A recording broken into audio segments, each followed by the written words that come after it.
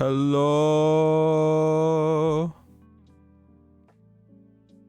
Like 35 fault, but I'm living. Oh shit. God damn. There we go. Oh. Hello everybody. Hello. Ah.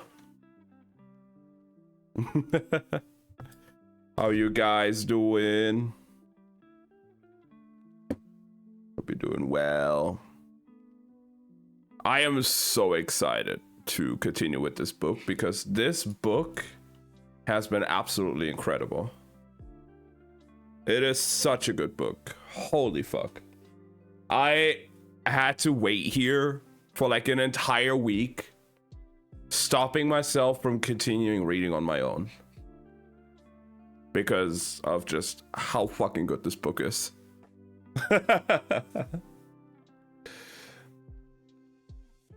I'm loving it. I'm playing Astroneer. Ooh, I kind of want to play that at some point as well. That looks like a fun game to just chill and do random stuff in.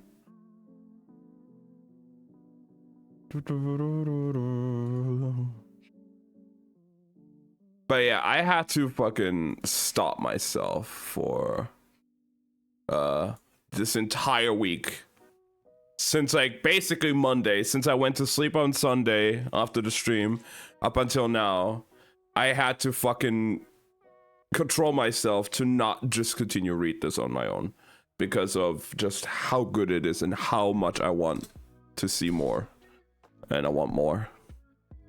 New DLC is crazy though, damn. I definitely want to get more, like I want to get into like one of those like just like factory builder games at some point, you know, something like Satisfactory, Astroneer, games like that. Like Satisfactory also looks really fun, to be fair.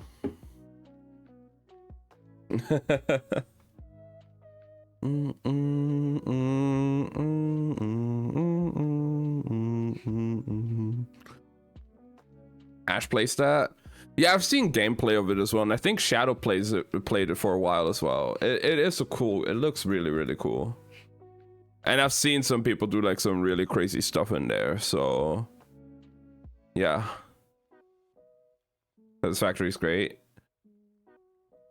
I'm not sure if I will get it though. Like I'll definitely want to get it soon. A strong PC, a strong mind, and patience. Well, I at least have the second and third. I don't know about the first one. Not right now. I don't have a strong PC right now. I don't know if I should actually check that at some point. It's gonna lag like fuck. Yeah, I've seen like there's a lot of shit going on.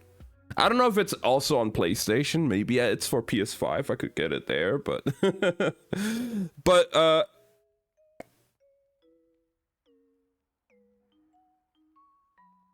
they're massive. Yeah. There's also like this other like factory game or like a sorting logic game like Shapes or something. That looked really, really cool. Came to console with 1.0. Ooh, maybe I grab it for PS5. Yeah, exactly. That game also looks really interesting. But that one's simpler. Yeah, it's simpler, but it can also get like pretty like complex, especially later down with the shapes you have to make.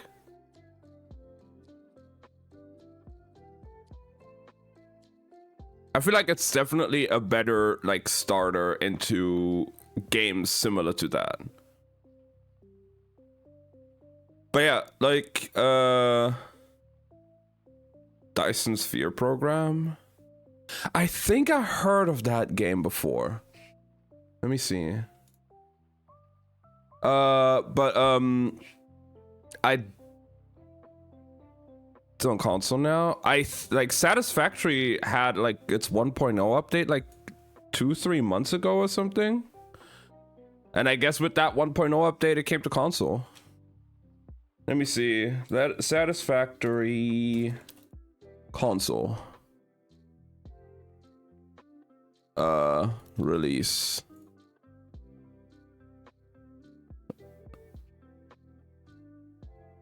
Looks like is it came out September 10th? But is it Xbox as well? Like, can you grab it for Xbox, or is it just PlayStation?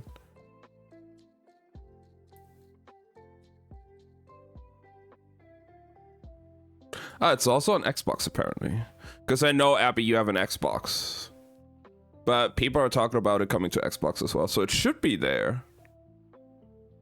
It might just be, you know, for Xbox Series S and X. Yeah, and not Xbox One. Like, I guess it's more for new gen Xbox.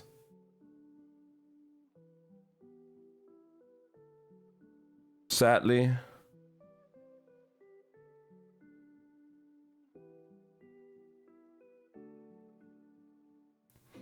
I mean, I'm in luck now with my PS5, I guess, but...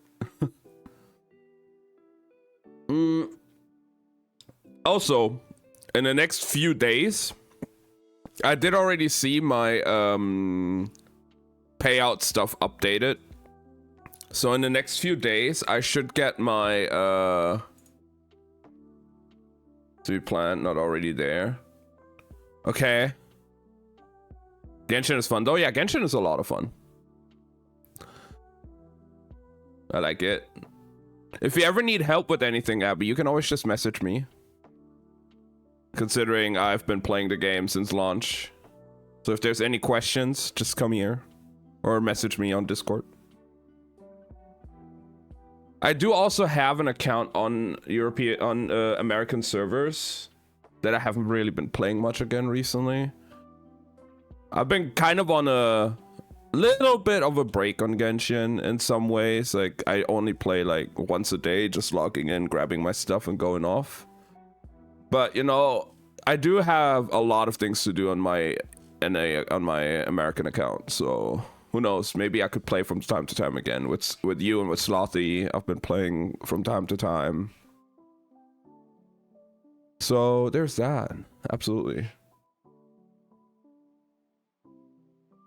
Early 2025. Okay.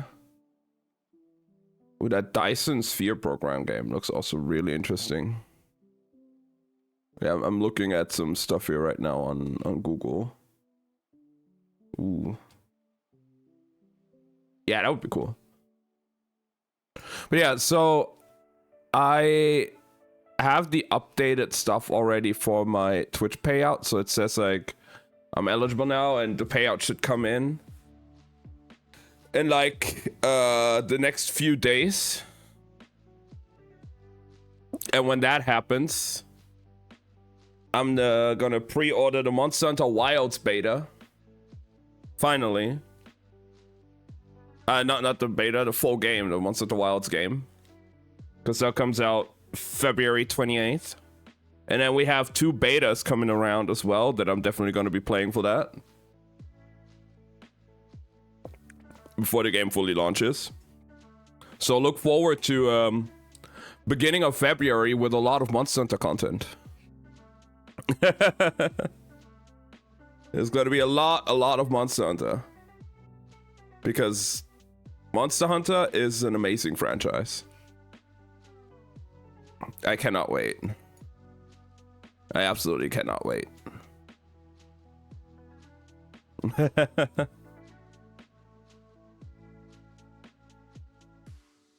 My first one was World. I played World and Rise.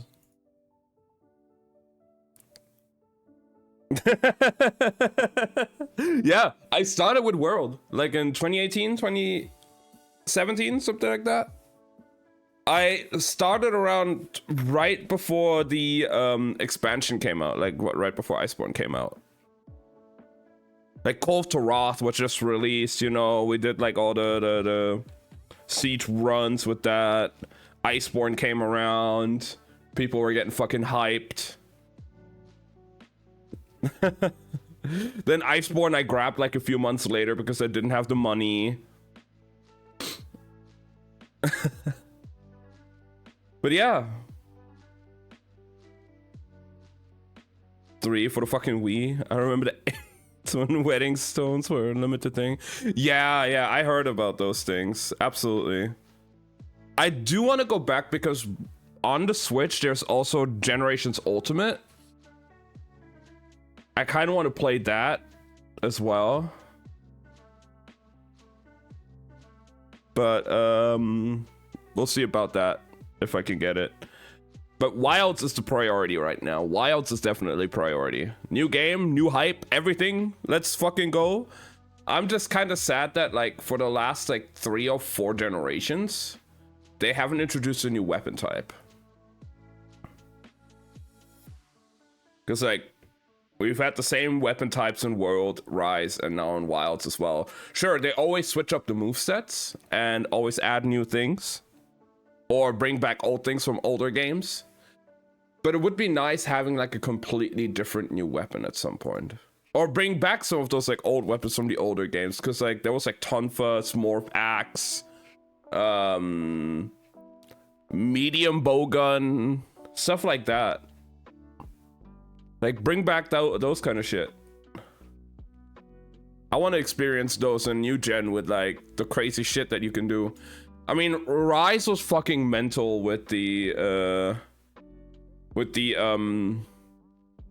introduction of wire bugs and your mobility and shit. I know like Wilds has some form of like counter mechanics where you can like literally counter the monster and like quote unquote like parry it in a way. Or you go into like a stance where you like push it. With like the greatsword, for example, you just like be like in a push struggle kind of like thing. So I'm curious to see what the beta will have to offer and what the full game afterwards will have to offer. I feel like the betas that we're getting now, the ones like right before release, are mostly gonna be network tests and like cross-play compatibility tests. Where like how well does the cross-play work? How well do the servers hold up? Because this is the first cross-platform Monster Hunter. The first cross-platform play Monster Hunter we can play. I'm sure Capcom is gonna try and work their ass off to make the servers work as best as they can. And make the game a success.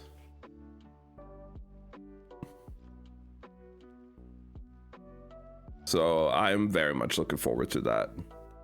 Gunlands was a lot of fucking fun in Rise. So was Hunting Horn. Although I do know that Hunting Horn is going back to a bit more to its like more sluggish moveset from World. But still has like some mechanics from Rise. Gonna go make some food. Be in and out later. Okay, Abby, enjoy your food. So much after service already shivering in their racks. I can feel it. I mean, I would not be surprised because it's going to be a free beta. So not everybody has to pay that like 70, 80 bucks like price tag for release. That like the servers are going to be full. The servers are going to get fucking crazy. Especially towards the beginning of the beta. I can absolutely see that happening. But I mean, that's the fun of it. That's why they're doing it, to see the anticipation and get that data, the metadata they need to figure out and maybe expand on their servers right before release. Know that like maybe we need to stock up on a bit more server capacity, maybe we need to buy more, maybe we need more, like, or maybe they come up with a different solution. I don't know. But if there's gonna be any issues, like server related issues, if there's gonna be any like server related issues like disconnects or lags during hunts or something, I won't blame it on the game. It's gonna be, I mean, they have the player numbers from World and how much they've had on the different platforms. But I feel like, and they've already had 2-3 games now that are cross-platform. Like, look at Street Fighter 6, look at Exoprimal and all that. But I feel like Monster Hunter is on a different scale. Monster Hunter Wilds will probably be bigger than both of those games together, in my opinion, because of how popular the series has gotten through World and Rise. As much as big as Street Fighter 6 was a success on release, and Exoprimal was a game for sure. It was a good game. I enjoyed it, but it did kind of die out pretty quick because they didn't really give us too many content updates and it felt a bit unfinished in the beginning. But you know, I feel like Monster Hunter Wilds is gonna be massive, opening up for every platform to play together. I feel one of the biggest reasons why Rise might have not been as big as World. I mean, I think first of all, like most of all, was probably the reason that, because it was a Switch exclusive for a year. I mean, sure, World was a console exclusive for like a year and a half or something before it came to PC.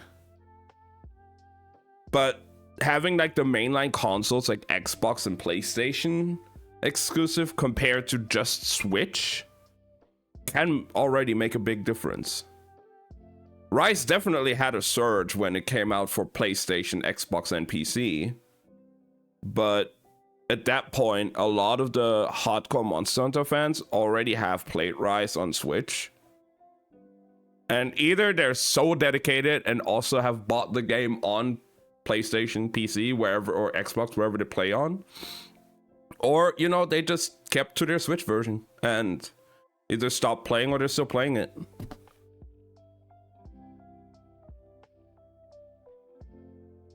I mean, Rise was one of the main reasons I own a Switch now, because I wanted to play Rise when it came out. So why not just grab the Rise Switch with the game included and everything, you know? And it was a fantastic game. Like, I really, really enjoyed playing Rise. For me, I guess it wasn't... It had things where I would feel like... I don't know how to say that. Like, it was really good, but it definitely didn't come down to... It didn't reach the magic World had for me. But that might also because World was my first Monster Hunter. And you know, there's always just like this emotional link to like your first game in the series, no matter how bad or how good the game is. And don't get me wrong, World was fantastic. World was a fantastic fucking game. But you know, there will always be that emotional link and a bit of like nostalgia, I would say, rose-tinted glasses towards the first game that introduced you to the series.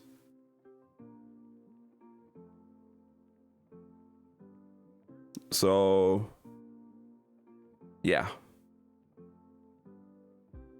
I just can't wait. I really wanna enjoy a new Monster Hunter soon. I've been thinking so much recently to just download World again on my PS5 now and just chill in World for like a couple weeks or like a couple days and just, you know, get back into the Monster Hunter mood, get back into the feeling of Monster Hunter. Especially with World being like graphically kind of similar to Wilds, whether it's more like realistic approach to the designs and aesthetics.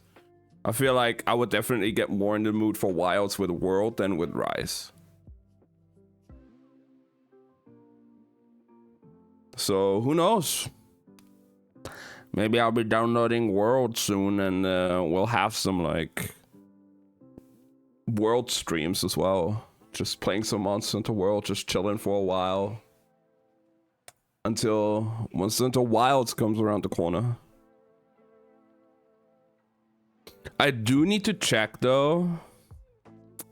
If I do that, I might have to connect my PS4 for a moment because of save files.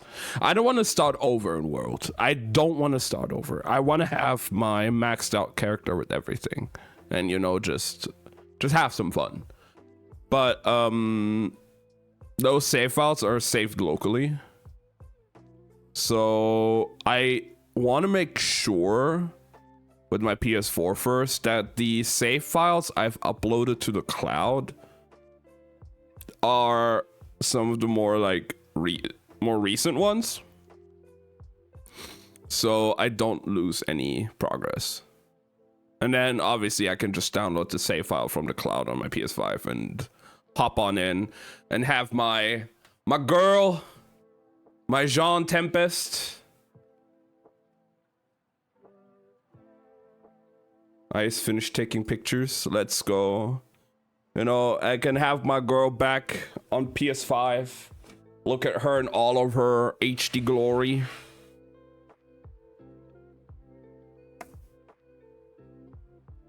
You know, looking at the character that has basically been the face of my channel for almost a year and a half at this point. Damn, Shadow. That looks crazy.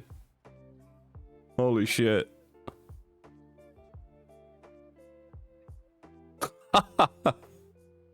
Wow.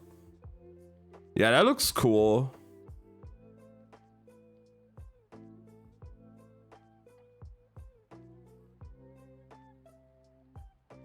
Every node on the spheres is hand placed. Oh my fucking god. Every color set manually. God damn. Holy shit. Yo, that's sick though. That looks really cool. But goddamn. 6 all parts delivered separately. 600,000 rockets. Oh my god.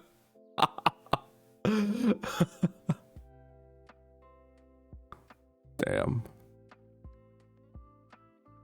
You know, if the download wouldn't tank my stream so much right now, I would download World right now while we do the reading stream.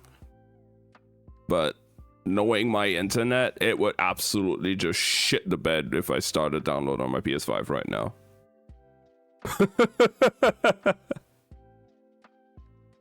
Do I fuck around? Bro, the game is like 70 gigs or something. You know how shit my internet is. It's gonna take like a few hours.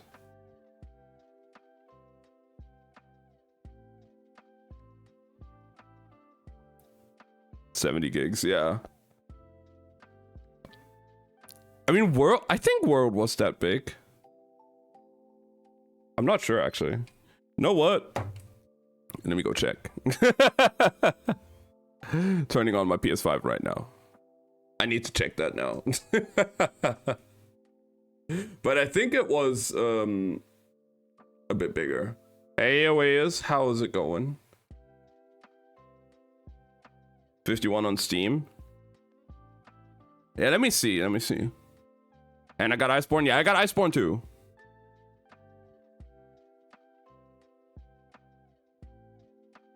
How are you doing, Oasis? Hope you're having a good day. All right, let's see. Library, your collection, search for Monster Hunter. There, Monster Hunter World. PS4. It doesn't have a PS5 version, right? Yeah, no, that game came out way before the PS5, so it never got a PS5 version. Well, it says World itself is 14 gigabytes. But Wilds, obviously. Iceborne is also with it. Which I think is like another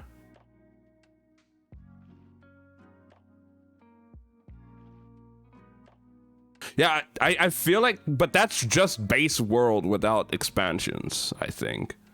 That's 14 gigabytes of world. And then, what about Iceborne?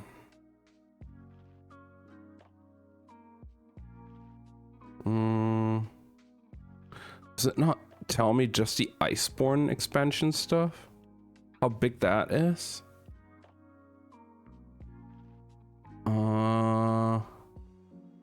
These are all like the cosmetics and shit. Started playing Baldur's Gate 3. I need some coherent storyline after crawling through the whole Aranara. God, yeah, the whole Aranara thing was a fucking pain and a half. Trust me, Oasis. I have read out all of the dialogue of the entire quest line of everything on stream. I know your pain.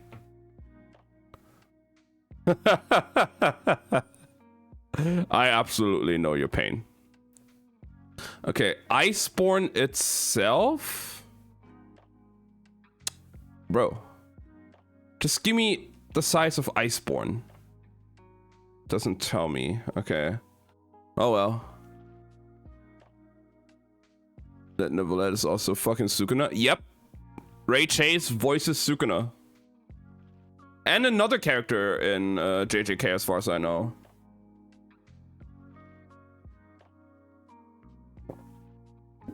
But I forgot.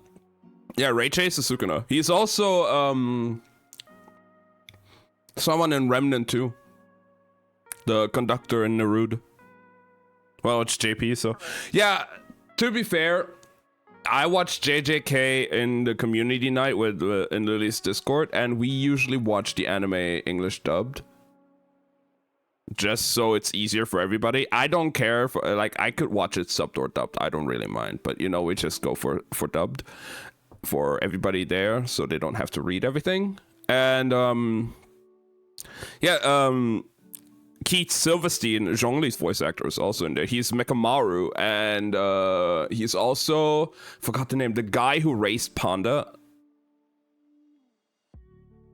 Like the director, I think. And he's also raised, like, growing up with him. And then he's also in JJK is also Allegra Clark, who's Beidou in Genshin. She is Maki.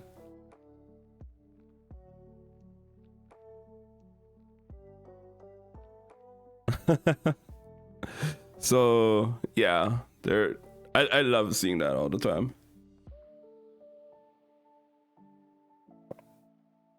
Guaranteed for Rina another 90. What do you think? Or you like Cloran's fast-paced playstyle? She's really fun. She's definitely best in Aggravate. So with like Dendro Traveler, or well, her best Aggravate carry, like Aggravate support, would definitely be Nahida or Baiju. And Fischl. Like Fischl and Aggravate is basically like a must-have. So you play like Keqing Fischl with Dendro, or you play like Yae Fischl with Dendro, you play Cloran Fischl with Dendro. She's really strong. Her playstyle is a bit weird sometimes because you have to time your shots right. Where like you do shot, skill, shot, skill, shot, skill, shot, skill. Which can take a bit getting used to, but it's really fun. Like, Clorant is one of the more fun characters to play, in my opinion. I just don't have the capacity right now to pull for her as well. Panda is Poochie in Japanese. Ray Chase actually is also, I think, from what we heard the other, from what Ben actually looked up the other day, I think he's Bruno Bucciarati in English. Like, Neuvillette is Bucciarati.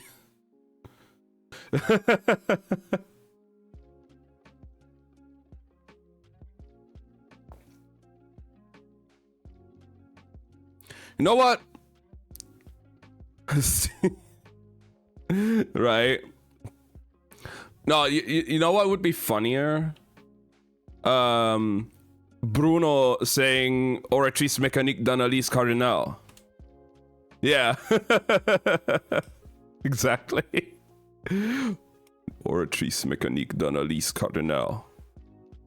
Alright, okay. So everything together right now, Shadow, it says it's 58 gigabytes. World and Iceborne together.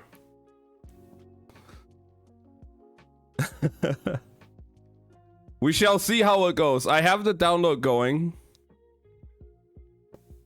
This is on Steam.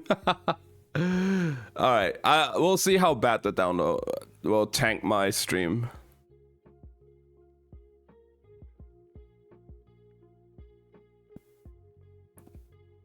It all just depends on how bad it tanks my stream. If my stream runs fine with the download going, I will keep the download going. It's ready to play in 33 minutes, but obviously that's just ready to play. It's gonna take like another hour, hour and a half or something for the full download then. We'll see. I'm downloading with like 10 megabytes per second on there, so it's not the fastest.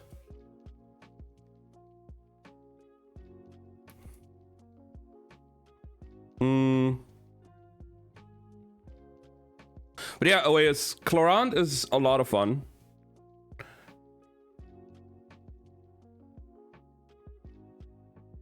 The Milky Way? Oh god, I'm curious now. Alright, yeah, Clorant is a lot of fun. I would have pulled for her, because like I have some of the best teammates for her.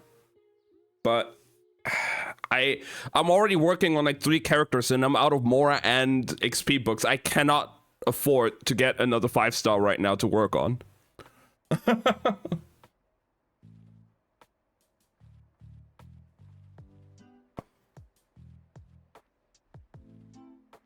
And I mean,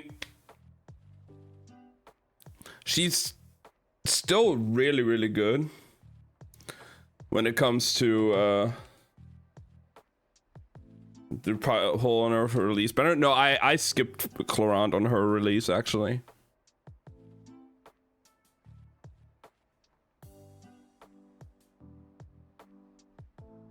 I think that was like her. What was Clorant right after Arlecchino? I think Clorant was after Arlecchino, and I just got Arlecchino, so I was working on that, and I didn't pull for Clorant. And I still enjoy playing coaching over Clorant, in my opinion. So I was like, if I'm gonna play Aggravate with a Dendro with an Electro main DPS, I'm still gonna play coaching. I just like playing coaching more. But that's obviously personal preference. I fucking adore Keqing's playstyle and Keqing's animations.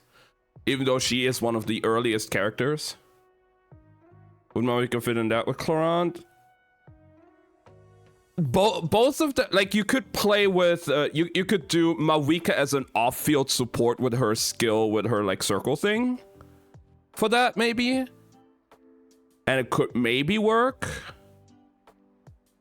But you do have to consider Clorant wants a lot of on-field time, so you cannot do Mawika's like charge attack skill spam, like charge attack spam playstyle for main DPS. You could play her as a sub DPS and then maybe have Mawika on a Scroll of Cinder City set compared to her on Obsidian Codex, and play her as a support for Clorant in that Overload Chevreuse team. But you should not be playing her as a carry in that team, because 2 carries would be too much. Because they both want to have a lot of on-field time, so we'd lose out on a lot of damage not using one of your characters.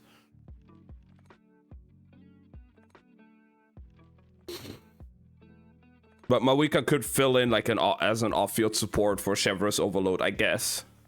That could work.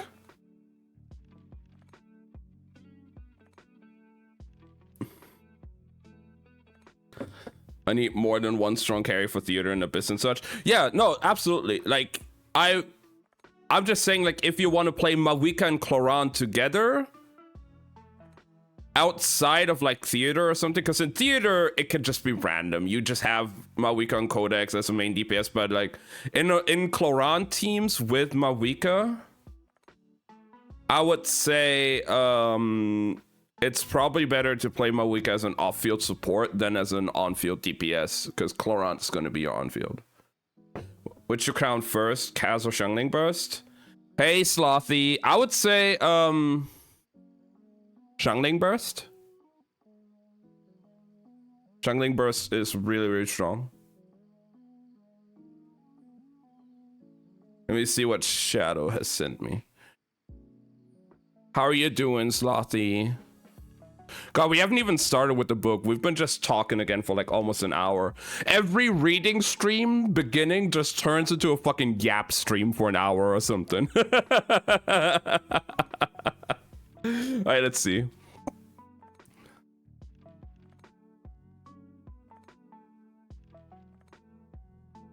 I love yap streams. How are you doing though, Slothy? I know you were pretty beat after yesterday's stream. God damn, that's some big fucking numbers at the top as well. Yo, that looks sick. All right. Yeah, I know you were like pretty beat yesterday, so I'm ready to bait. So tired still. Self-caring, very important right now. Absolutely, Slothy. I'm glad you're taking care of yourself.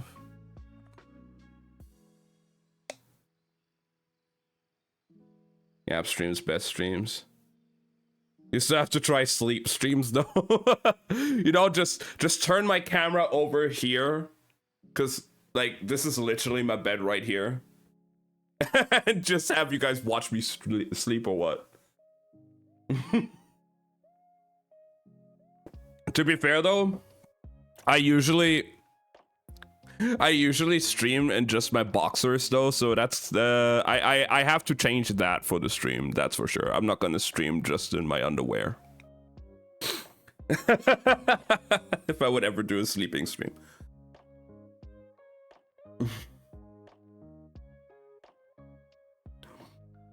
But yeah, Slothy, I'm glad you're taking care of yourself. I know I saw how nervous you were yesterday as well. And I know how big of a struggle it can be and how exhausting a stream can be. You know, so I am glad you're taking care of yourself, and I'm glad you're doing everything you can.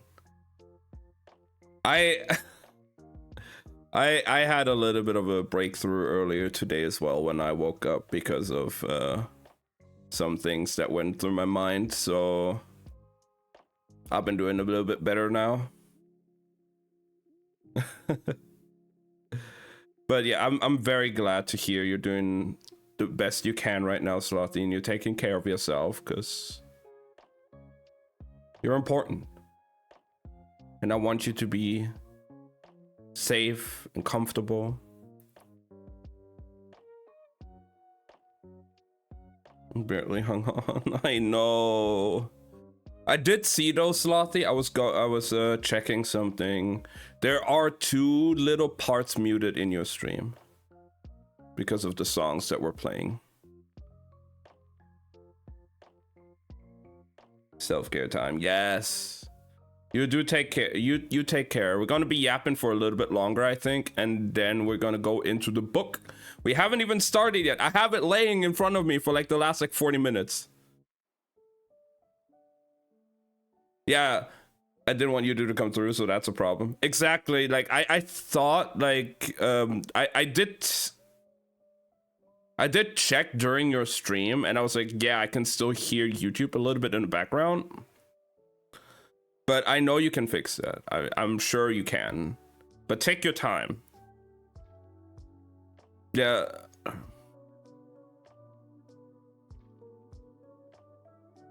I saw some audio porn. It's fine, I'm fixing. Yeah, take your time, Slothy. It was, I don't know if you've seen it exactly, but it was the Freerun opening that was muted and the Your Lie in April opening that was muted.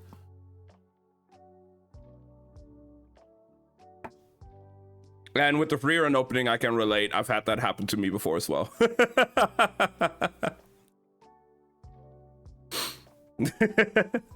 But yeah, it's fine. They're gonna introduce the Shangri-La Frontier. Whoa, that's such a good anime though. It has some really good fucking sound effects and also some really fucking good eye candy, some very good visuals. But yeah, please take care of yourself, Slothy. Just, you know, take your bath, do whatever you gotta do your self-care stuff. I'm here for you. Armageddon? I haven't watched all of season 2 yet. But okay, you know, we've been fucking yapping all stream so far. I actually need to show you something from that. It's a very short clip. But oh my god. Came out 4 hours ago. Yeah, okay, it's kind of new, I think. Yeah, that probably would be a spoiler for me for like season 2. From Crunchyroll itself. Yeah, they do that. They do that.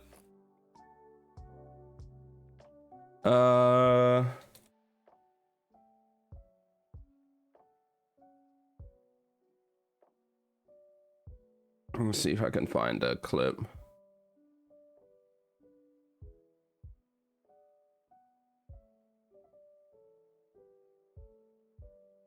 Okay. We can add on it right now.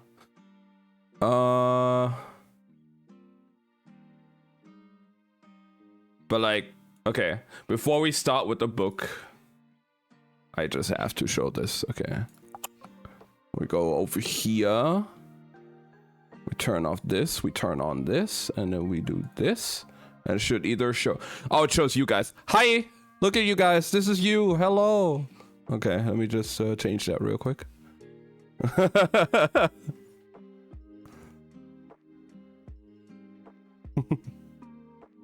Oh my god. There we go. So, this is from like season 1.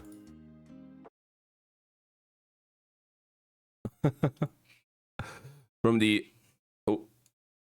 like towards the end of season 1, but this fight and the visuals especially and the sound effects were so fucking insane on this one. There we go. Fucking love that fight. 自身のステータスが敵より劣っていればいるほどクリティカル威力と成功率を上昇させる特殊効果が付与される。この状況下では最適な武器。タリーの成功確率が上昇する。さらにクライマックスブーストとハンガーウルフの This is also like impact frame. この状態なら転生に食らいつける。発動しない。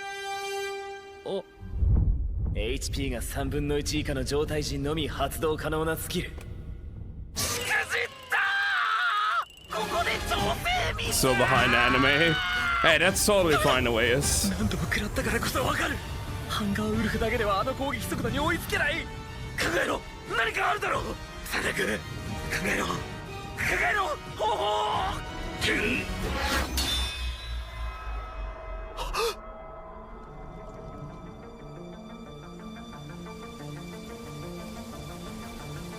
But like, I'm just waiting for the moment when he goes like all out with his skills. あの刹那にご就寝かよ。今日の大型アップデートで幸運による食いしばりの発動条件が変更された。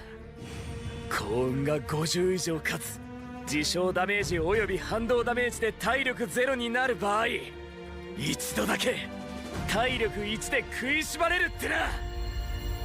Man's fucking min-maxing his build. But like, 聖天体制は転生をもって終わる一連のアクション。 the animation went so fucking crazy. 放たなければお前は終われない。聖天体制のアクション。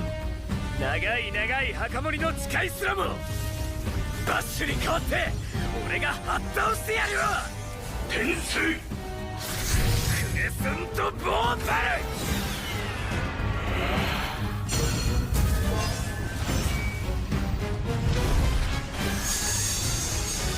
そろそろ眠りだ墓守のウェザーよ。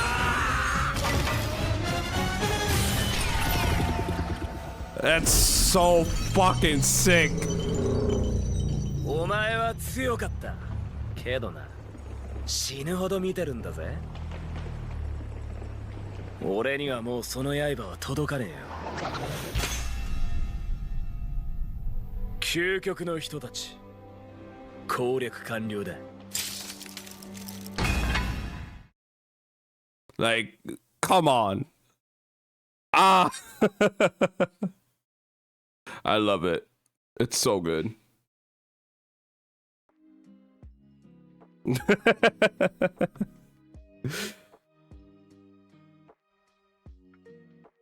I mean, it was like very much necessary because it was one of like the creatures nobody has ever beaten so far in that game. So it was just 3 people doing that. So you have to go all out and min-max his entire build to the best of his abilities. Cause like he was still like very early into the game, but obviously he has like the fucking gamer skills and shit. He just knows his shit and knows how to like min-max his stuff. And like one of the things is that the boss always puts your character level to 50. No matter what level you are. You could be a max level 99. He will just put you down to 50. And he's level 200. So you have like 150 level deficit. So he didn't even like level all the way up. He just leveled to level 50 and stayed there. So just so he's ready for the fight. And then, you know, just all of that shit. Min-maxing his stuff with his HP and everything for his skills to activate. He managed his cooldowns perfectly, so he had everything ready as soon as he went for that final attack. Like, it was so fun. And like, for me, it's definitely, you can definitely tell that the people who made this understand gaming. And definitely implemented a lot of things that you would see and you would actually do in games. And it's so much fun. It's such a good anime. I definitely need to continue with season 2. I need to. I definitely need to. I want to. It is so good. But alright guys, we have been yapping for, how long have we been yapping now? Almost an hour? We've been live for almost an hour now. Yeah, look at that. 58 minutes. We haven't even started with this yet. I am so looking forward to it.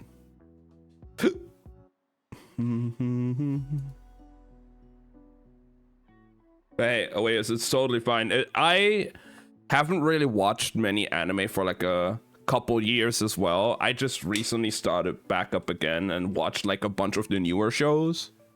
So yeah.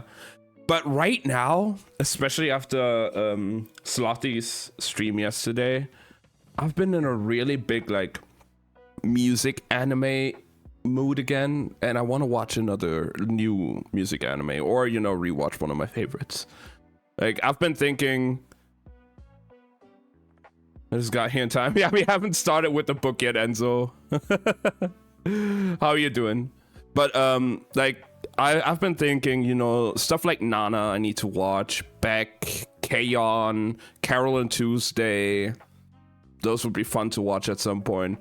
I'm thinking about rewatching Your Lie in April, which is an absolutely brilliant music anime. Maybe I'll rewatch fucking Sound Euphonium again from the very beginning, and not just season 3, and fucking cry my eyes out at that shit again when season 3 hits. Tired and sick. Oh, I'm so sorry to hear that, Enzo. I hope you're feeling better soon. I'm doing good. I've been I finally went swimming again after like 2-3 weeks of no swimming. Like I think the last time I went swimming was before Christmas. And I went swimming again like the day before yesterday. Now I'm trying to make it a bit more regular again, a bit more frequent. So we're back to that. And I've been just like working out a bit more in general. What page are we on? We are now at page 176. We're starting at 176. So we're like basically almost in the middle of the book now. Like, this is what we have left. This is what we've read. We're almost like in the middle.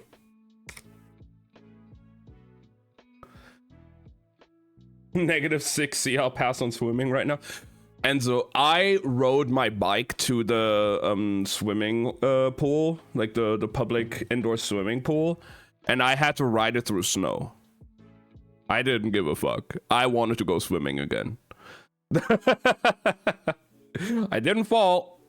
If there's one thing I'm very confident in, it's my ability to ride a bike. I've been riding bikes for 20 years.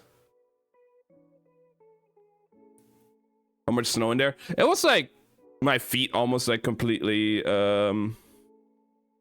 like disappearing in the snow. But you know, it was like shoveled to the side. So most of the streets and most of the stuff where I rode it through was pretty free, but you know, it was still like very cold, very slippery. So I still had to be careful. Been snowing nonstop today. I would love some more snow, actually. Our snow almost fully disappeared now, I think. Let me check. Yeah, it's basically just wet floor now. No more snow, really. Sadly. Yeah, it was like... Oh, speaking of with the snow, something really crazy happened recently. So, for our house, like, we usually have a schedule for like shoveling the snow. Way back, we had like, we just called it like a snow card, which basically like, oh, you have the card, you're the next in turn to shovel snow when shoveling is necessary. You know, when you just like need to clear out the entrance and like a little bit of the footway. And then once you've done it, you give it to your next neighbor, and then he's the next one in line. Nowadays, we have like a schedule, which I think either changes weekly or monthly. I'm not fully sure. But we weren't on schedule. It was our next door neighbor on the same floor. I'm living in like a store, like multi-floor, multi-family apartment house. So our next door neighbor was online. He's a bit of an older guy, like in the 70s, 80s, something like that. And my dad was looking outside from time to time and saw that the snow wasn't shoveled yet. And he was thinking about, you know, we won't let this, like, he was very much thinking like he's gonna shovel the snow because he didn't want our old neighbor to do it. But in the end, I think he fell asleep again. He didn't do it. And then at some point, I was asleep as well. He told me later. A woman rang our bell and was asking if the man that's laying outside, if we know him. Yeah, it turns out our neighbor was shoveling the snow, and at some point, I don't know, at that moment I didn't know what happened, but he was laying on the floor, groaning in pain. Ambulance already called, already there, and we didn't know what the fuck happened. So like a day or two ago, his daughter-in-law was like, his daughter-in-law on the same day actually, they came to us asking, you know, what happened? Do we know in what hospital he got like transferred to or something? We didn't know or anything. But she came to us yesterday and she told us that he...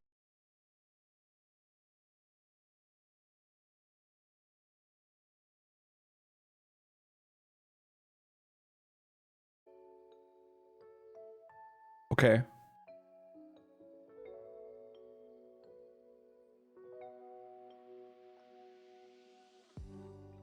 Hello?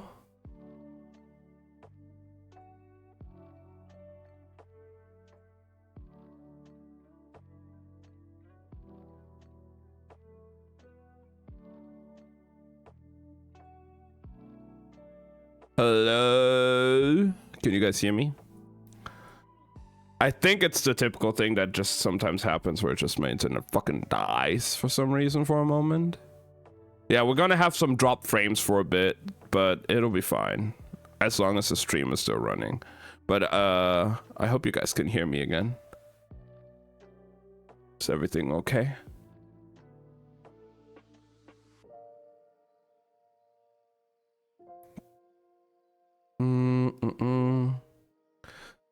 I don't think it has anything to do with the download. And you let the Brits run your infrastructure. Yeah, I don't think it has anything to do with the download that I'm running as well. It's just you guys know my internet, how bad it is sometimes. So yeah. I don't know what the last thing was you guys heard from the story that I was telling. So please let me know when the stream disconnected, so I know where to begin again.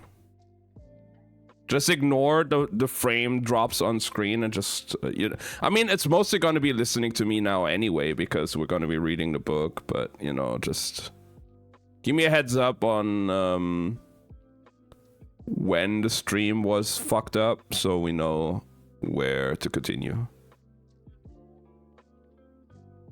But I hope you guys are doing fine here and are still here. Oh. Okay. Like,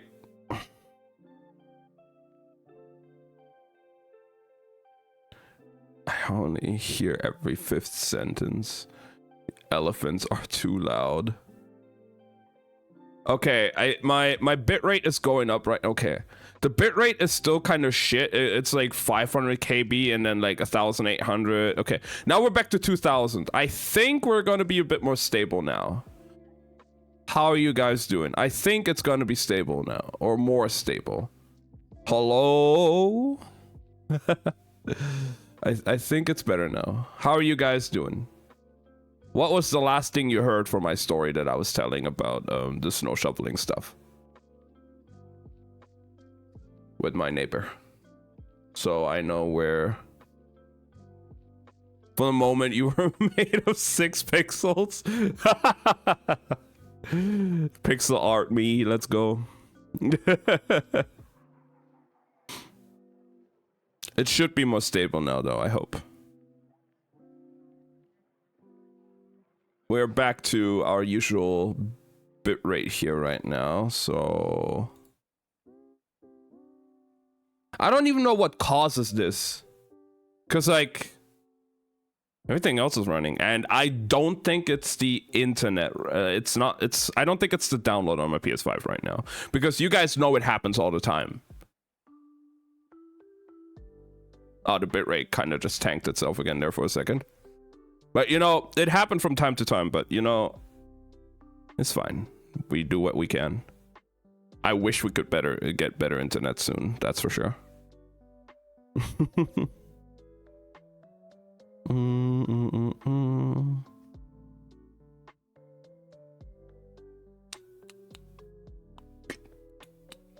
Alright.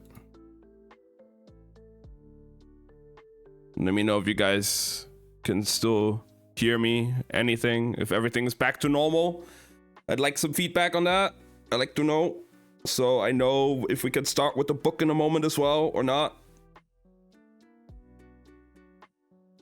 Because I only see my preview and stuff. My preview is fine, obviously, and everything. I'm getting the warnings now. Obviously, it's like, drop frames. What's on your hoodie? It's just a basic hoodie. It's just an old hoodie I have.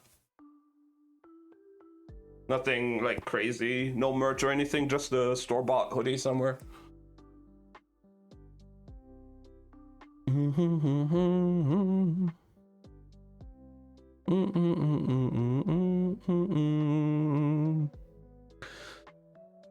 Okay.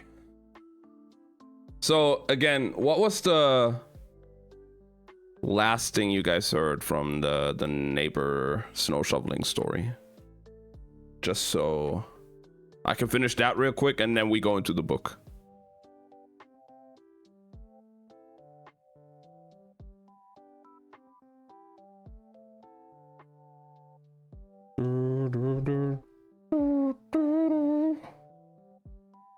It's like everything else runs fine still on my end. It's just like the stream sometimes cuts out. I don't know if Twitch has issues or if my internet. Although to be fair, I sometimes have this as well when you know, when I share my screen on PlayStation and like the internet just shits itself for a moment and the share screen just completely gets screwed over.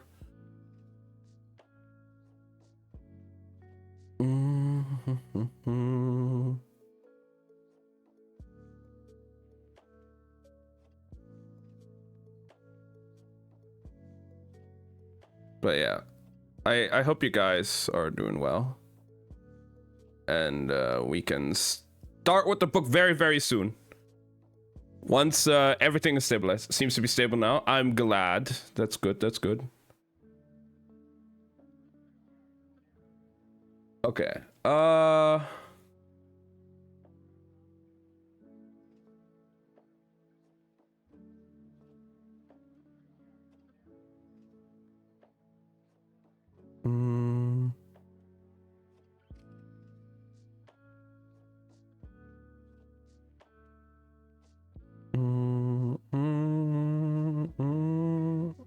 Ooh.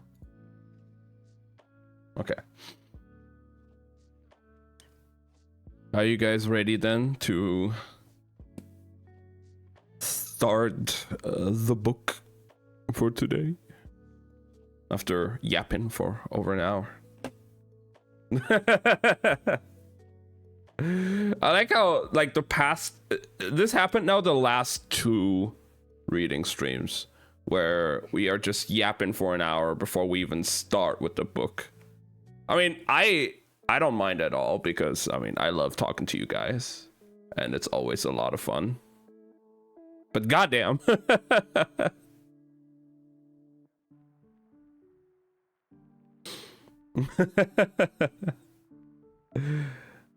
I love it though. I am really enjoying yapping with you guys.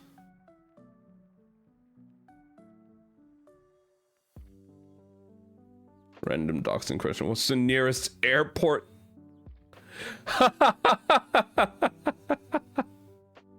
Why do you want to know, Awayas?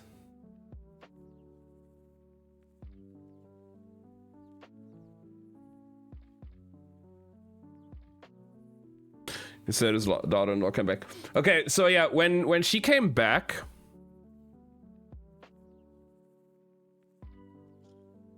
like she came over, asked us like what hospital he got like transferred to, but we didn't know. When she came back like yesterday, I think. She told us what happened, and apparently he had a heart attack while shoveling the snow.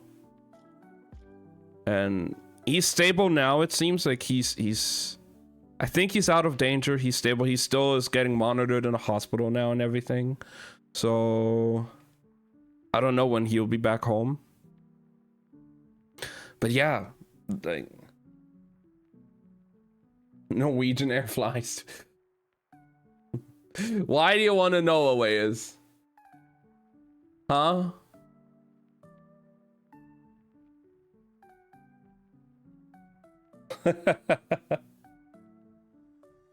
I mean, to be fair, technically, is he okay? He seems fine now. Like, we haven't heard anything more, but I think he's stable. And I feel like he's gonna be fine and coming home soon. I was like, he died, like stream died. Like, you know what? Like his condition, he was just dead.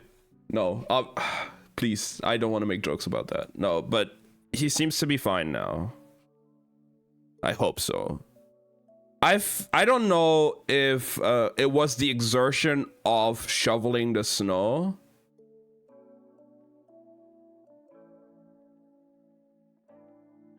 I've been checking Norwegian Air flight prices for New Year's sale. Maybe, can't confirm. Why would you look at that, Slothy, huh? What makes you look at that? You want to come over to Germany? You want to visit me? At some point, huh? I thought I'm gonna visit you first, huh?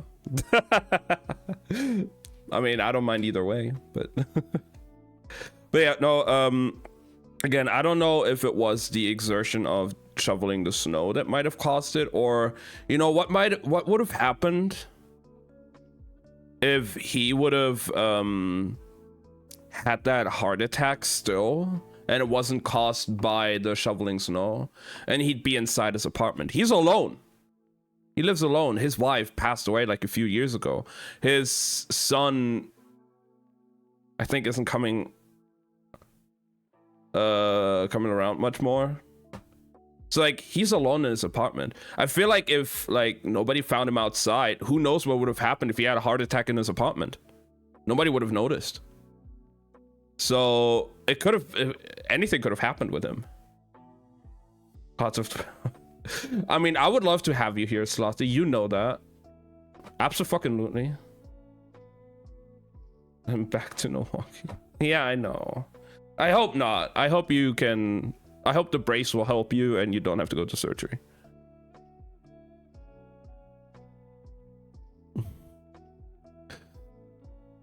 But I mean, you know, Slothy, how much I would love you to be here. We could do a lot of great things, a lot of fun things.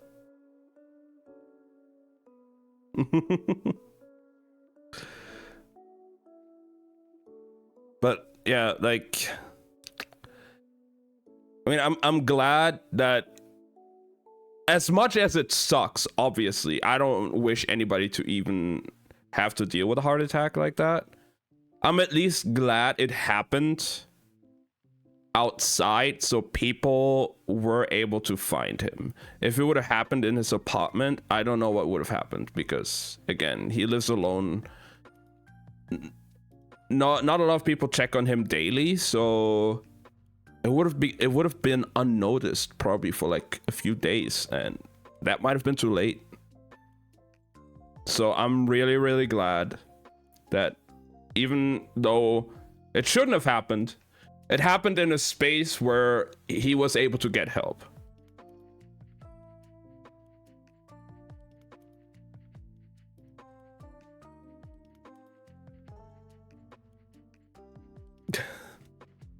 Oh yes, I'm not gonna say anything.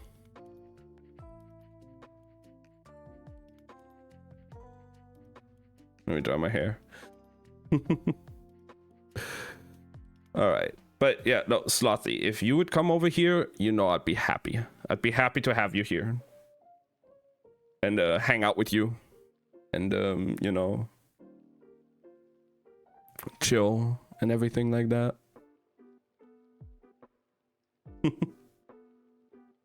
Let me check on the download real quick. It's ready to play. And there's another, like, 50 minutes left for Iceborne. Okay. That's not too bad. So maybe we can do some Monster Hunter tomorrow or after the reading. Who knows? We'll see, we'll see. I have to check on my save files first as well.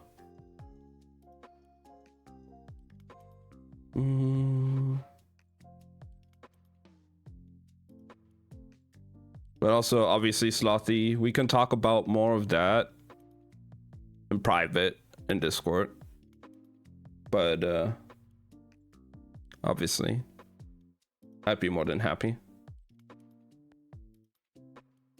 Transfer it. I mean, you can do that. I didn't do that though, and I feel like I still have a very much up-to-date save file on my cloud with like everything there. Cause like I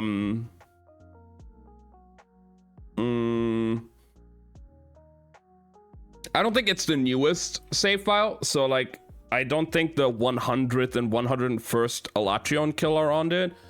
So like technically on that save file I didn't do the naked run, but I mean we have video proof of the naked run.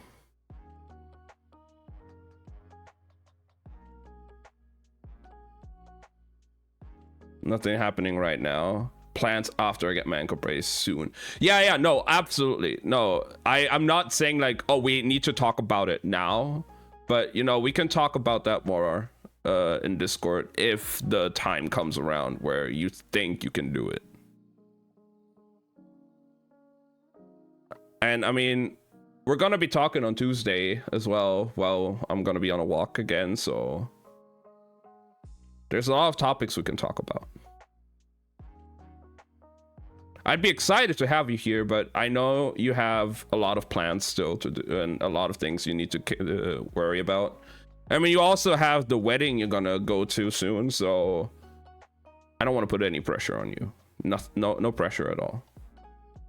You should focus on the wedding more right now, because that is coming up and that is already planned out and everything. You already paid everything for that, so focus on that. But yeah, I'd definitely be happy to have you here. Wednesday ankle brace. Yes, I really hope that everything is fitted perfectly and you can walk out of there immediately with the brace on and it's gonna be fine and it's gonna be so much better for you. It's in a month. Exactly, yeah. You take care of that and everything first. Wait, what wedding? She's visiting a friend in Canada for a wedding.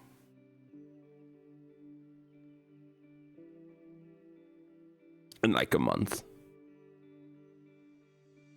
Like an old friend of hers. So I'm very excited for you too, Slothy. It's gonna be so much fun.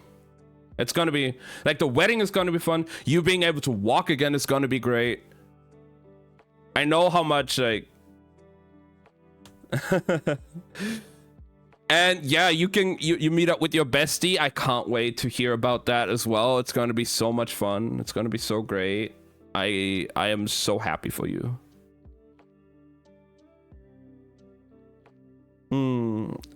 So yeah, there's a lot of exciting things coming up for you, Slothy.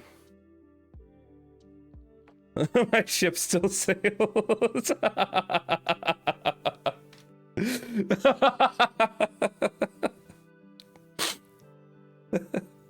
I don't think you're the only one with that ship.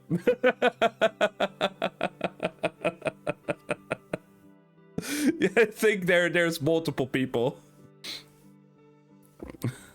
I can't dance at her wedding. I know. That's a bit sad.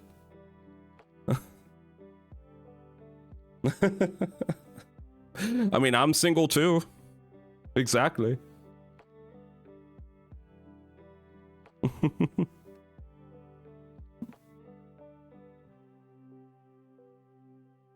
Nobody touched me except my bestie.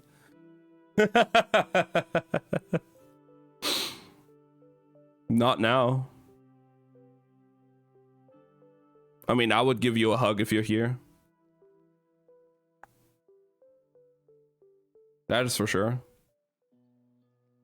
You'd get a hug. Big hug.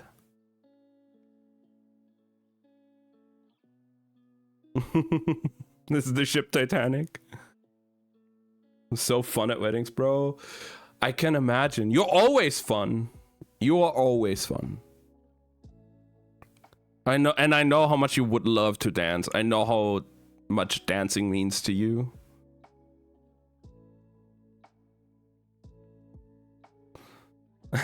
And say who's in on this ship. I can imagine though, Awayas, and you're not the only one.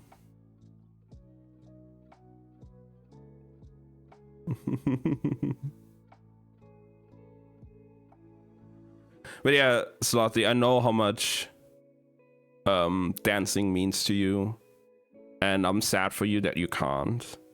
but I'm sure you're still gonna have a lot of fun at the wedding. And also, I cannot wait to see your wedding outfit. I want to see how you're gonna look like. Like, damn. You're gonna look so gorgeous. I'm very sure of it. You already do.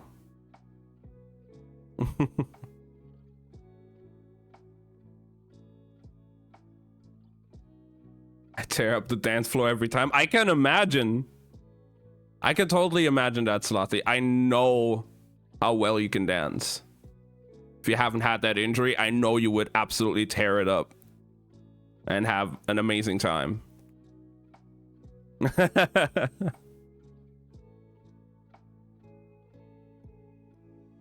And you also know I would give you, like, if you come over here,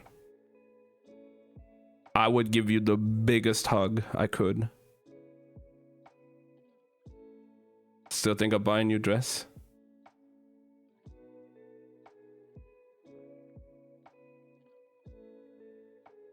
I mean, that would be nice, yeah. There's a weight gain. You still look absolutely beautiful, Slothy.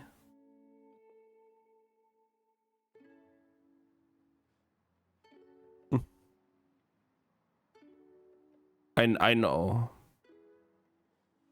And I'm sure if you're gonna get a new dress, I would love to see it. I'm sure you'll look absolutely stunning in it. You look stunning in anything. Absolutely.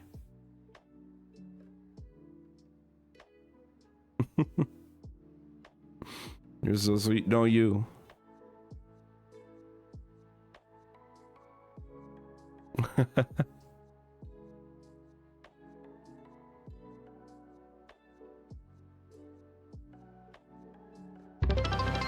Maybe I spent money on clothes instead of this. Oh my god, Slothy.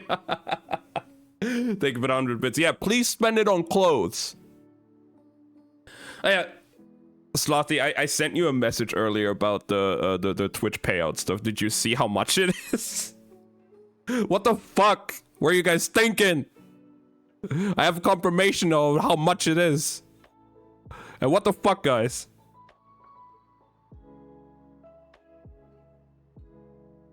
It should come in like the next few days.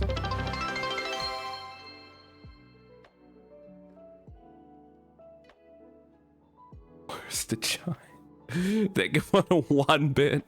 Can you guys not hear it?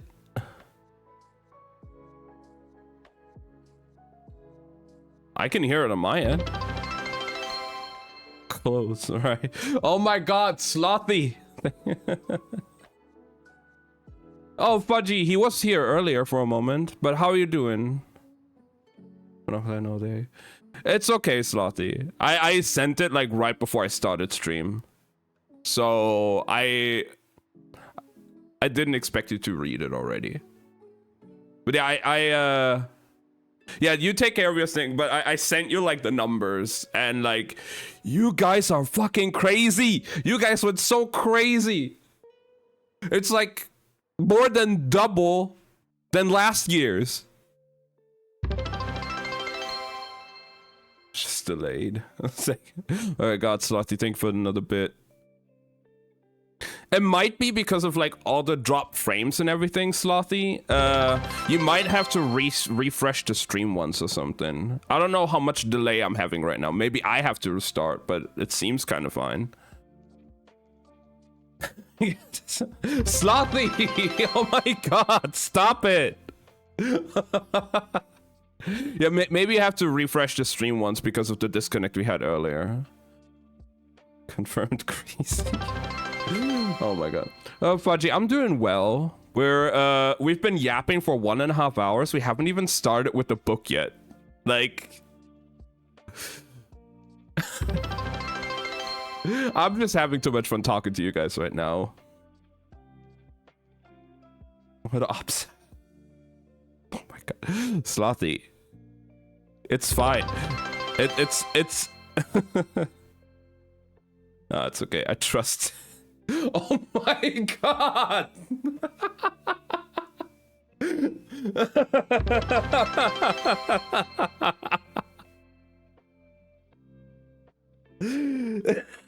Just refresh. Slothy.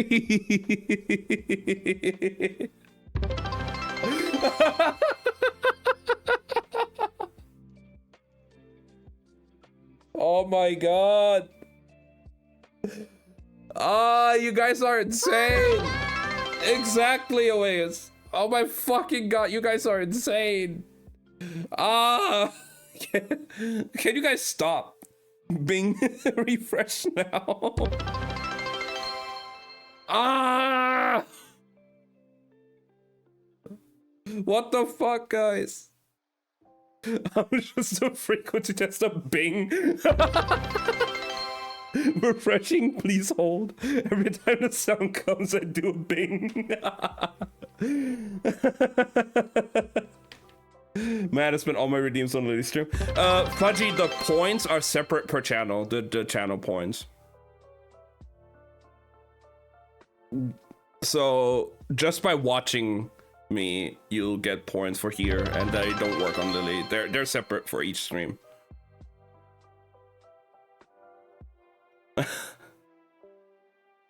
Oh my god. I'm a bit new. Hey, it's fine. Because he asked nice. Yeah, everybody has their own channel points. It's part of being an affiliate on Twitch. Like, just watching me gives you those points to spend on those redeems, and everybody has their own. It's totally fine. So just being here, watching the stream, you'll accumulate these points over time. See, I can talk normal too. Slothy, you are crazy. Weren't you about to fucking dry your hair and not fucking spend money on me?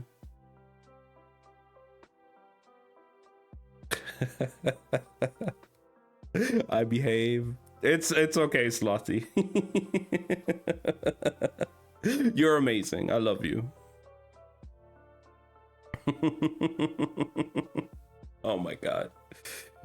But you're also crazy.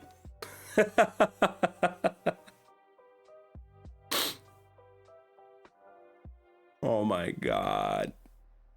All right. That was 214 bits from you now, Slothy. What the fuck? Why? Haven't you given me already? Haven't you given me enough already? You're already at 10,000 bits in total. That's $100 I've gotten from you. My god.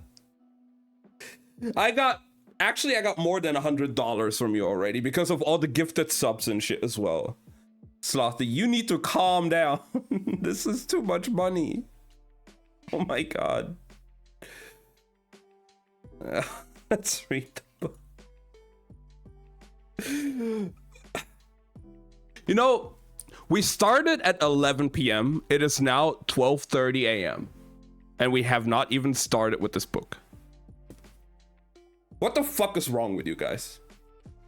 Also, what the fuck is wrong with me just yapping a lot?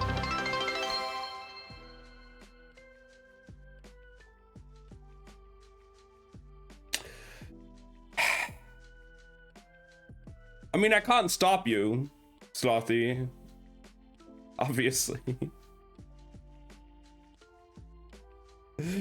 But, oh my god.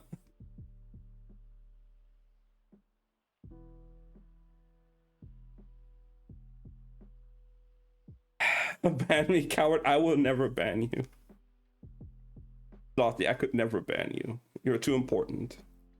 You mean too much to me.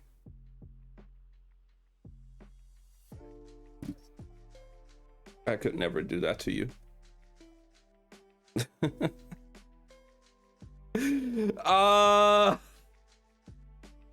But oh my god. Slothy, that's so much money. Please. Seems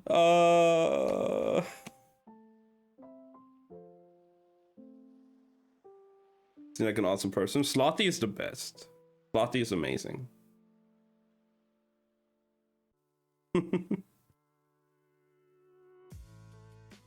I love you, Slothy. Take care. Do the stuff you need to do now. Blow dry your hair. Take care of yourself. Please don't throw more money at me right now. We want to start with the book, you know. We want to start now. We're like an hour 40 minutes in.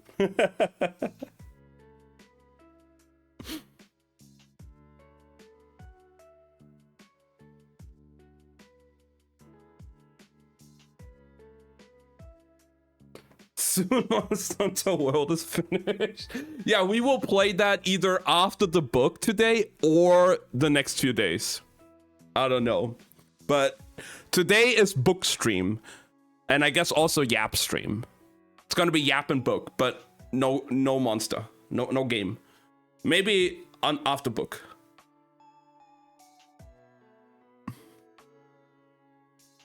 The music in the background is awesome. Thank you. I'm just using like a... This is not Dono's stream. I just have like a random like gaming lo-fi playlist in the background. I kind of just want to have it a bit more chill. Oh, it's reading different than yapping. Well, I do be yapping when I read. Yeah, I do be talking when I read. But what I mean more is like, this is supposed to be me reading a book and not just chatting, basically. But we've been doing just chatting for like the last 1.5 hours and not reading. So it's a different kind of yapping. Had me fooled. Oh my god. Hey, Slothy, nobody told you that you should spend money today. I mean, I appreciate it, Slothy. I absolutely do. But, oh my god. You're crazy. I can't read. I guess that's why you're here, for me to read you the book. So you don't have to read. Right?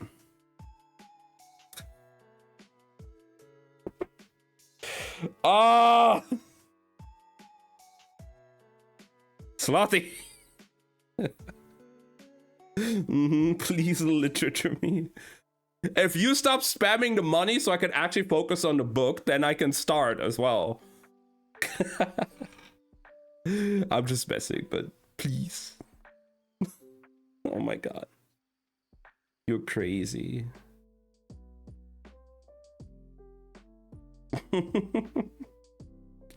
Alright. Can we start now with chapter 15? Matthias's perspective. As far as I know, we are still on the boat on the way to the ice court. Inej is still injured with Nina.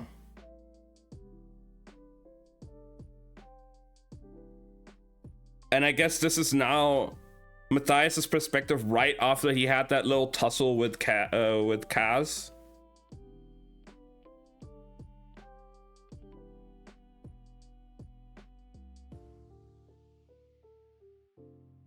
Stay silent.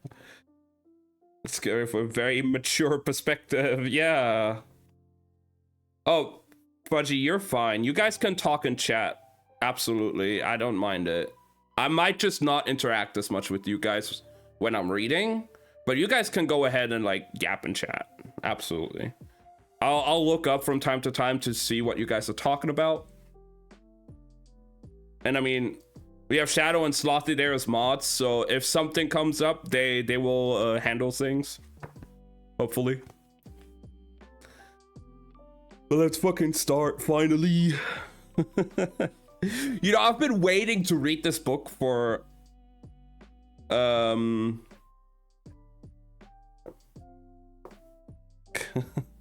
I've been waiting to read this book ever since we stopped on last Sunday.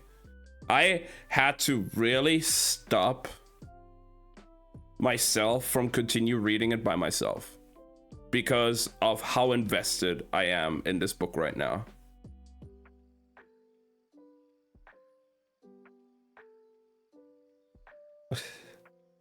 I am there to handle the flames. Oh my god, okay. I'm the problem. You're not the problem, Slothy. Alright. Shall we begin? Or do you guys have anything else you want to say right now?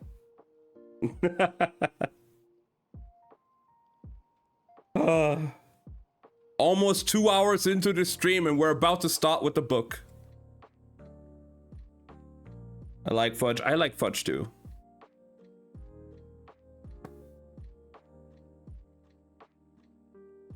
Your reading is the best. I haven't even started. But thank you.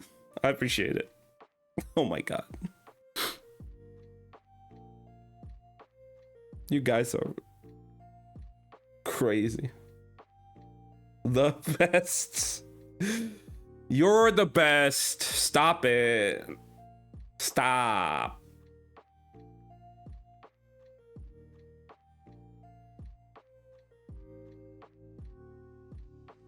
All right. When he emerged on deck, Matthias had to head straight for the railing. All of these canal reds and slum dwellers had easily found their sea legs, used to hopping from boat to boat on the waterways of Caradum. Only the soft one, Wylan, seemed to be struggling. He looked as poorly as Matthias felt. Throwing bits, I'm an adult. Oh my god, Slothy. It was better in the fresh air, where he could keep an eye on the horizon. He'd managed sea voyages as a Druskelle, but he'd always felt more comfortable on land, on the ice. It was humiliating to have these foreigners see him vomit over the railing for the third time in as many hours. At least Nina wasn't there to witness that particular shame. He kept thinking of her in that cabin, ministering to the bronze girl, all concern and kindness, and fatigue. She'd looked so weary. It was a mistake, she'd said, to have him branded as a slaver, tossed onto a cursed ship, and thrown in jail. She claimed she tried to set things right, but even if that were true, what did it matter? Her kind had no honor. She'd proven that. Someone had brewed coffee, and he saw the crew drinking it from copper mugs with ceramic lids. The thought to bring Nina a cup entered his head, and he crushed it. He didn't need to tend to her or tell Brecker that she could use relief. He clenched his fingers, looking at the scabbed knuckles. She had seeded such weakness in him. Brecker gestured Matthias over to where he, Jesper, and Wylan had gathered on the forecastle deck to examine plans of the ice court, away from the eyes and ears of the crew. The sight of those drawings was like a knife to his heart. The walls, the gates, the guards. They should have dissuaded these fools, but apparently he was as much a fool as the rest of them. Why aren't their names on anything? Brecker asked, gesturing at the plans. I don't know, Fjordan. And we need the details, right? Wylan said. Helver should do it. He drew back when he saw Matthias' expression. I'm just doing my job. Stop glaring at me. No, Matthias growled. Here, Cass said, tossing him a tiny, clear disc that winked at the sun.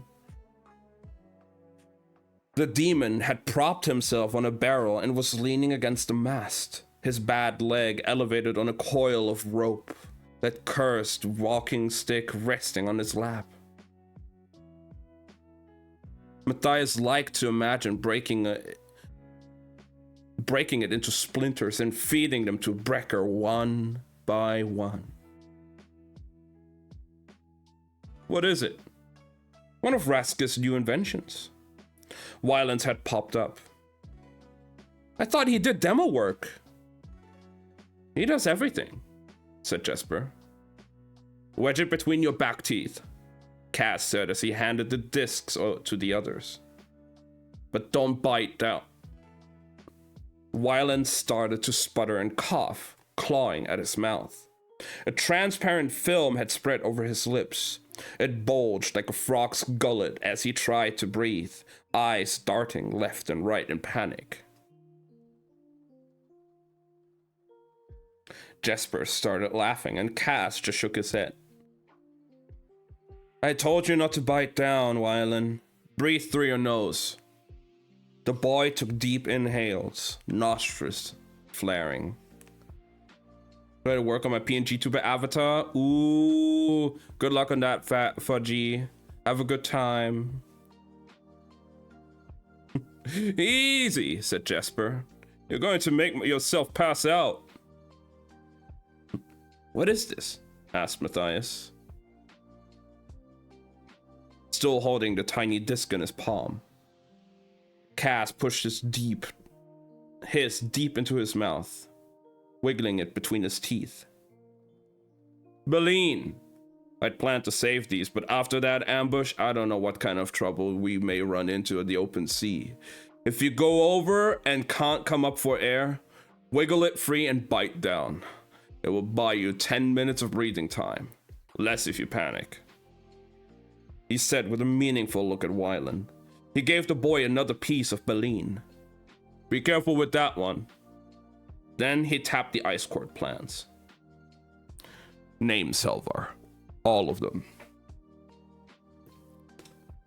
Reluctantly, Matthias picked up the pen and ink Wylan had laid out and began to scratch in the names of the buildings and surrounding roads.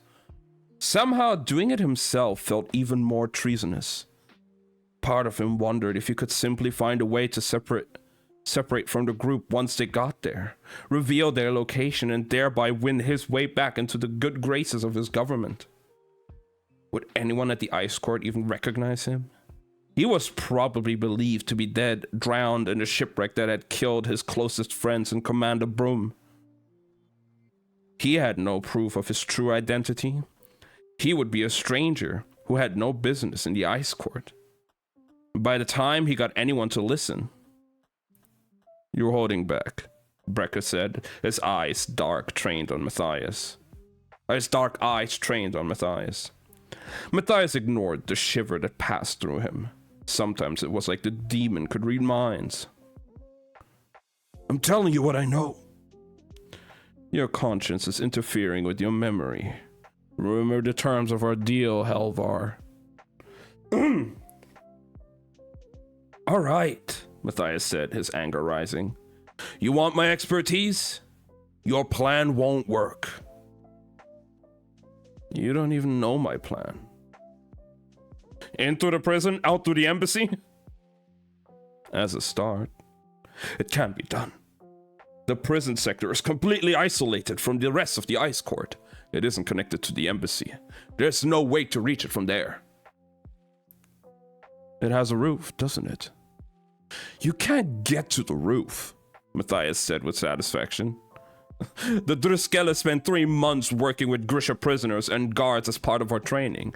I've been in a prison, and there's no access to the roof for exactly that reason. If someone manages to get out of the cell, we don't want him running around the ice court.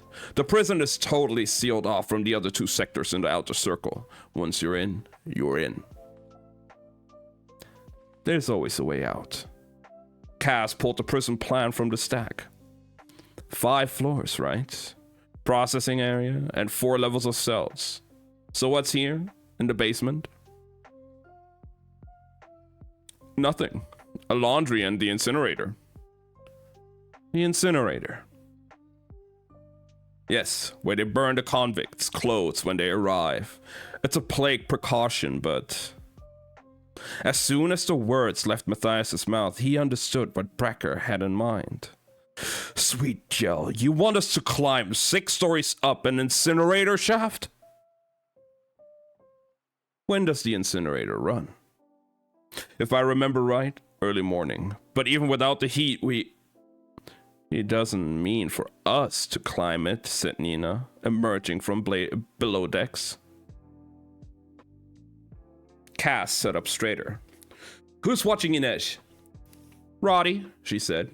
I'll go back in a minute. I just needed some air. And don't feign concern for Inej when you're planning to send her climbing up 6 stories of chimney with only a rope and a prayer. The Wraith can manage it. The Wraith is a 16-year-old girl currently lying unconscious on a table. She may not even survive the night. She will, said Cass, and something savage flashed in his eyes. Matthias suspected that Brecker would drag the girl back from hell himself if he had to. Wow.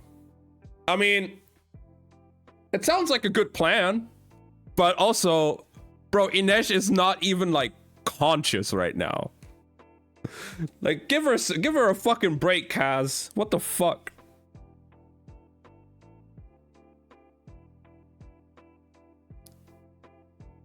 I needed that Pokemon. Oh my god. Jesper picked up his rifle, running a soft cloth over it. Why are we talking about scaling chimneys when we've got a bigger problem? And what's that? Cass asked. Though Matthias had a distinct impression. He knew. We have no business going after Boyul Bayura if Pekka Rollins is involved. Who's Pekka Rollins? Matthias asked, turning the ridiculous syllables over in his mouth. Kirch names had no dignity to them. He knew that the man was a gang leader, that he had lined his pockets with proceeds from the Hell Show. That was bad enough, but Matthias sensed there was more. Wyland shuddered, pulling at the gummy substance on his lips. Only the biggest, baddest operator in all of Catterdom. He has money we don't have, connections we don't have, and probably a head start. Jesper nodded. For once, Wyland is making sense. If by some miracle we do manage to spring Boyul Bayur before Rollins does, once he finds out we're the ones who beat him to it, we are all dead men. Pekka Rollins is a barrel boss, Cass said. No more, no less. Stop making him out to be some kind of immortal. Bro, Cass knows no fucking fear. What the fuck? There's something else going on here, thought Matthias. Brecker had lost the thrum of violence that seemed to drive him earlier, when he'd murdered Umen. There was still a lingering intensity in his words. Matthias felt sure that Cass Brecker hated Pekka Rollins, and it wasn't just because he'd blown up their ship and hired thugs to shoot at them. This had the feel of old wounds and bad blood. Eyeball murder? Yeah. Jesper leaned back and said, You think Per Haskell is going to back you when he finds out you crossed Pekka Rollins? You think the old man wants that war? Cass shook his head, and Matthias saw real frustration there. Pekka Rollins didn't come into this world dressed in velvet and rolling in Kruger. He's still thinking small. The way Per Haskell does. The way men like Rollins want you to. We pull off this job and divvy up that haul, we'll be the legends of the barrel. We'll be the crew that beat Pekka Rollins. Maybe we should forget approaching from the north, said Wyland. If Pekka's crew had a head start, we should sail straight to Djerholm. The harbor will be crawling with security, Cass said. Not to mention all the usual customs agents and lawmen. The south? Through Rafka? That border is locked down tight, Nina said. It's a big border, said Matthias. But there's no way to know where it's most vulnerable, she replied. Unless you have some magical knowledge about which watchtowers and outposts are active. Besides, if we enter from Rafka, we have to contend with Rafkans and Fjordans. Oh, no. Yeah, the bitrate is going down again right now. Uh-oh. Uh-oh. Yeah, it's a bit dying right now. It's Yikes. I see the bitrate being like down in the dumps right now. Oh my god. At least I haven't disconnected yet, but oh my fucking god.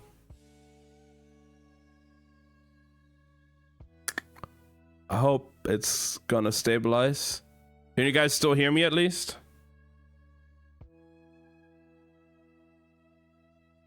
You said audio's back, so I hope everything is back. Semi-death. Yeah, like, I see the bitrate down here, and it usually right now with the settings I have it is around like 2.6K, like 2,600 kilobits, 2,700, and it just went down to like 200, 300. For a moment, it went down to like 75, and then 0, and now it's back to like 2,600. So we should be back. We should be fine, hopefully. Hello?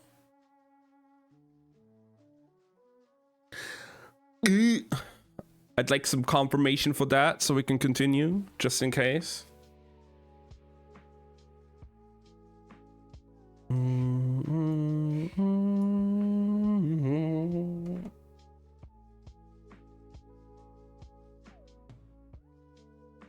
Just let me know if everything's okay. I hate when this happens. Man.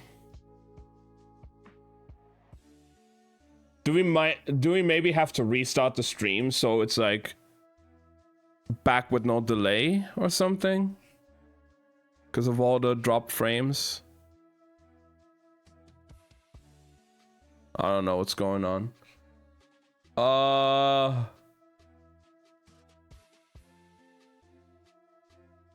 But please, let me know, guys, if it's back so I can continue reading. You're fine now? Okay. Clear audio. All right. Thank you.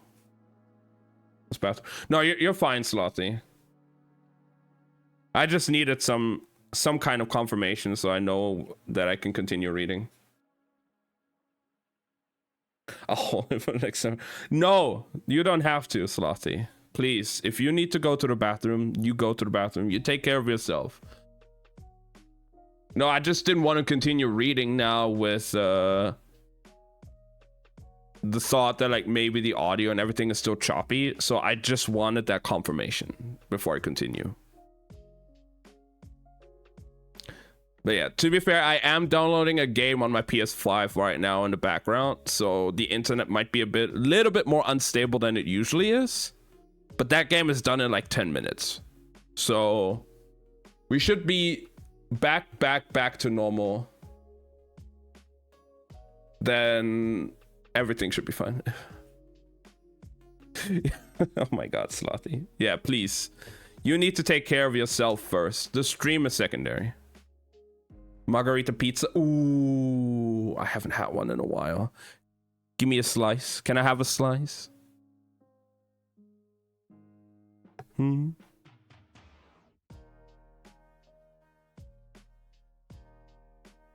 like a slice of your pizza.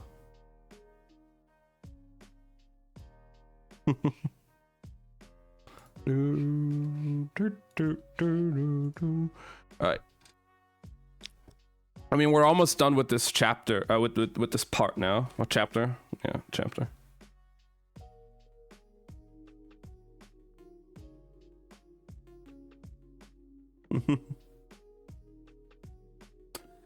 I love a man with long-term vision. I feel like there's a big delay now for me. I don't know if it's just me. Can I have a slice? I don't know.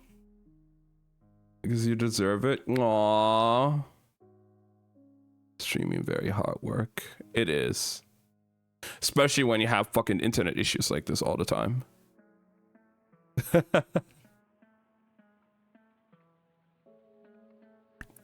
I'm testing something right now real quick. How big the delay is. Okay, it doesn't seem too massive on my end. So maybe due to like it lagging again for a moment, you guys have a bit of a bigger delay. So you might have to refresh the stream.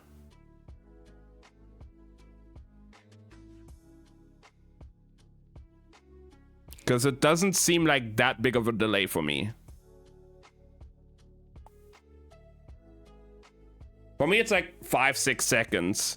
I have my stream open right now as well. And like doing this waving motion, I'm tracking that right now. 3, 4, 5, 6. It's like 6-7 seconds for me. I gotta eat so you don't freak out. Yeah, please get some food. But yeah, you guys might have to refresh the stream for a moment. Just... I think I'll refresh. Yeah, please do. It should only be like 6 or 7 seconds right now and not like 30 fucking seconds. Okay, refreshed. Yeah, it shouldn't be too bad now. I hope. It should only be like 6-7 seconds. Hello. There we go. Yeah, when the bitrate fucking dies like this, I guess it just delays more. But yeah. Cutie. You heard the cutie. Stop it. You are super cute. I don't know what you're talking about. It's about that underwear redeem for Rose. Right. For Rose. She's not even here. But no, we are not gonna do a stream in underwear. We are not doing that.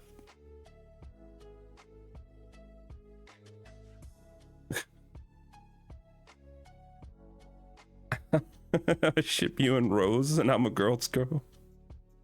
It's not that kind of shit. What do you mean? Why do you want to see me in underwear on stream? We could do that later in Discord.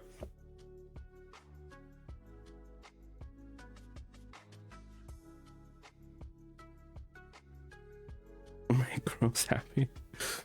Same thing. I could do it in Discord. I'm not gonna do it publicly on stream. But no, we're not doing that. Yes, please make your pizza. Please enjoy your food, Slothy. I'm gonna continue reading. Maybe it's something.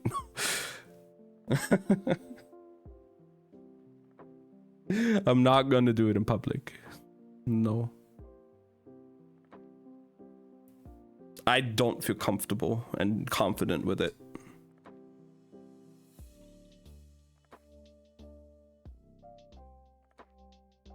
All right.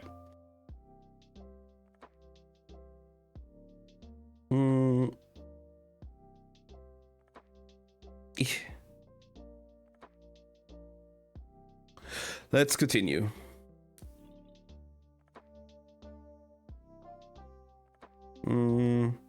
What she said made sense, but it unnerved him. In Fjerda, women didn't talk this way, didn't speak of military or strategic matters, but Nina had always been like that. Jack has survived the blood loss. Oh my god. It's worth the risk, so I volunteer as tribute. I mean, we could give it a test run in Discord privately at some point. You know?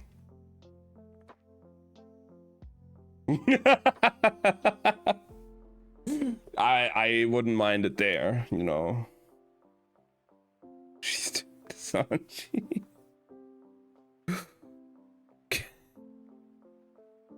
Rose. I mean, we also have the group chat, Slothy.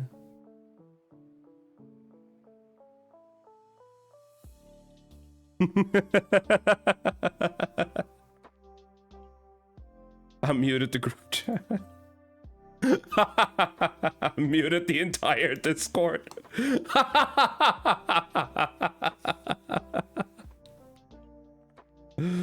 Wow. Nah, it's fine. Discord doesn't know. I don't know her. I like the fact that we just added each other as friends after like talking for 7 months every day on Discord already.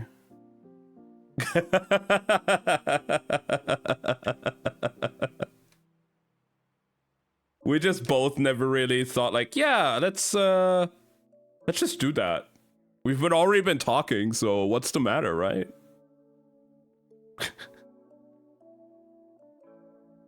I just like to keep things professional. Ah, yeah.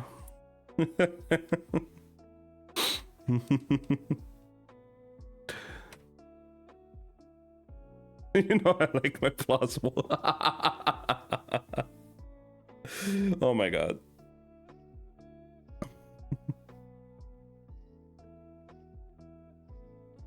You're great, Slothy. Now please go make your food. Stop getting distracted. I know it's hard. Because I'm so distracting. But go make your food.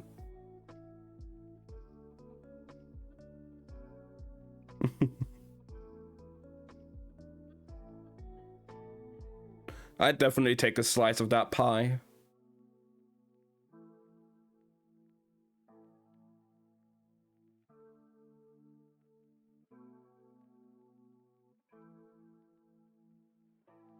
Right. We enter from the north as planned, Cass said.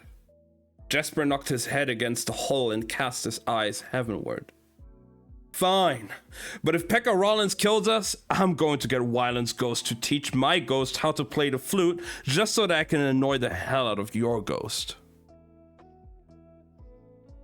Brecker's lips quirked. I'll just hire Matthias's ghost to kick your ghost's ass. My ghost won't associate with your ghost, Matthias said primly, and then wondered if the sea air was rotting his brain. And that's the end of chapter 15 and part 2. Part 3, guys. Heart sick.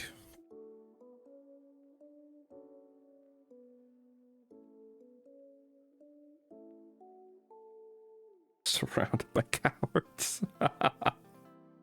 Why would we ban you? I would never want to ban you. I care for you too much. You're too important to me. You are fine.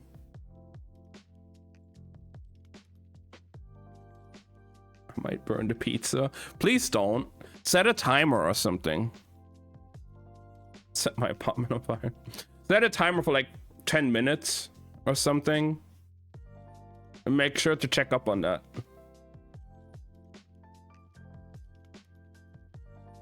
Please. I don't want anything happening to you like that. Slothy, please.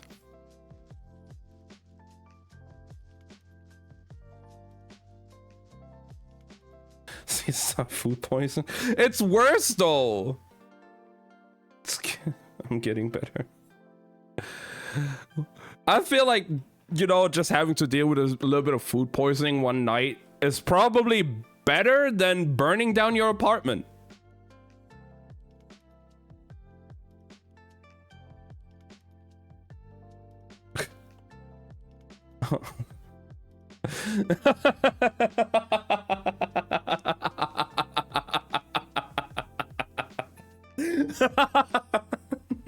You're right. Okay. IPA. I love you, Slothy. I love you.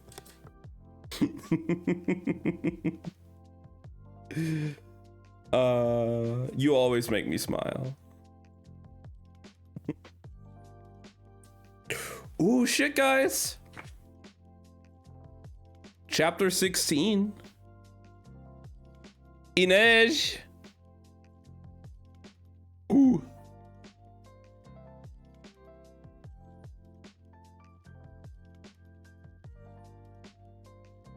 Also, again, we're now in part 3 again, called Heartsick.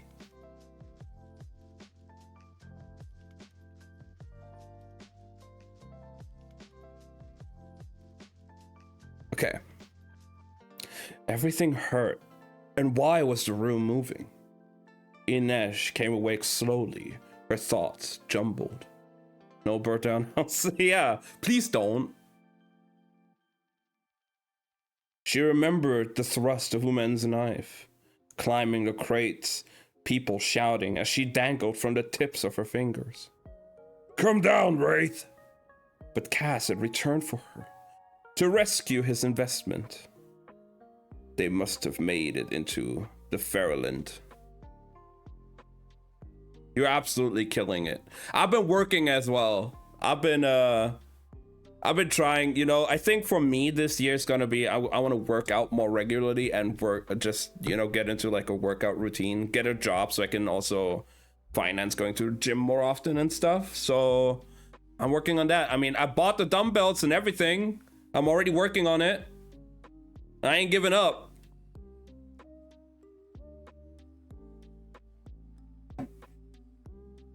Also, the grip strength thing.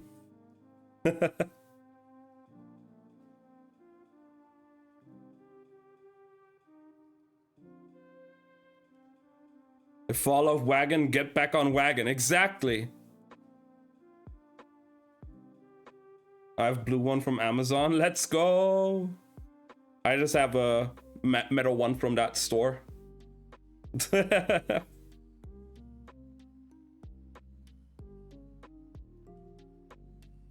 Check if you fell in front of wagon and about to get run over.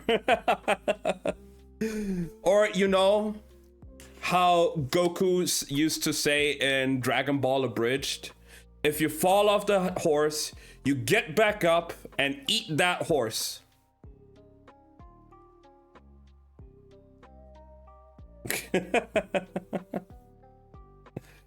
I have never gotten run over, therefore I don't believe it's possible. Goku, I'm vegetarian.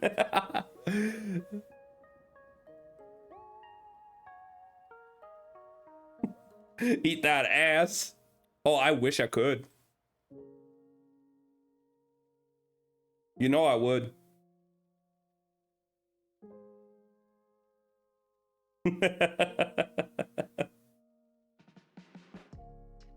Where's the line? I want to submit my resume. Slothy, you get free access to mine. No line. Just first come, first serve, right?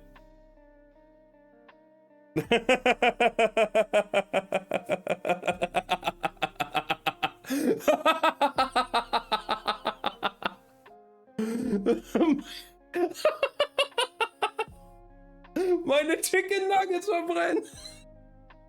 That's such a legendary clip.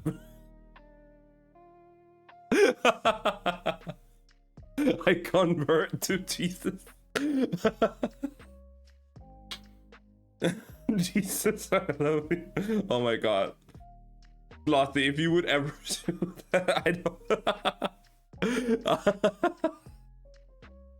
Oh my god.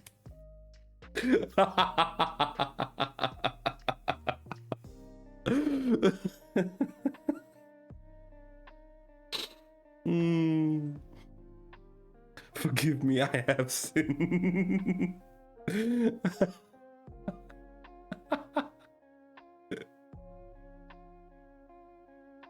Oh my god, Slothy. You're the best. I love your reactions every time.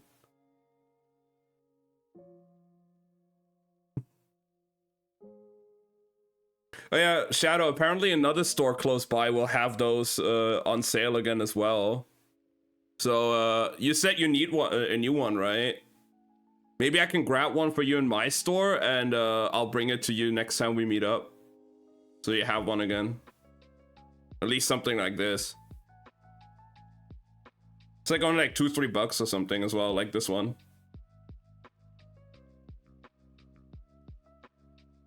I could go to the store tomorrow. I mean, I couldn't today, it's Sunday. But I could just... That's cheap. I mean, yeah, this one was only like 3 euros.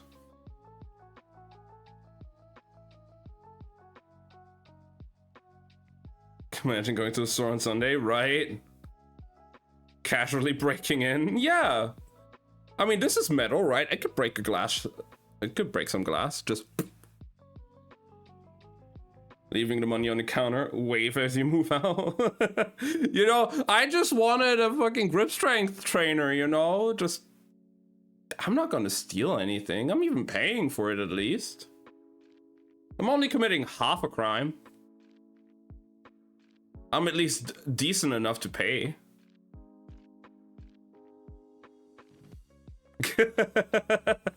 I at least have manners to pay for what I am taking.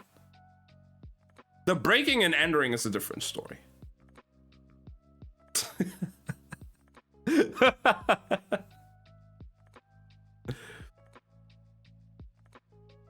I gotta take a break. Please do, Slothy. I know you're probably still like very exhausted from yesterday and everything. It's been fun as always. I love Sunday stream. I love having you here all the time. I can come back. Yes, yes. You take your time. I'm gonna be here for a while. We're probably gonna be reading for a bit more, like for a good like few hours, and then who knows, maybe we'll hop on some Monster Hunter or something. But yeah, for now, please take care, Slothy. I love you. And I'll see you later. Not the greedy goose. I love Jesus. Oh my god.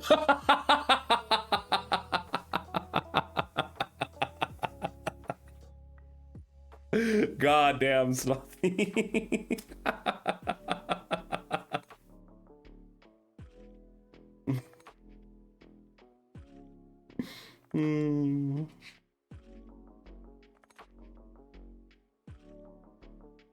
You're amazing.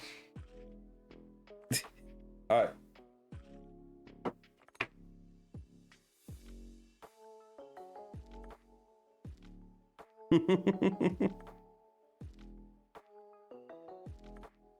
Yeah, please take care of your ass.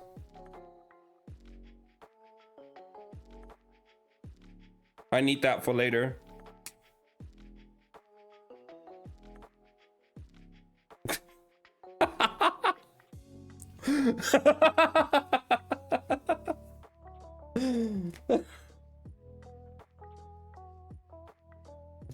Alright, you're making reservations? Of course, of course. Gotta plan ahead, you know?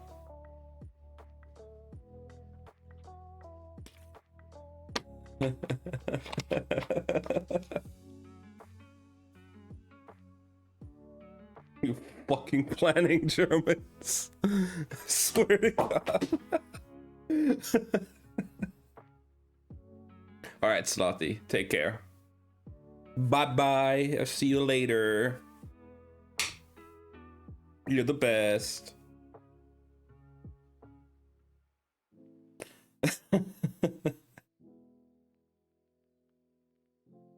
Alright. She tried to roll over, but the pain was too intense, so she settled for turning her head. Nina was drowsing on the stool tucked into the corner by the table. Inez's hand grasped loosely in her own. Nina, she croaked. Her throat felt like it was coated in wool. Nina jolted awake. I'm up, she blurted, and then peered blearily at Inez. You're awake, she sat up straighter. Oh, saints, you're awake. And then Nina burst out crying. Inez tried to sit up but could barely lift her head. No, Nina said. Don't try to move, just rest. Are you okay? Nina started to laugh through her tears. I'm fine. You're the one who got stabbed. I don't know what's wrong with me.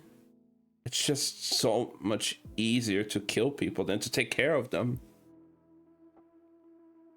Inez blinked, and then both started laughing. Ow, groaned Inez. Don't make me laugh. That feels awful. Nina winced. How do you feel? Sore, but not terrible. Thirsty. Nina offered her a tin cup full of cold water. It's fresh. We had rain yesterday. Inesh sipped carefully, letting Nina hold her heads up. How long was I out? 3 days, almost 4. Jesper is driving us all crazy.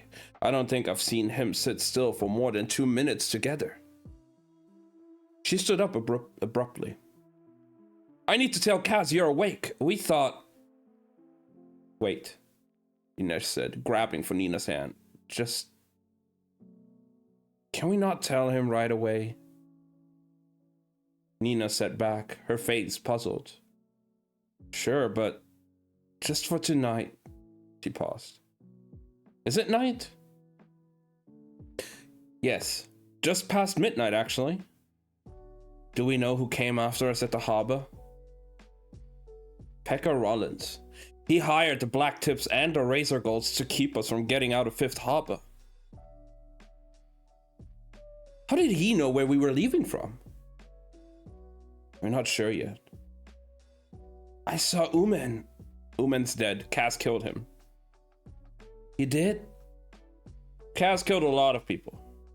Roddy saw him go after the Black Tips who had you up on the crates. I believe his exact words were, there was enough blood to paint a barn red. Inesh closed her eyes. So much death. They were surrounded by it in a barrel. But this was the closest it had ever come to her. He was afraid of you, for you. Kaz isn't afraid of anything. You should have seen his face when he brought you to me. I'm a very valuable investment. Nina's jaw dropped. Tell me he didn't say that. Of course he did. Well, not the valuable part. Idiot. How's Matthias? Also an idiot. Do you think you can eat? Inez shook her head. She didn't feel hungry at all. Try, urged Nina. There wasn't much of you to begin with. I just want to rest for now. Of course, Nina said. I'll turn down the lantern. Inez reached for her again. Don't. I don't want to go back to sleep yet. I could read to you if I had anything to read. There's a heartrender at the little palace who can recite epic poetry for hours. Then you'd wish you had died. Inez laughed and then winced. Just stay. All right, Nina said. Since you want to talk, tell me why you don't have the cup and crow on your arm. Starting with the easy questions?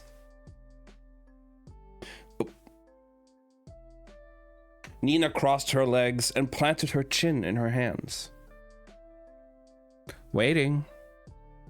Inesh was quiet for a while. You saw my scars. Nina nodded. When Kaz got Per Haskell to pay off my indenture with the menagerie, the first thing I did was have the peacock feather tattoo removed.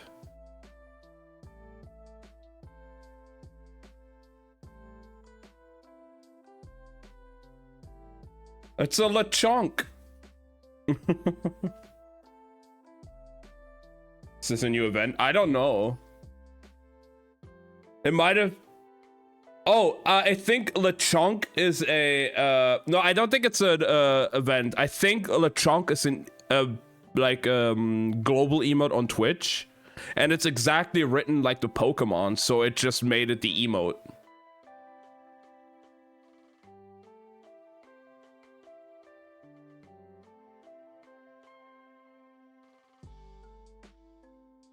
Yeah, it's not an event, it's just the name of the Pokemon. And since it's a global Twitch emote. Damn, you missed it.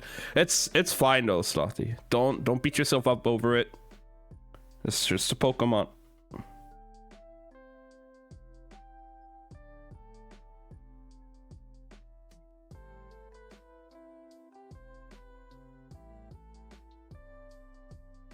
Really better now. One Pokemon to ruin my day. Exactly, you shouldn't. Okay, where was I? There.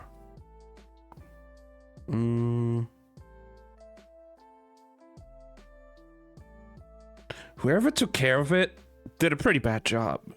Did a pretty rough job. Pizza time. Yes, enjoy your pizza, Slothy. Save me a slice, please. He wasn't a corporal link or even a medic. Just one of the half-knowledgeable butchers who plied their trade among the desperate of the barrel. He'd offered her a slug of whiskey, then simply hacked away at the skin, leaving a puckered spill of wounds down her forearm. She hadn't cared. The pain was liberation. They had loved to talk about her skin at the House of Exotics. It was like coffee with sweet milk. It was like burnished caramel. It was like satin. She welcomed every cut of the knife and the scars it left behind. Kaz told me I didn't have to do anything but make myself useful. Kaz had taught her how to crack a safe, pick a pocket, wield a knife. He'd gifted her with her first blade, the one she called Sankt Peter. Not as pretty as wild geraniums, but more practical, she supposed. Maybe I'll use it on you, she'd said. He'd sighed. Only you were that bloodthirsty. She hadn't even been able to tell if he was kidding. Now she shifted slightly on the table. There was pain, but it wasn't too bad. Given how deep the knife had gone, her saints must have been guiding Nina's hand. Kaz said if I proved myself, I could join the Dregs when I was ready. And I did. But I didn't take the tattoo. Nina's brow rose. I didn't think it was optional. Well, technically it isn't. I know some people don't understand, but Kaz told me. He said it was my choice. That he couldn't be the one to mark me again. But he had, in his own way, despite her best intentions. Feeling anything for Kaz Brekker was the worst kind of foolishness. She knew that. But he'd been the one to rescue her, to see her potential. He'd bet on her, and that meant something. Even if he'd done it for his own selfish reasons. He'd even dubbed her the Wraith. Think Kaz likes Inej? Maybe. Who knows?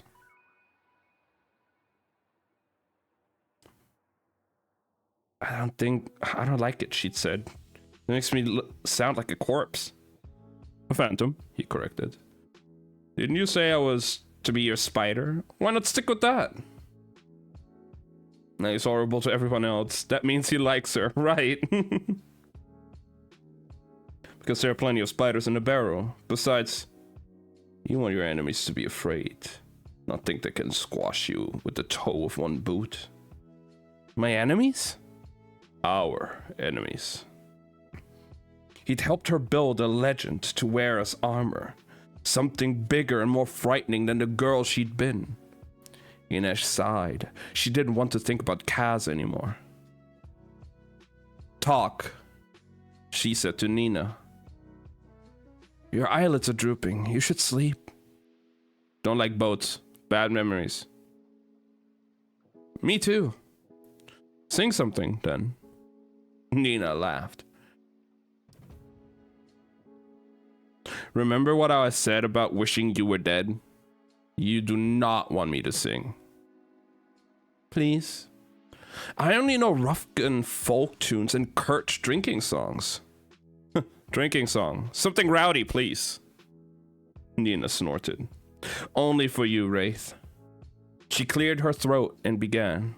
Mighty young captain, bold on the sea, soldier and sailor and free of disease. Inej started to giggle and clutched her side. You're right, you couldn't carry a tune in a bucket. I told you that. Go on.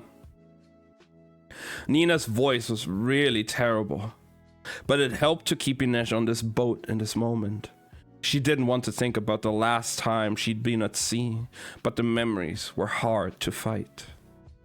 She wasn't even supposed to be in the wagon in the morning the slavers took her.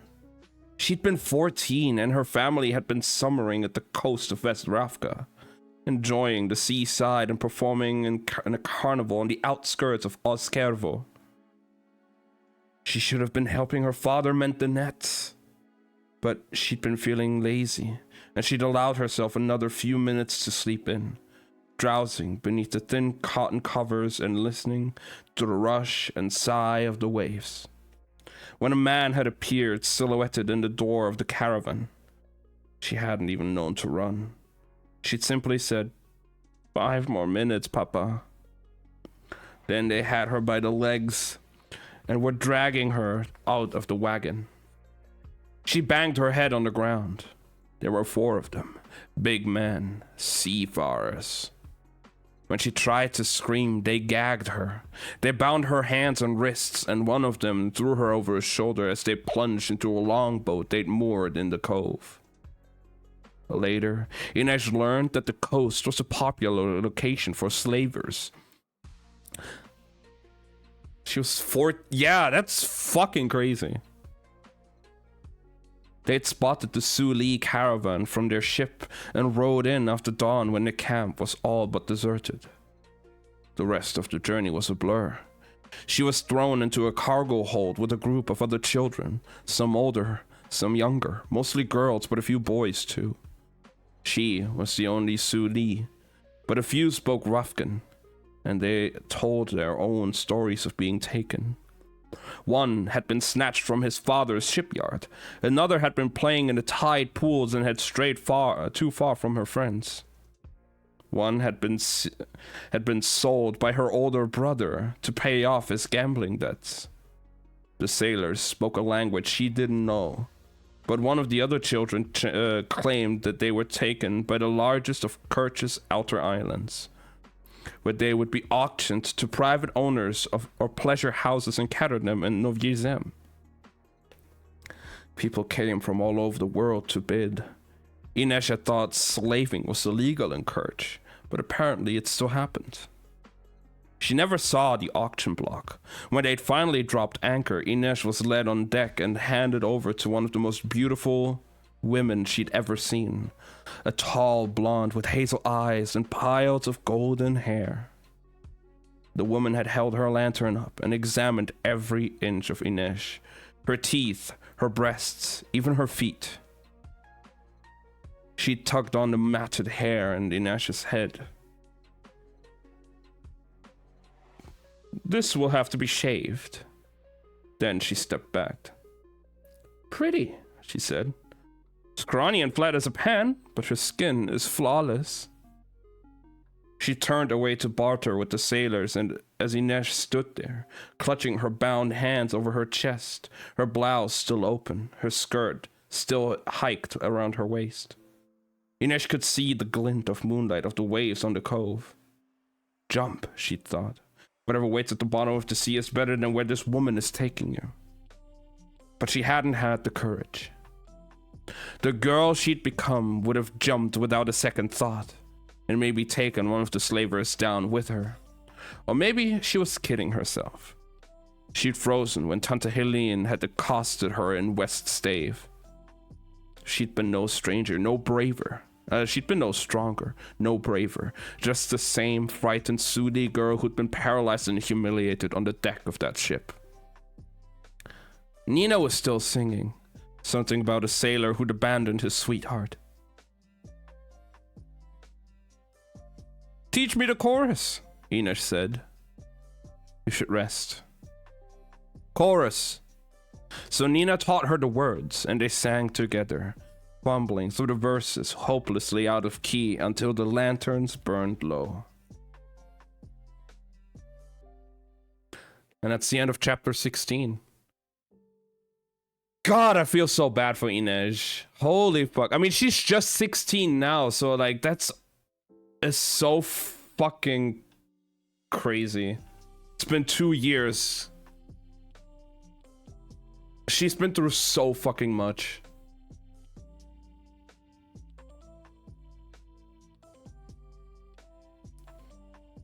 It's crazy. I could never. It's legit. It is absolutely. Like, why? I know like stuff like that sadly still happens nowadays, and I could not imagine why. I could never do that to any human, especially not a child, especially not a fucking teenager or anything.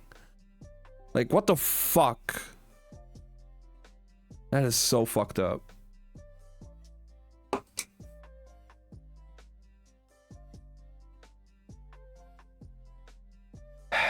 All right. Chapter 17. Slavery is super fucked up. Absolutely.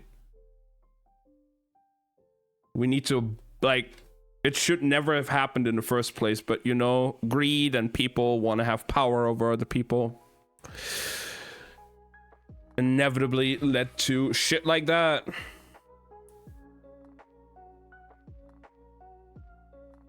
Let's continue on.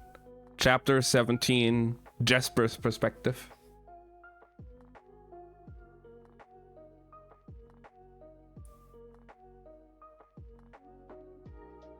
Jesper felt about ready to hurl himself overboard just for a change in routine. 6 more days. 6 more days on this boat, if they were lucky and the wind was good. And then they should make land. Fjorda's western coast was all perilous rock and steep cliffs. It could only be safely approached by Djurholm and Elling. And since security at both harbors was tight, they'd been forced to travel all the way to the northern whaling ports. He was secretly hoping they'd be attacked by pirates, but the little ship was too small to be carrying valuable cargo. They were an unworthy target, and they passed unmolested through the busiest trade routes of the true sea, flying neutral Kerch colors. Soon they were in the cold waters of the north, moving into the Isenve. There we go, fucking hell. Jesper prowled the deck, climbed the rigging, tried to get the crew to play cards with him, cleaned his guns. He missed land and good food and better lager. He missed the city. If he'd wanted to, the wide open spaces and silence, he would have stayed in the frontier and became the farmer his father had hoped for. There was little to do on the ship, but study the layout of the ice court, listen to Matthias grumbling, and annoy Wylan, who could always be found laboring over his attempts to reconstruct the possible mechanisms of the ring wall gates. Cass had been impressed with the sketches. You think like a lockpick, he told Wylan. I do not. I mean, you can see space along 3 axes. I'm not a criminal, Wylan protested. Cass had cast him an almost pitying look. No, you're a flautist who fell in with bad company. Jesper sat down next to Wylan. Just learn to take a compliment. Cass doesn't hand them out often. It's not a compliment. I'm nothing like him. I don't belong here.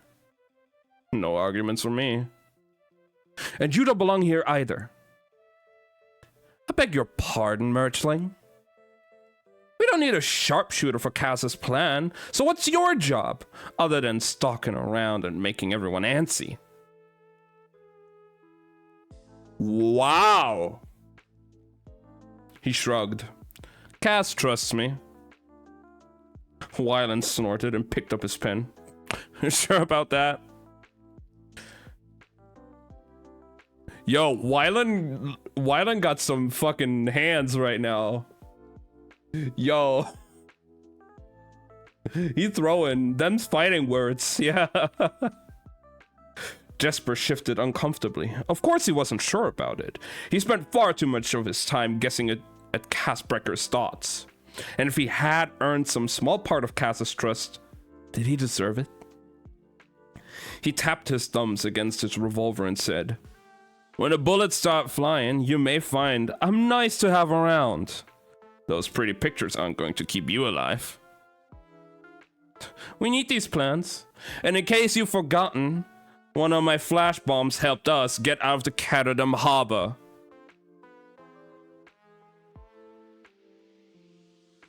Jesper blew out a breath. Brilliant strategy. It worked, didn't it? You blinded our guys right along with the black tips. It was a calculated risk. It was cross your fingers and hope for the best. Believe me, I know the difference. So I've heard. Meaning everyone knows you can't keep away from a fight or a wager, no matter the odds. Yo, what the fuck happened to Wylan? Why is he all of a sudden just picking fights like that? Bro was afraid like crazy like a few days ago. And now he's just fucking picking fights with Jesper like that? What the fuck? Jesper squinted up at the sails. If you aren't born with every advantage, you learn to take your chances. I wasn't. Wylan left off and set his pen down. Why do you think you know everything about me? I know plenty, Merchling. How nice for you. I feel like I'll never know enough. About what? About anything, Wylan muttered. Against his better judgment, Jesper was intrigued. Like what? He pressed. Well, like those guns, he said, gesturing to Jesper's revolver. They have an unusual firing mechanism, don't they? If I could take them apart. Don't even think about it. Wylan shrugged. What about the ice moat? He said, tapping the plan of the ice court. Matthias had said the moat wasn't solid, only a slick, wafer-thin layer of ice over frigid water, thoroughly exposed and impossible to cross. What about it? Where does all the water come from? The court is on a hill, so where's the aquifer and aqueduct to bring the water up? Does it matter? There's a bridge. We don't need to cross the ice moat. But aren't you curious? Saints, no. Get me a system for winning a 3-man Bramble or Mecker's Wheel. That I'm curious about. Wylan had turned back to his work, his disappointment obvious. For some reason, Jesper felt a little disappointed too. Jesper checked on Inesh every morning and every night. The idea that the ambush on the docks might simply be the end of her had shaken him. Despite Nina's effort, he'd been fairly sure the Wraith wasn't long for this world. But one morning, Jesper arrived to find Inesh sitting up, clothed in breeches, quilted vest, and hooded tunic. Nina was bent over, struggling to get the Suli girl's feet over the strange rubber-soled slippers. Inesh! Jesper crowed. You're not dead! She smiled faintly. No more than anyone. If you're spouting depressing Suli wisdom, then you must be feeling better. Don't just stand there, Nina groused. Help me get these things on her feet. If you would just let me, Inesh began. Do not bend, Nina snapped. Do not leap. Do not move abruptly. If you don't promise to take it easy, I'll slow your heart and keep you in a coma until I can be sure you'd recovered fully.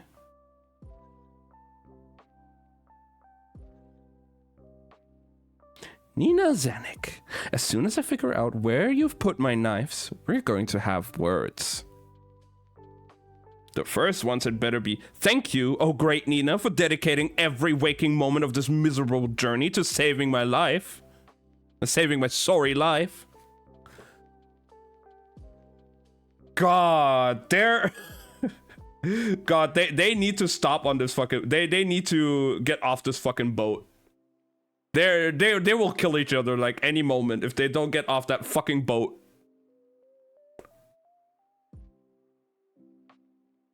Jesper expected Ines to laugh and was startled when she took Nina's face between her hands and said, "Thank you for keeping me in this world when fate seemed determined to drag me to the next. I owe you a life debt." Nina blushed deeply. "I was teasing, Ines." She paused. "I think we've both had enough of debts." "This is one I'm glad to bear." Okay. When we're back in Ketterdam, take me out for waffles." Now Ines did laugh. She dropped her hands and appeared to speculate. "Dessert for a life? I'm not sure that seems equitable." "I expect really good waffles." "I know just the place," said Jesper. "They have this apple syrup." "You're not invited," Nina said. "Now come help me get her standing." "I can stand on my own," Ines grumbled as she slid off the table and rose to her feet. "Humor me." With a sigh, Ines gripped the arm that Jesper offered, and they made their way out of the cabin and up to the deck, Nina trailing behind them. "This is foolishness," Ines said. "I'm fine." "You are," replied Jesper, "but I may kill over at any moment, so pay attention." Once they were on deck, Ines squeezed his arm to get him to halt. She tilted her head back, breathing deeply. It was a stone-gray day, the sea a bleak slate broken up by whitecaps, the sky pleated with thick ripples of cloud. A hard wind filled the sails, carrying the little boat over the waves. "It feels good to be this kind of cold," she murmured. "This kind? Wind in your hair, sea spray on your skin. The cold of the living."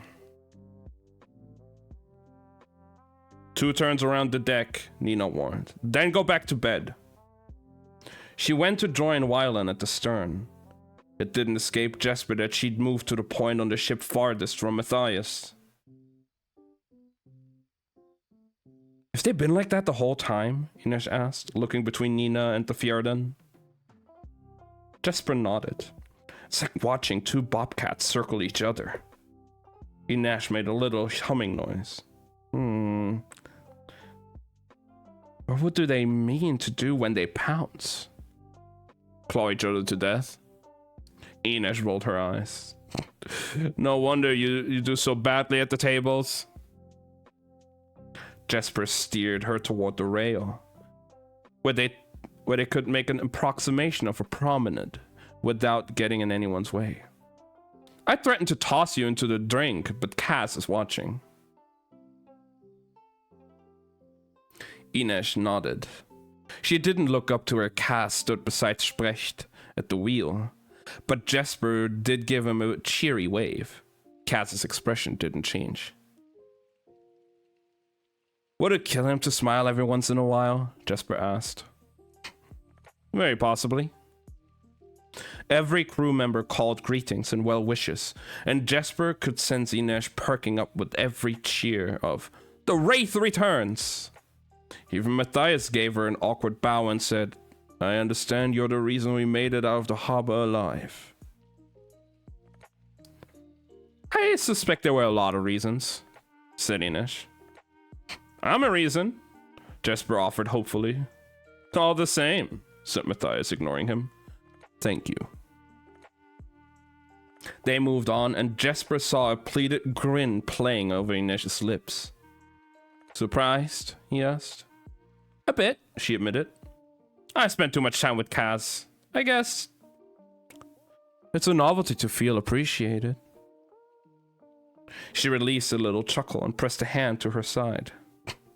"Still hurts to laugh." "They're glad you're alive. I am glad." "I should hope so. I think I just never quite felt like I fit in with the dregs." "Well, you don't. Thanks. We're a crew with limited interests, and you don't gamble, swear, or drink to excess. But there's a secret to popularity. Risk death to save your compatriots from being blown to bits in an ambush. Great way to make friends. As long as I don't have to start going to parties. When they reached the foredeck, Inej leaned on the railing and looked out at the horizon. Did he come to see me at all? Jesper knew she meant Kaz. Every day. Inej turned her dark eyes on him, then shook her head.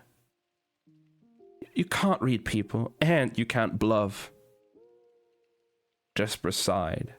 He hated disappointing anyone. No, he admitted. She nodded and looked back at the ocean. I don't think you like sickbeds, Jesper said. Who does?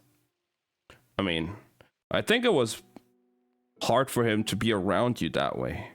That first day when you were hurt, he went a little crazy. It cost Jesper something to admit that. Would Kaz have gone off on that kind of mad dog tear if it had been Jesper with a knife stuck in his side? Of course he did. This is a 6-person job, and apparently he needs me to scale an incinerator shaft. If I die, the plan falls apart. Jesper didn't argue. He couldn't pretend to understand Kaz or what drove him. Tell me something. What was the big falling out between Wylan and his father? Inej cast a quick glance up at Kaz, then looked over her shoulder to make sure none of the crew was lurking nearby.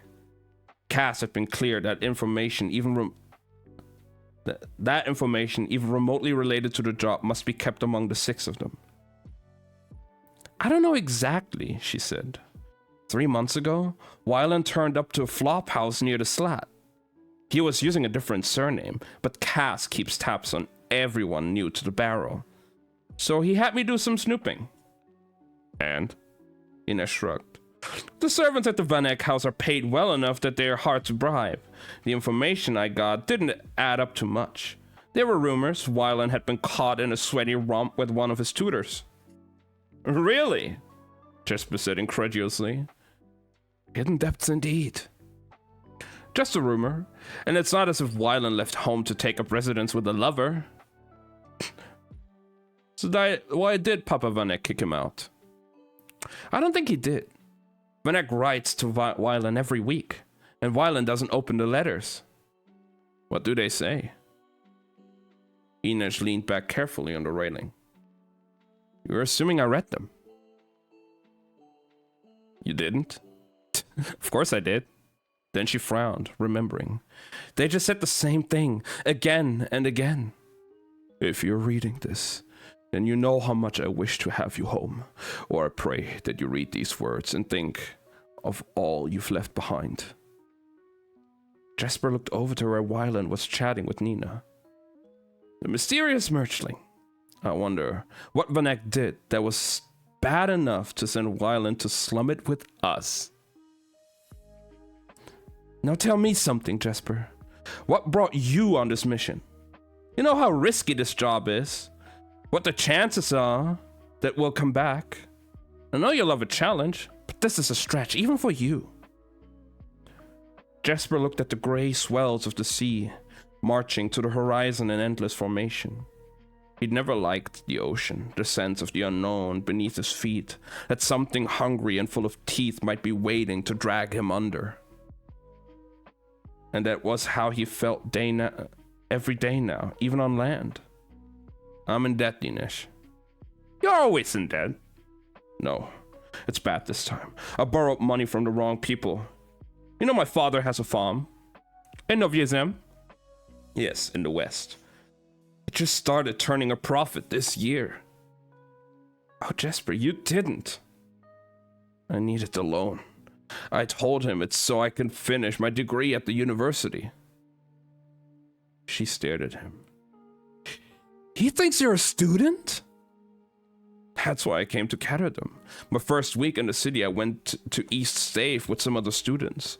I put a few Kruger on the table. It was a whim. I didn't even know the rules of Mecker's wheel. But when the dealer gave the wheel a spin, I'd never heard a more beautiful sound. I won, and I kept winning. It was the best night of my life. And you've been chasing it ever since. He nodded. I should have stayed in the library. I won, I lost. I lost more. I needed more money. So I started taking on work with the gangs.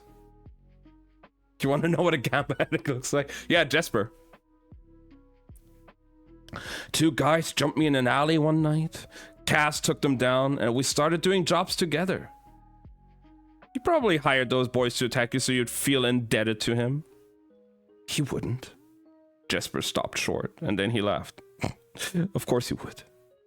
Jesper flexed his knuckles, concentrated on the lines of his palms. Kaz is... I don't know. He's like nobody else I've ever known. He surprises me. Yeah, like a hive of bees in your dresser drawer. Jesper barked a laugh.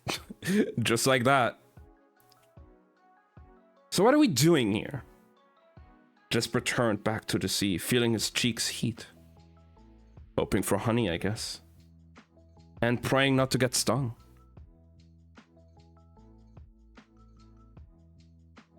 Ines bumped her shoulder against his. Then at least we're both the same kind of stupid. I don't know what your excuse is, Wraith. I'm the one who can never walk away from a bad hand. She looped her arm in his. That makes you a rotten gambler, Jesper, but an excellent friend. You're too good for him, you know. I know. So are you. Shall we walk? Yes, Ines said, falling into step beside him. And then I need you to distract Nina so I can go search for my knives. No problem. I'll just bring Helvar. I'll just bring up Helvar. Jesper glanced back at the wheel as they set off down the opposite side of the deck. Cass hadn't moved. He was still watching them, his eyes hard, his face unreadable as ever. That was a nice little conversation between them. I really like that. I mean, yeah, Jesper is a fucking gambling addict. But like, that was a really nice conversation. Much better than slavery. Yeah. I mean, gambling, obviously not as bad, but still bad. You shouldn't gamble. You shouldn't become a gambling addict. But you know, if you have to choose between gambling addict and ending up as a slave, odds are I probably choose gambling addict.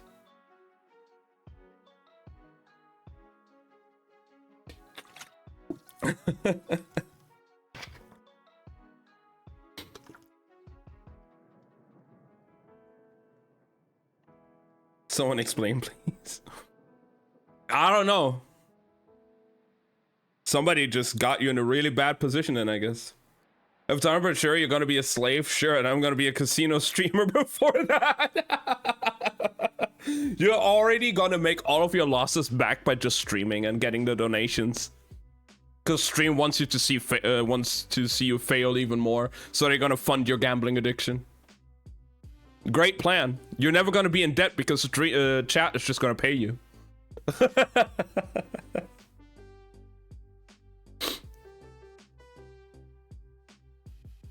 Oh god.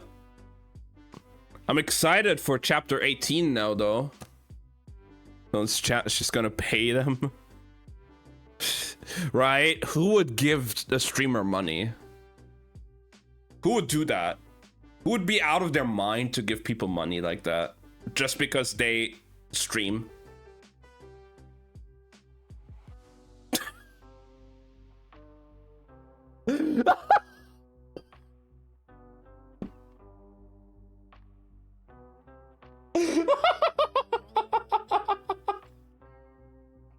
That couldn't have been a more perfect timing.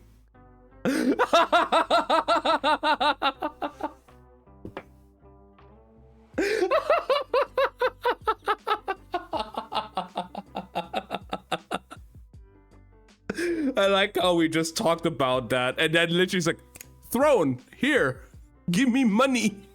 Give me gifts, spend money.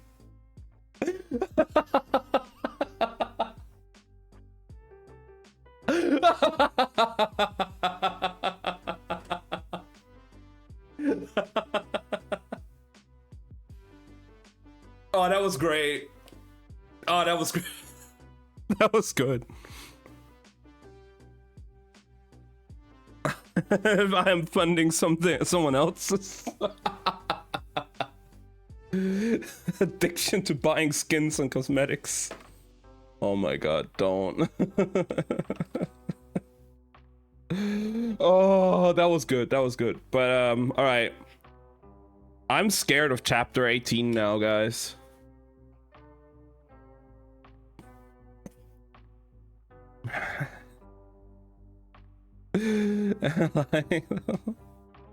No, you're not, but I don't want you to spend so much money. But guys, chapter 18, we're back at Kaz's perspective. Every time we're with Kaz like this, shit is gonna go down. I'm scared.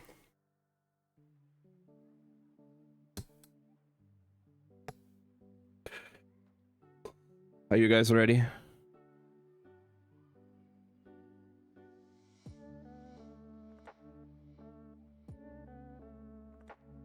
All right.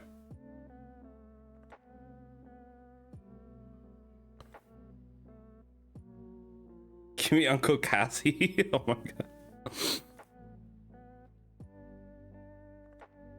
It took 2 days after she emerged from the surgeon's cabin for Kaz to make himself approach Inej. She was sitting by herself, legs crossed, back to the hull of the ship, sipping a cup of tea. Kaz limped over to her. I want to show you something. I'm well, thank you for asking, she said, looking up at him. How are you? He felt his lips twist. Splendid. Awkwardly, he lowered himself down beside her and set aside his cane. Is your leg bad? It's fine. Here.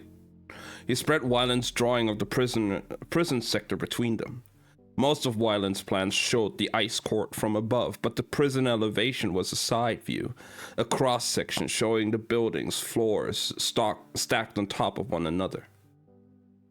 I've seen it, Inej said. She ran her finger from the basement up to the roof in a straight line. 6 stories up a chimney. Can you do it?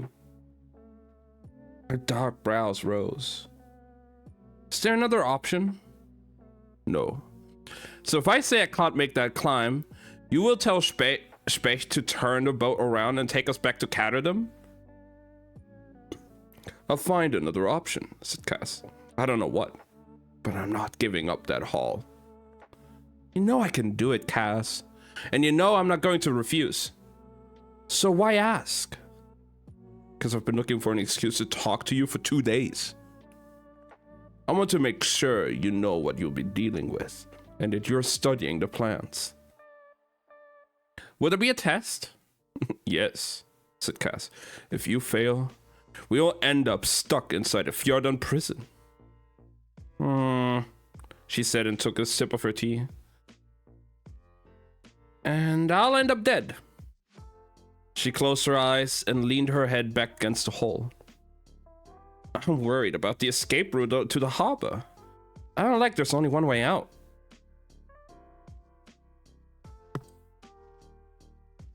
Kaz settled back against the hull too. Me neither, he conceded, stretching out his bad leg. But that's why the Fjordans built it that way. Do you trust Specht?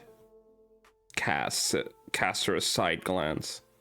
Is there a reason I shouldn't? Not at all. But if the Fairland isn't waiting for us in the harbor, I trust him enough. He owes you? Kaz nodded. He glanced around and then said, "The Navy threw him out for insubordination and refused him his pension. He has a sister to support near Bellend. I got him his money." "That was good of you." Kaz narrowed his eyes. "I'm not some character out of a children's story who plays harmless pranks and steals from the rich to give it to the poor. There was money to be made and information to be had. Specht knows that Navy's roots. The Navy's roots like the back of his hand." "Never something for nothing, Kaz," she said, her gaze steady. "I know. Still, if the Fairland is intercepted, we'll have no way out of Djurholm." "I'll get us out. You know that." "Tell me you know that." He needed her to say it. This job wasn't like anything he'd attempted before. Every doubt she'd raised was a legitimate one, and only echoed the fears in his own head. He'd snapped at her before they'd left Caradon, told her he'd get a new spider for the job if she didn't think he could pull it off. He needed to know that she believed he could do this, that he could take them to the ice court and bring them out feeling whole and righteous, that the way he'd done with other crews on other jobs. He needed to know she believed in him. But all she said was, "I hear Pekka Rollins was the one gunning for us at the harbor." Cass felt a surge of disappointment. "So? Don't think I haven't noticed the way you go after him, Cass. He's just another boss. One more barrel thug." "No, he isn't. When you go after the other gangs, it's business. But with Pekka Rollins, it's personal." Later, he wasn't sure why he said it. He'd never told anyone, never spoken the words aloud. But now Cass kept his eyes on the sails above and then said, "Pekka Rollins killed my brother." He didn't have to see Nej's face to sense her shock. "You had a brother?" "I had a lot of things," he muttered. "I'm sorry." Had he wanted her sympathy? Why was that he told her? Was that why he told her? Kaz, she hesitated. What should she do now? Try to lay a comforting hand around his arm? Tell him she understood? "I'll pray for him," Ines said. "For peace in the next world, if not this one." He turned his head. They were sitting close together, their shoulders nearly touching. Her eyes were so brown they were almost black, and for once her hair was down. She always wore it tied back in a ruthlessly tight coil. Even the idea of being this near someone should have set his skin crawling. Instead, he thought, what happens if I move closer? Damn, okay. "I don't want your prayers," he said. "What do you want then?" Yeah, he has a thing for her, abso-fucking-lutely. The old answers came easily to mind. Money, vengeance, Geordie's voice in my head silenced forever. But a different reply roared to life inside him, loud, insistent, and unwelcome. "You, Ines, you." He didn't say that out loud, that was just a thought. But goddamn! He shrugged and turned away. To die buried under the weight of my own gold.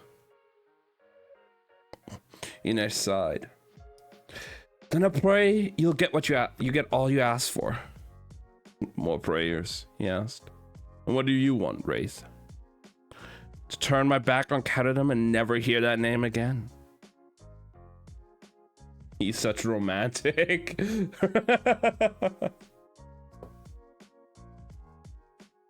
Good. He needed to find a new spider, but he'd be rid of this distraction. Your share of 30 million Kruger can grant that wish. He pushed to his feet. So save your prayers for good weather and stupid guards. Just leave me out of it.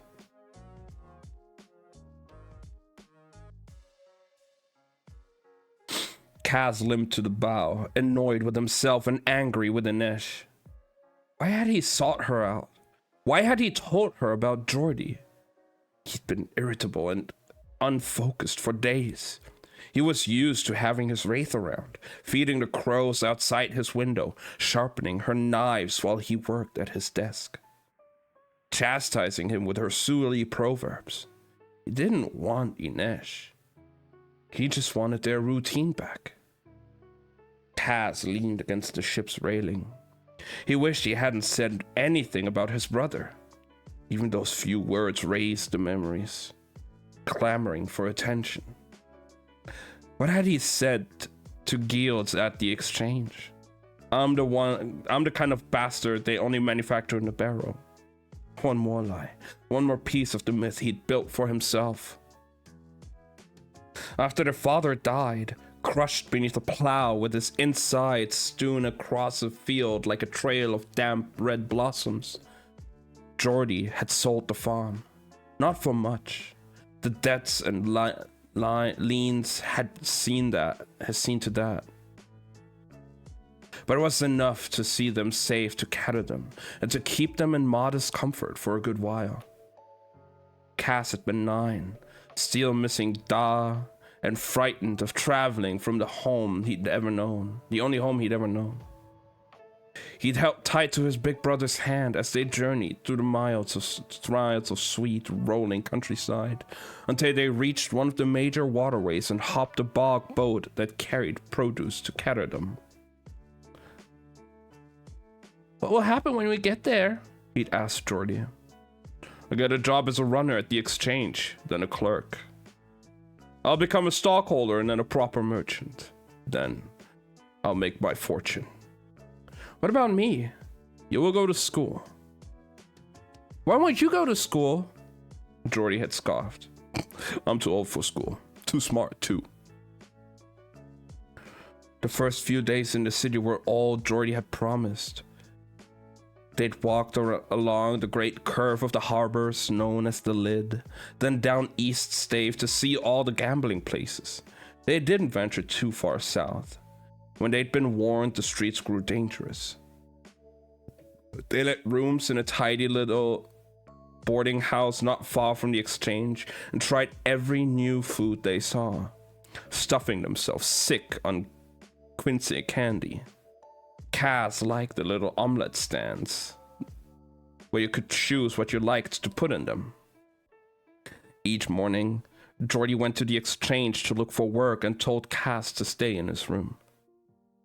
Caterham wasn't safe for children on their own. There were thieves and pickpockets, and men who could snap up little boys and sell them to the highest bidder. So Kaz stayed inside. He pushed a chair up to the basin and climbed on it so he could see himself in the mirror as he tried to make coins disappear, just as he'd seen a magician do, performing in front of the gambling halls. Kaz could have watched him for hours. I'm losing my sanity. Oh, what's going on, Fudgy? Is something not working for your PNG tuber?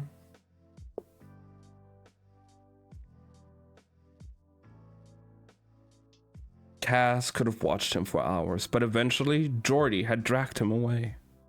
The card tricks had been good, but the disappearing coin kept him up at night. How had the magician done it? It had been there one moment, gone the next. Dark has messaged me in like 4 or 5 hours, I think. He was there at the very beginning at the stream, just said like one line, and then maybe he's busy right now. I'm sure he's fine.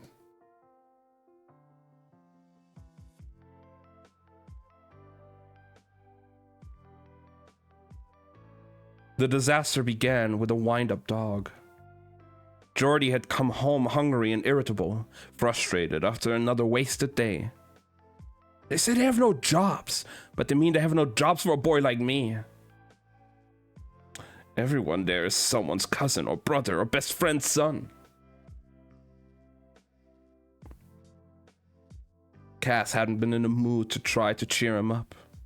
He was grouchy after so many hours indoors with nothing but coins and cards to keep him company. He wanted to go down East Stave to find a magician. I'm just overthinking it. It's okay, Fudgy. I'm sure he's fine, and he'll message you back whenever he can. You're fine.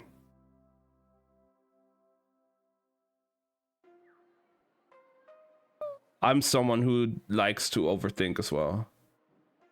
So I totally feel you, but I know it's gonna be fine.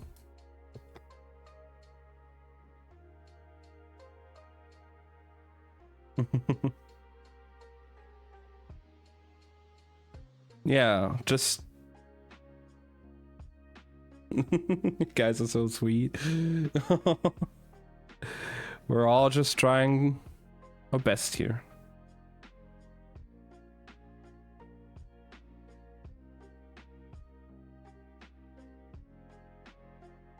And giving people space if they need it.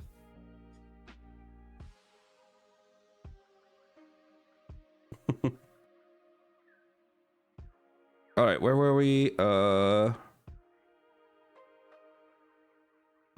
He wanted to go down the East Stave to find the magician.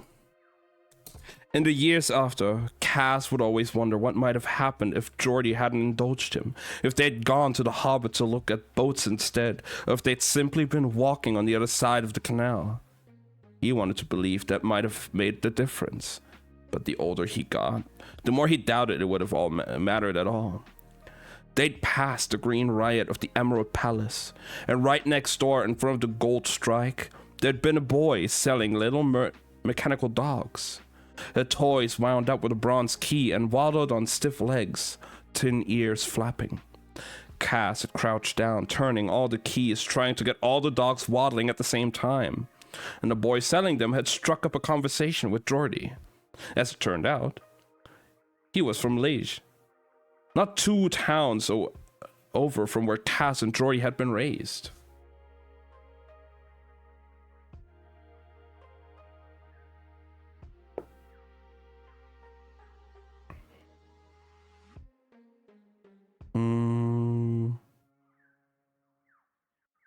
And he knew a man with jobs open for runners.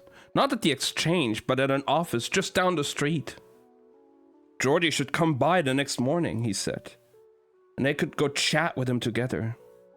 He'd been hoping to land a job as a runner too.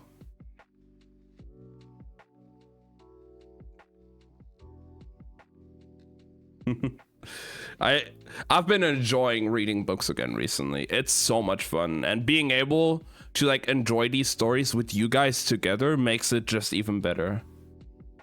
You guys, like, if I could say, like, if you guys wouldn't have bullied me into reading on stream, I don't think I would have read all of these books that we've been reading now. This is the 6th book we've been reading. Like, we're on the 6th fucking book in like a year, less than a year or something. So I'm loving it. It's a fun time. And I'm glad we could have this, like, you know, we have all this, like, every Sunday. I've only missed, I think, 1 Sunday. That one time where I was sick. The other times we didn't have a book, so we did gaming streams, but we've only missed 1 actual, like, Sunday where we could have read, but I was sick. And it's been so much fun. All the books we've read so far have been fantastic. And experiencing your reading with other people is fun too. Yeah, like, I still don't understand why people want me to read. Because, like, I could not stand my voice at all. I cannot go back to the VOD, you know, and listen to me reading. I cannot stand my voice at all. But I mean, I've been proven I've been proven wrong multiple times, and people seem to just enjoy listening to my voice for some reason.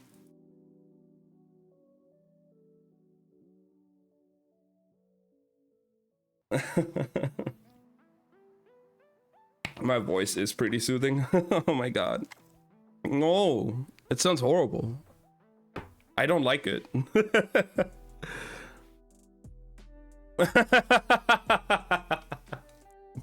There's just like yapping in the chat. I mean, hey, that's what the chat is for you guys to interact with me. I mean, we turned this reading stream at the beginning into like a 1.5 hour long yapping session. You know? I wouldn't do that if I didn't like talking to you guys. I could, you know, just sit here. Oh my god. You know, I could just sit here all stream, just read the book and not interact with you guys at all. But, you know, I love the interaction with you guys. It's fun. It's great.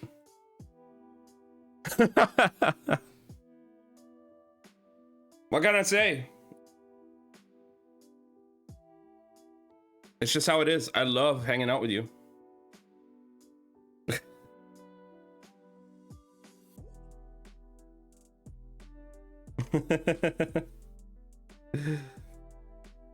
All right.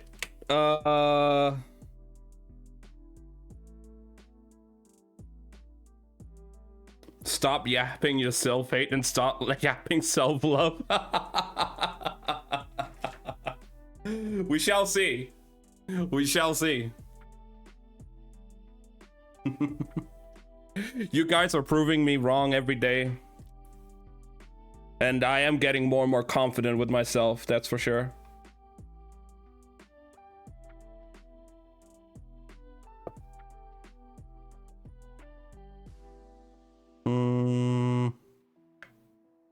Where were we? Okay.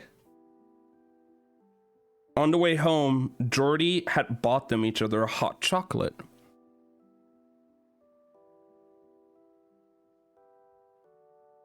Not just one to share. During messages that I've been ignoring for 2 days. Let's go. Yeah, let's go, Slothy. I'm glad. I'm sure the people appreciate hearing from you now. You don't start loving yourself, I'll start dropping bits by the thousands. Oh my god. Slothy, no. What the fuck? Oh my god. Oh no. Bribing is a very good way to make people love themselves. Uh-oh. My Streamlabs is kind of like freezing right now. Oh. Okay. I don't know what's going on with my PC right now. Give me a moment. I need to check on something. My PC is kind of like acting up a little bit here. I behave.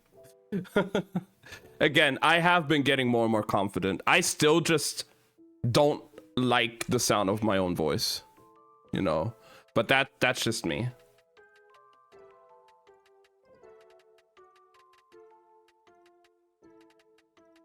Definitely lagging. Yeah, no, I don't know what it is. Like, it froze for a good second there. I'll be right back. I gotta use the bathroom, and then I'm gonna check on my stuff here real quick.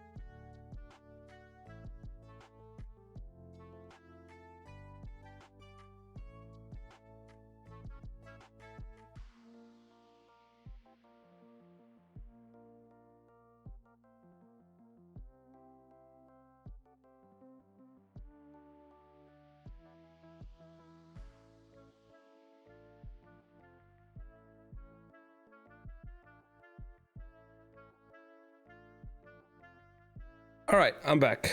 Let me check what's going on here. Why is my PC acting up like this?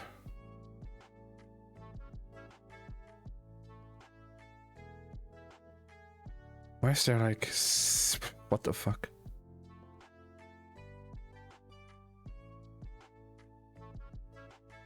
Oh, what the fuck? I didn't click anything. Hello?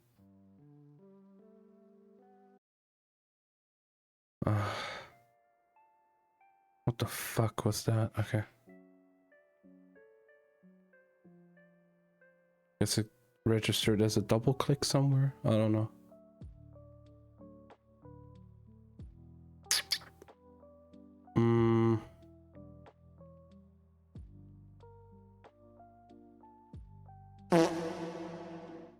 Yep. That's how it feels right now with my PC.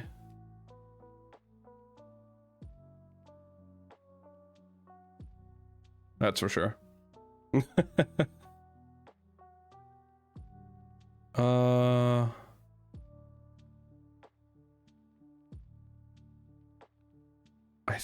It seems to get more stable now, I guess. But I don't know.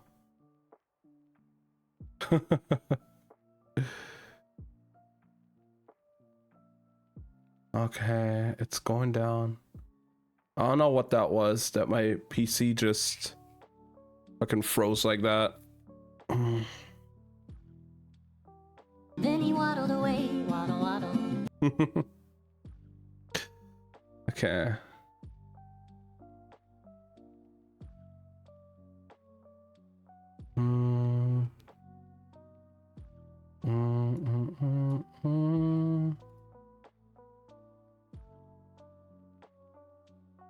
Your Wi-Fi right now.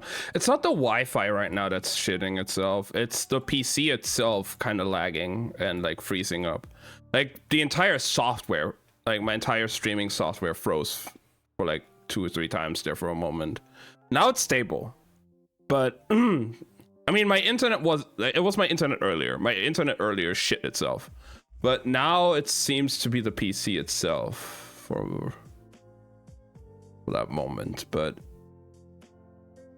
yeah, this PC is old. The hard drive is kind of shit. The RAM is bugged. Like, I need to like overhaul this whole thing and work on a bunch of things.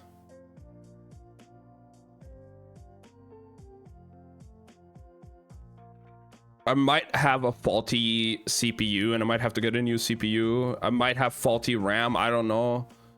I have to like completely reinstall Windows at some point anyway. Because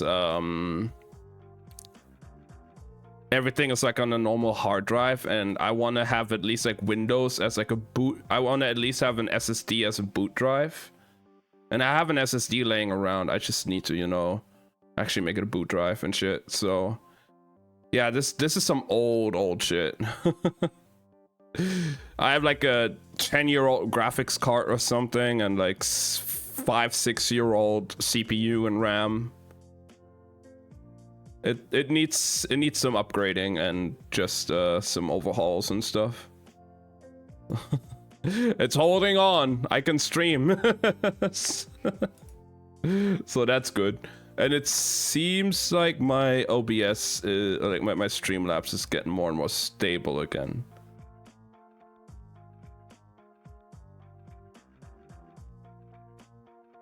Not much except for SSDs and that stuff. Yeah. No, like this PC, as long as I can stream. Yeah, right now I can. Like this PC,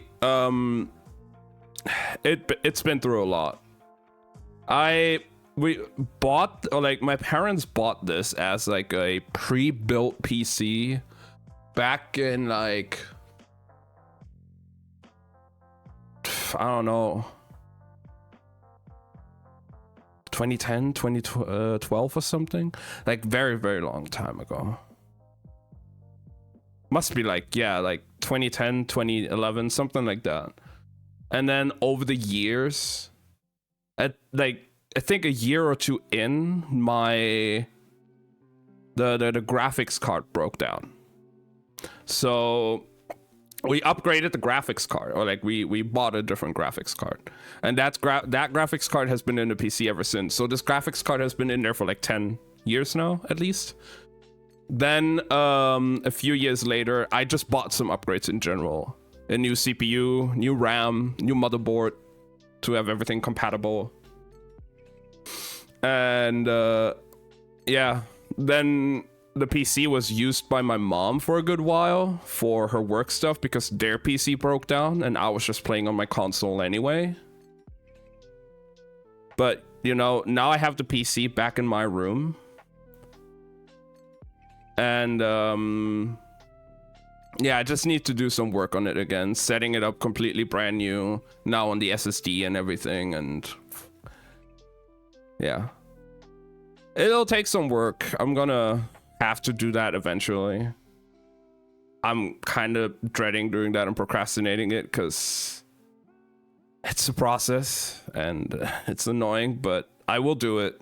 I definitely will have to do it, and then the PC hopefully will run a bit smoother, a bit better. I definitely need to troubleshoot the RAM issue that I have as well, which either is faulty motherboard, faulty RAM, faulty settings, or faulty CPU.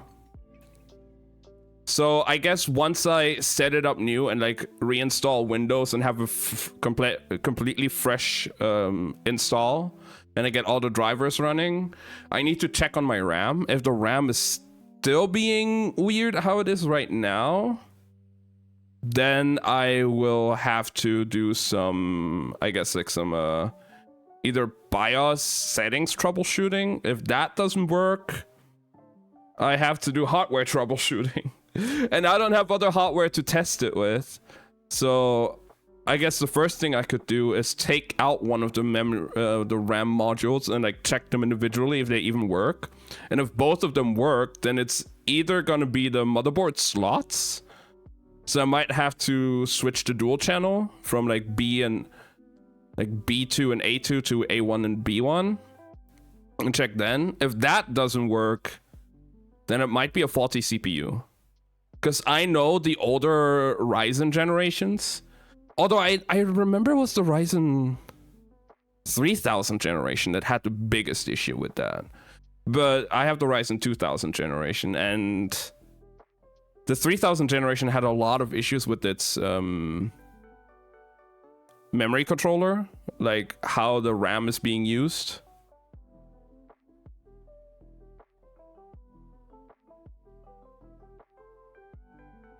And if that's faulty, is it bad?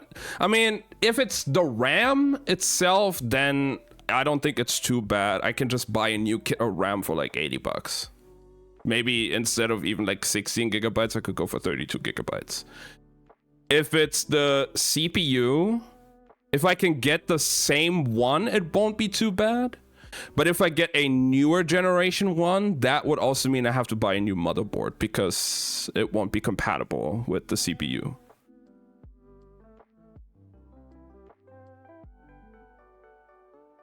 It really just depends on what exactly the issue is.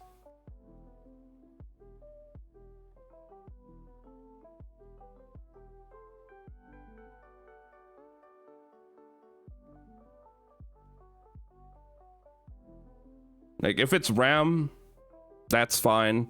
If it's the motherboard, that's going to be a bit of a pain as well, because if I buy a new one, if I buy a new motherboard, that also means I have to like completely disassemble my current PC and build it up anew, because I mean, I have to swap all the parts to the new motherboard. And don't get me wrong, I know how to build a PC and I can do it. It's just gonna take some work. I do want to upgrade in general though. Like, I want to get a new graphics card. I want to At this point, basically, I need like a whole ass new PC.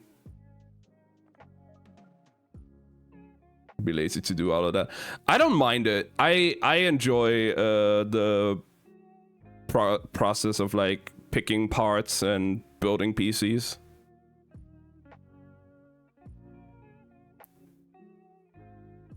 When I got this new case and the new motherboard and everything. Okay, to be fair, my parents did not trust me when we bought like the new CPU, motherboard, and RAM. So they let the PC store where we bought all those parts build it for us.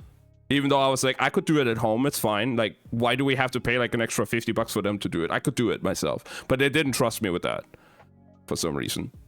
But when I bought this new case where my PC is in now, I had to like swap all the parts over into the new case, and I did that by myself, or like with the help of my dad a little bit. But you know, most of it was by myself.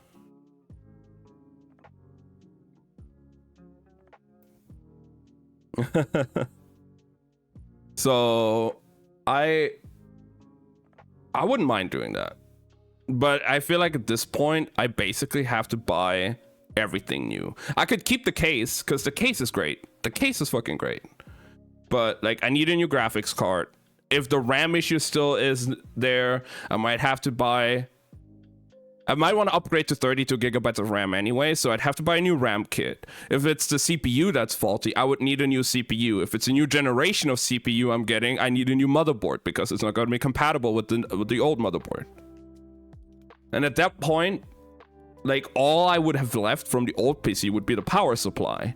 And at this point, it's also like a 12-year-old power supply. I'm still surprised it's running. And if I get a new graphics card, that shit will suck up the energy and suck up power. So I might need a new power supply as well. So basically, I need a completely new PC, except the case. The case I can keep. But the case is just extra, you know? It's like just for visuals. The parts in and of itself, I'd have to get like basically new everything.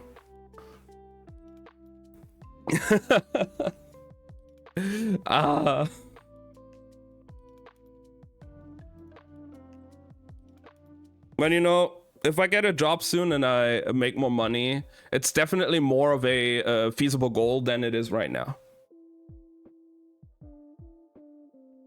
So we shall see what the future holds. Maybe in like half a year or something, I'll have a brand new PC. I don't think I would buy a pre-built one again. I probably want to build it myself, so I know what to expect and what I have in there.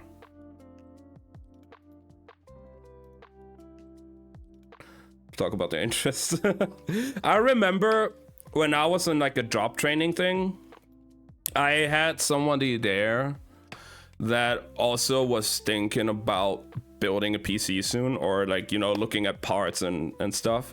And then me and some other dude from there, I had like a little notebook, and we just like wrote down.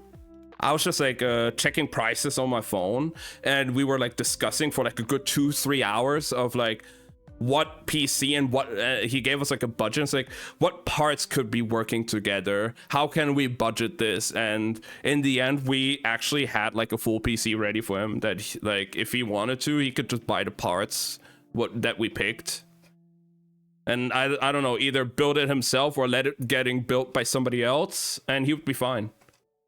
I did like 2 or 3 other builds, like budget builds for other people.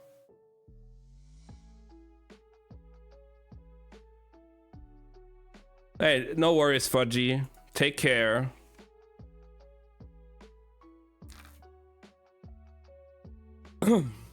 Yeah, I love doing that for people. Just, I've had people come to me for that. I've helped my cousin build, like, work on hers and all of that. But let's continue with the book.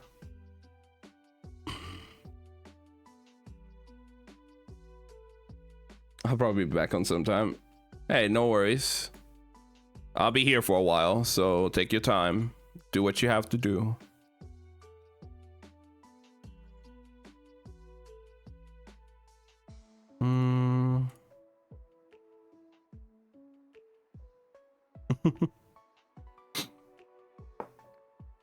All right.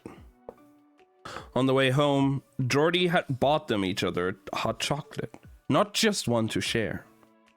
Our luck is changing, he'd said as they curled their hands around the steaming cups, feet dangling over a little bridge, the lights of the stave playing over the water.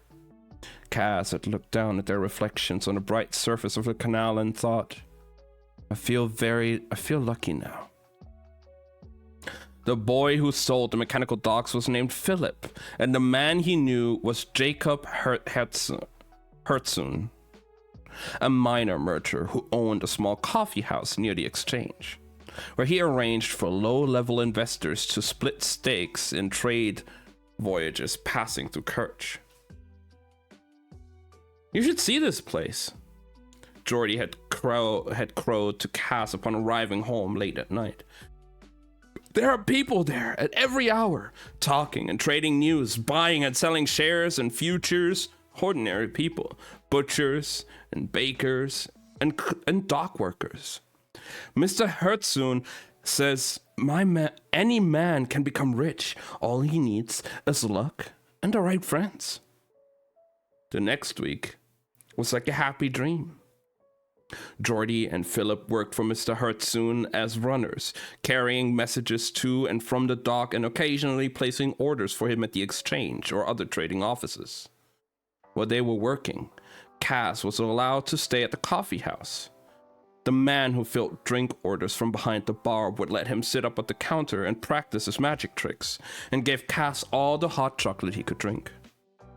They were invited to the Hertzun home for dinner, a grand house at the Zelvastraat, with a blue front door and white lace curtains in the windows. Mr. Hertzun was a big man with a ruddy, friendly face and a tufty gray sideburns. His wife Margit pinched Cass's cheek and fed him hutzpot, made with smoked sausage, and he'd played in the kitchen with their daughter, Saskia. She was 10 years old, and Cass thought she was the most beautiful girl he'd ever seen. He and Jordy stayed late into the night, singing songs while Margit played the piano, their big silver dog thumping its tails in hapless rhythm. It was the best Cass had felt since his father died. Mr. Hertzun even let Jordy put tiny sums down on company stocks. Jordy wanted to invest more, but Mr. Hertzun always advised caution. Small steps, lad. Small steps. Things got even better when Mr. Hertzun's friend returned from Novyi Zem. He was the captain of a Kerch trader, and it seemed he had crossed paths with a sugar farmer in the Zemeni port. The farmer had been in his cups, moaning about how his and his neighbor's cane fields had been flooded. Right now, sugar prices were low, but when people found out how hard it would be to get sugar in the coming months, prices would soar. Mr. Hertzun's friends intended to buy up all the sugar he could before the news reached Catterdam. That seems like cheating, Cass had whispered to Jordy. It isn't cheating, Jordy had snorted. It's just good business.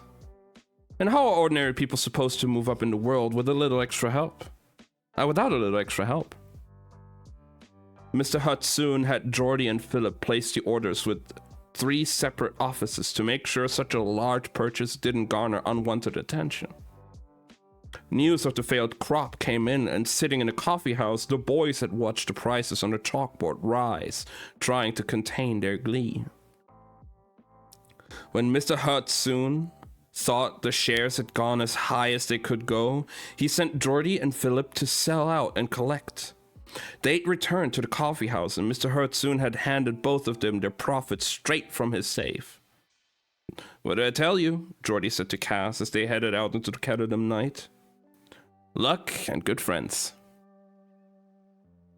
Only a few days later, Mr. Hatsune had told them of another tip he'd received from his friend, the captain, who'd gotten similar word on the next crop of Yurda. The rains are hitting everyone hard this year, Mr. Hatsune said. But this time, not only the fields were destroyed, but the warehouses down by the docks and Imes. This is going to be big money, and I intend to go in heavy. Then we should too, said Philip. Mr. Hatsune had frowned. I'm afraid this isn't a deal for you boys. The minimum investment is far too high for either of you. But there will be more trades to come. No longer go see my family. I haven't played Civ yesterday. Now I get to. Good job, me. I am so happy for you, Slothy. I'm proud of you. You're doing great. I'm glad you were able to catch up with your family.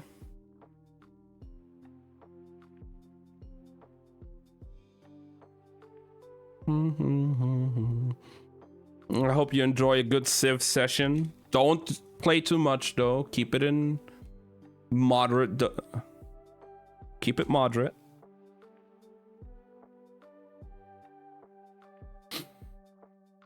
Philip had been furious. He'd yelled at Mr. Hatsune, told him it wasn't fair. He said Mr. Hatsune was just like the merchants at the exchange, hoarding all the riches for himself, and called Mr. Hatsune names that had made Kaz cringe. When he'd stormed out, everyone at the coffee house had stared at Mr. Hatsune's red, embarrassed face. He'd gone back to his office and slouched down in his chair. I can't help the way business is done. The men running the trade want only big investors, people who can support the risk. Jordy and Cass had stood there, unsure what to do. Are you angry with me too? Asked Mr. Hatsune. Of course not, they assured him. Philip was the one who was being unfair. I understand why he's angry, said Mr. Hatsune. Opportunities like this one don't come along often. But there's nothing to be done. I have money, said Jordy. Mr. Hatsune had smiled indulgently. Jordy, you're a good lad. And someday, I have no doubt, you'll be a king of the exchange. But you don't have the kind of funds these investors require. Jordy's chin had gone up. I do. From the sale of my father's farm. And I expect it's all you and Kaz have to live on. That's not something to be risked on a trade, no matter how certain the outcome. A child your age has no business. I'm not a child. If it's a good opportunity, I want to take it. Oh, that sounds like he's gonna lose all the monies. And going into debt.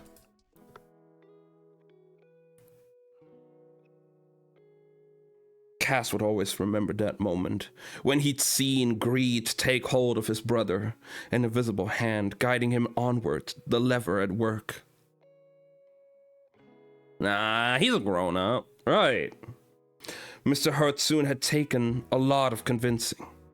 They'd all gone back to the Selvastrad house and discussed it well into the night. He's doing grown-up things. He's a 14-year-old!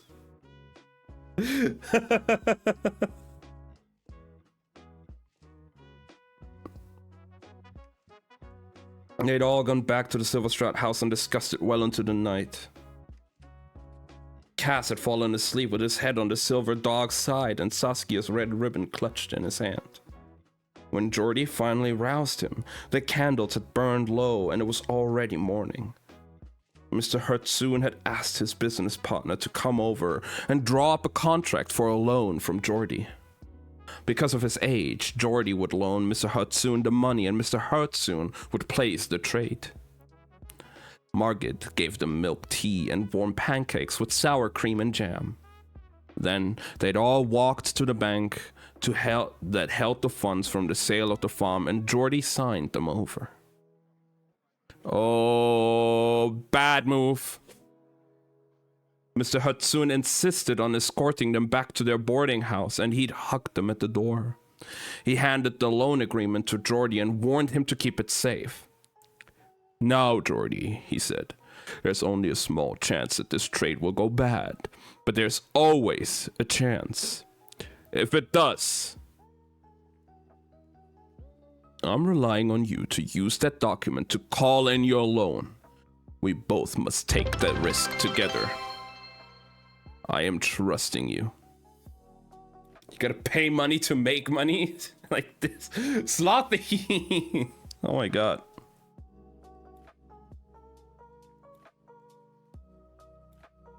Geordie had beamed. The deal is the deal, he said. The deal is the deal, said Mr. Hertzun proudly, and they shook hands like proper merchants. Mr. Hertzun handed Geordie a thick roll of Kruger. For a fine dinner to celebrate, come back to the coffee house a week from today and we'll watch the prices rise together. I'm a 14-year-old adult plus a few extra years. Yeah, just a few. The week they'd played Ridderspell and Spica at the arcades at the lid. They'd bought Geordie a fine new coat and Kaz a new pair of soft leather boots. They'd eaten waffles and fried potatoes, and Geordie had purchased every novel he craved at the bookshop in Vainstraat. When the week was over, they walked in hand to the coffee house. 10-ish years. Right, yeah. It was empty. The front door was locked and bolted. When they pressed their faces to the dark windows, they saw that everything was gone. The tables and chairs and big copper urns, the chalkboard where the figures for the day's trade had been posted. Do we have the wrong corner? Asked Kaz. But they knew they didn't. In nervous silence, they walked to the house on Selverstraat. No one answered their knock on the bright blue door. They've just gone out for a while, said Geordie. They waited on the steps for hours until the sun began to set. No one came or went. No candles were lit in the windows. Finally, Geordie worked up the courage to knock on the neighbor's door. Yes, said the maid who answered in her little white cap. Do you know where the family next door has gone? The Hertzuns? The maid's brow furrowed. I think they were just visiting for a time from Seerfoot. No, Geordie said. They've lived here for years, The maid shook her head. That house stood empty for nearly a year after the last family moved away. It was only rented a few weeks ago. But she'd closed the door in his face. Kaz and Geordie said nothing to each other, not on the walk home or as they climbed the stairs to their little room at the boarding house. They sat in a growing gloom for a long time. Voices floated back to them from the canal below as people went about their evening businesses. Something happened to them, Geordie had said at last. That was an accident or an emergency. He'll write soon. He'll send for us. That night, Kaz took Saskia's red ribbon from beneath his pillow. He rolled it into a neat spiral and clutched it in his palm. He lay in bed and tried to pray, but all he could think about was the magician's coin. There, and then gone.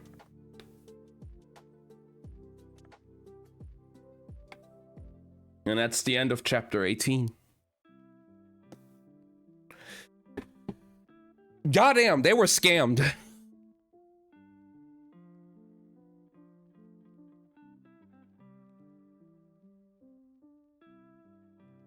Oh, wow.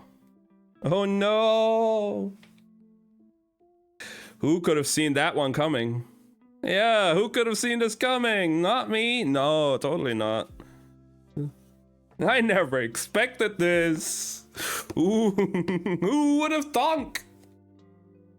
Who would have thought that they would get scammed out of their entire savings? Because a 14-year-old cannot make financial decisions. I don't even trust myself with the money I have. And I don't even have a lot.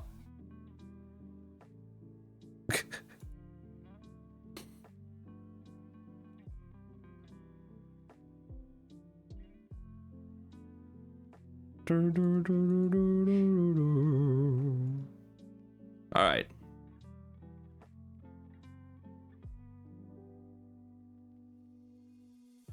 Whether they're sound, true.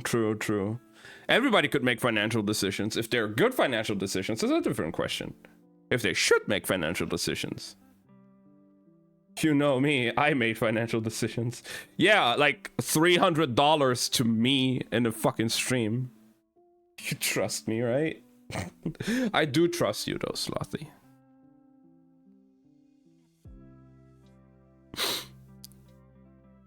I trust that you know your funds well enough to know that you have that much expendable income, even though I feel like you shouldn't spend that much on just on me like that. But I trust you enough that you know what you're doing with your finances. I just really don't want you to end up in a position where you cannot even fund yourself anymore. But I trust you that you're doing the decisions. You're making your right decisions. I do know I'm not 14. I know. That's why I said, like, I trust you in making these decisions. I trust you that you know how much, that you have enough expandable income and still are able to live as comfortable as you need to, as you are right now. I totally trust you with that. I have no doubt. You're an adult. You're smart. I know how smart you are.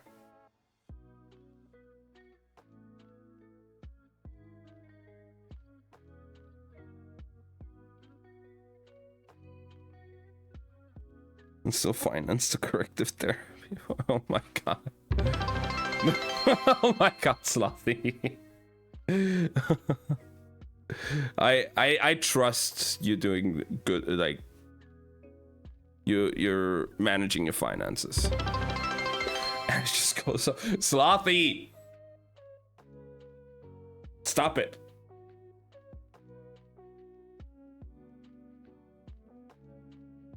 That's enough.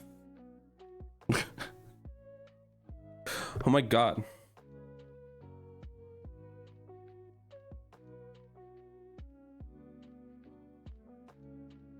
You're crazy. Stop hating yourself, cow. Slothy! Oh my god!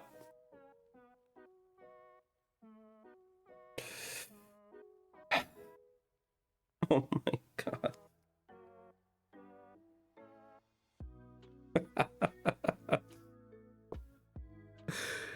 I'm working on that, Slothy. I'm working on that.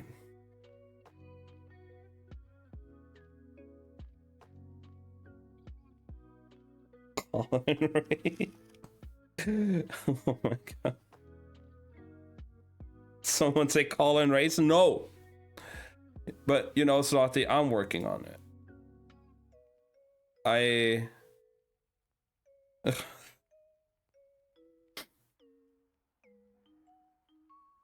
I came to accept that people love watching me and like what I'm doing. And I've been way more satisfied with my work recently as well. Oh my god. It's like, for me it's still just like, obviously, but I mean, I cannot listen to my own voice, but who can't? Like, there's a lot of people who just cannot listen to their own voice and hate listening to it. But I can see, I guess, why people like hearing me and listening to me.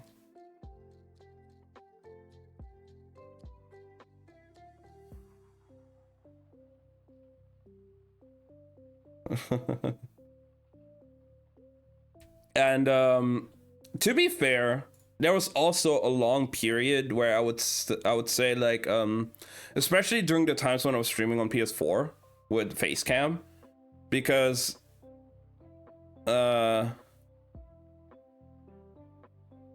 sis and I are yapping. I mean, that's better. But there was a long time when I was streaming on PS4 with Facecam Where, considering that face cam is also on my screen in the corner all the time, like I see it myself. I did not like looking at myself. I did not like the way I looked. I could not stand it.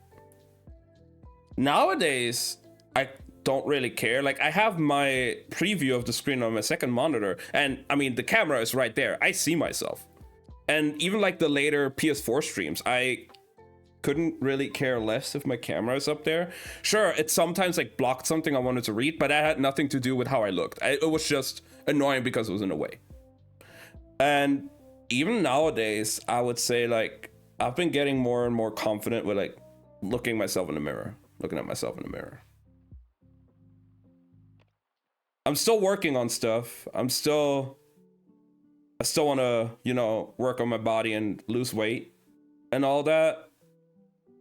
But, you know, I've been getting more and more accepting.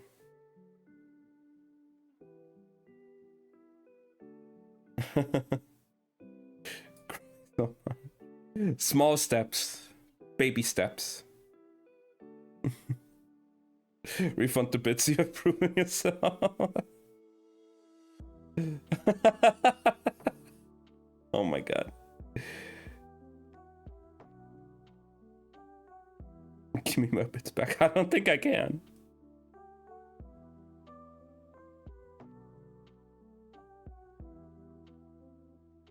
But, you know, it's also just... It's been just something that happens, like, over the time. The more I see it, the more I get used to it, and the more I just don't mind seeing it, I guess.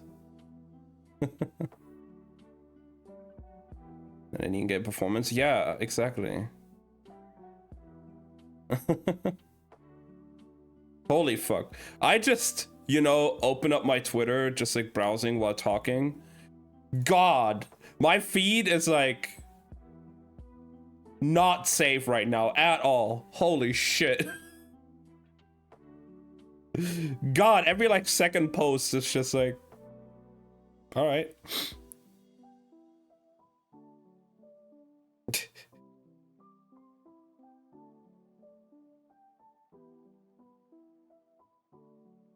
But no, like it's been a process, and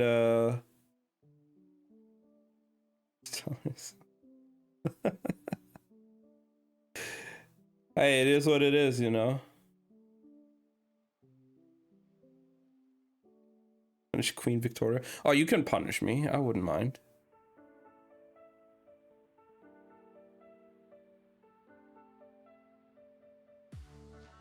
My nice list. I wouldn't mind some small punishment, you know.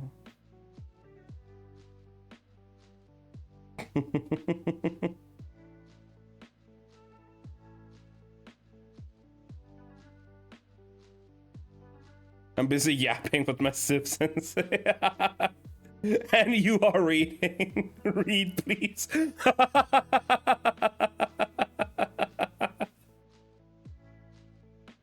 Hmm.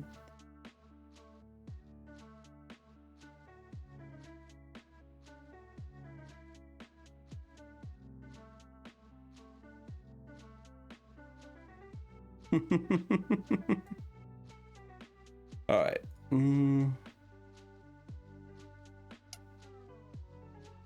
I mean, as well, if you think about it, like me going swimming, like I'm literally just in like swimming trunks. Like, I'm confident enough in my body now to go out there again and do that. That was one of the reasons I also like stopped doing it for a while. Not just because I was a lazy ass sitting at home all day. Also just like I felt really unconfident with my body. But you know, if I wouldn't do this, and if I wouldn't go and all that, it would never change. But don't put in the work and get over that embarrassment, no change will happen.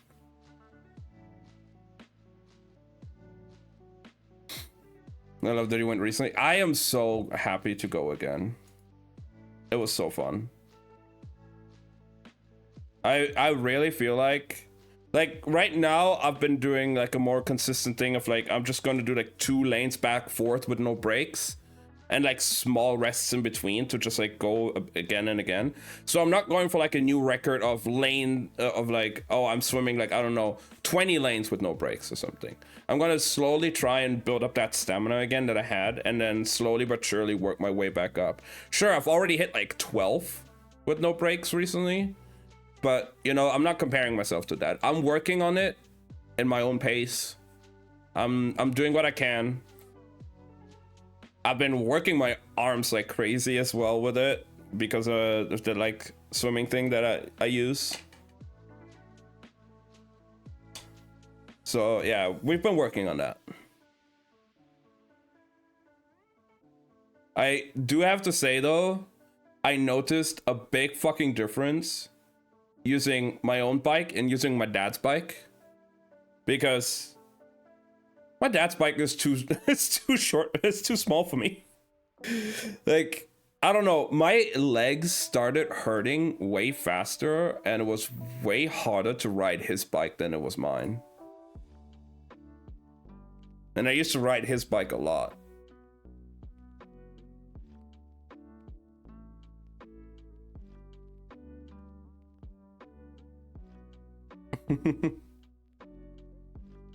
But yeah, I'm working on stuff. I've been doing so much better recently. I mean, hey, I fucking bought dumbbells and a fucking grip strength trainer. I would never have done it if I wouldn't care. Can't talk, yep, sis. No, you're fine. You're fine. But I support. Yeah, take care. Enjoy your time with your sister and Civ. I'll be here.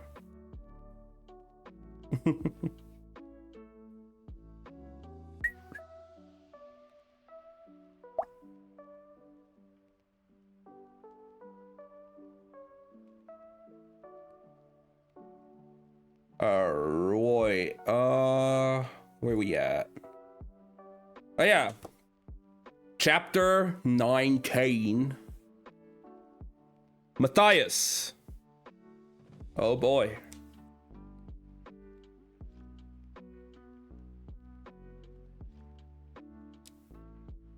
It was too much.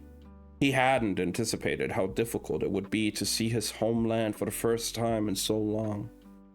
He'd had over a week aboard the Farallon to prepare, but his head had been full of the path he'd chosen, of Nina, of the cruel magic that had taken him from his prison cell and placed him on a boat speeding north beneath a limitless sky, still bound not just by shackles, but by the burden of what he was about to do. He got his first glimpse of the northern coast late in the afternoon, but Specht decided to wait until dusk to make land in hopes the twilight would lend them some cover. They were whaling villages along the shore, and no one was eager to be spotted.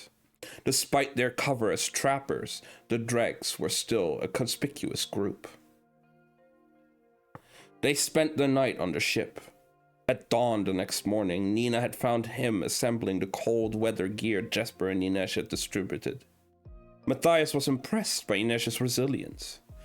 Though she still had circles beneath her eyes, she moved without stiffness, and if she was in pain, she hid it well. Nina held up a key. Cass sent me to remove your shackles. Are you going to lock me in again at night? That's up to Cass. And you, I suppose. Have a seat. Just give me the key. Nina cleared her throat. He also wants me to tailor you. What? Why? The thought of Nina altering his appearance with her witchcraft was intolerable.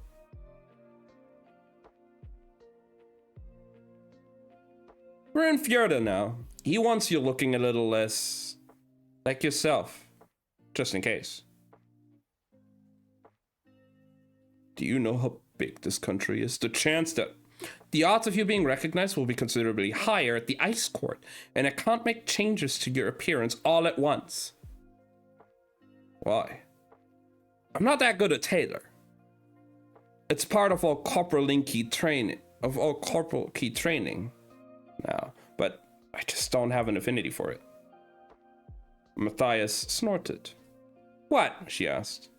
I never heard you admit you're not good at something. Well, it happens so rarely. He was horrified to find his lips curling into a smile, but it was easy enough to quell when he thought of his face being changed. What does Brecker want you to do to me? Nothing radical. I'll change your eye color, your hair, what you have of it. It won't be permanent.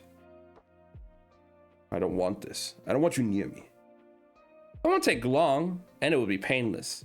But if you want to argue about it with Cass, fine, he said, steeling himself. It was pointless to argue with Brecker, not when he could simply taunt Matthias with the promise of the pardon. Matthias picked up a bucket, flipped it over, and sat down. Can I have the key now? She handed it over to him, and he unshackled his wrists as she rooted around it in a box she'd brought over. It had a handle and several little drawers stuffed with powders and pigments in tiny jars. She extracted a pot of something black from a drawer. What is it? Black antimony. She stepped close to him, tilting his chin back with the tip of her finger. Unclench your jaw, Matthias. You're going to grind your teeth down to nothing. He crossed his arms. She started shaking some of the antimony over his scalp and gave a right rueful sigh. Why does the brave Druskella Matthias Halver can eat no meat? She asked in a theatrical voice as she worked. 'Tis a sad story indeed, my child. His teeth were winnowed away by a vexatious Grisha, and now he can eat only pudding. Stop that, he grumbled. What? Keep your head tilted back. What are you doing? Darkening your brows and lashes. You know, the way girls do before a party. He must have grimaced because she burst out laughing. The look on your face! She leaned in, the waves of her brown hair brushing against his cheeks as she bled the color from the antimony into his brows. Her hand cupped his cheek. Shut your eyes, she murmured. Her thumbs moved over his lashes and he realized he was holding his breath. You don't smell like roses anymore, he said, then wanted to kick himself. He shouldn't be noticing her scent. I probably smell like boat. No, she smelled sweet, perfect, like toffee. Her eyes slid away guiltily. Cass said to pack what we needed for the journey. A girl has to eat. She reached into her pocket and drew a bag of toffees. Want one? No. In mind, he said yes, but he said no to her. She shrugged and popped one in her mouth. Her eyes rolled back and she sighed happily. So good. It was a humiliating epiphany, but he knew he could have watched her eat all day. This was one of the things he'd liked best about Nina. She savored everything, whether it was a toffee, or cold water from a stream, or dried reindeer meat. Eyes now, she said around the candy as she pulled a tiny bottle from her case. You'll have to keep them open. What is that? He asked nervously. A tincture developed by a Grisha named Genya Safin. It's the safest way to change eye color. Again, she leaned in. Her cheeks were rosy from the cold, her mouth slightly open. Her lips were bare inches from his. If he sat up straighter, they'd be kissing. You have to look at me, she instructed. In his mind, he's now saying, I am. He shifted his gaze to hers. Do you remember the shore, Nina? He wanted to ask, though he knew she must. What color are you making my eyes? Shh, this is difficult. She dabbed the drops onto her fingers and held them close to his eyes. Why can't you just put them in? Why can't you stop talking? Do you want me to blind you? He stopped talking. Finally, she drew back, gaze roving over his features. Brownish, she said. Then she winked. Like toffee. What do you intend to do about Boyul Boyur? She straightened and stepped away, her expression shuddering. What do you mean? He was sorry to hear her easy manner go, but that didn't matter. He glanced over his shoulder to make sure no one was listening. You know exactly what I mean. I don't believe for a second you will let these people hand Boyul Boyur over to the Kerch Merchant Council. She put the bottle back in one of the little drawers. We'll have to do this at least 2 more times before we get to the ice court so I can deepen the color. Get your things together. Kaz wants us ready to leave on the hour. She snapped the top of the case closed and picked up the shackles. Then she was gone. Bro, Matthias is so fucking entranced by her. He wants her, bro.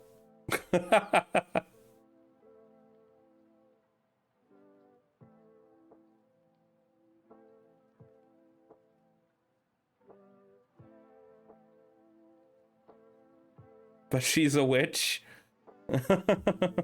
He wants her so bad.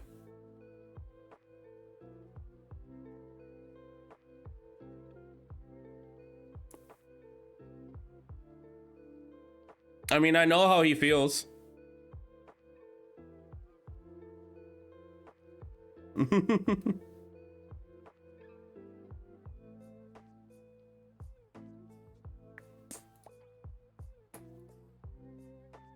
Not about the witch part, obviously.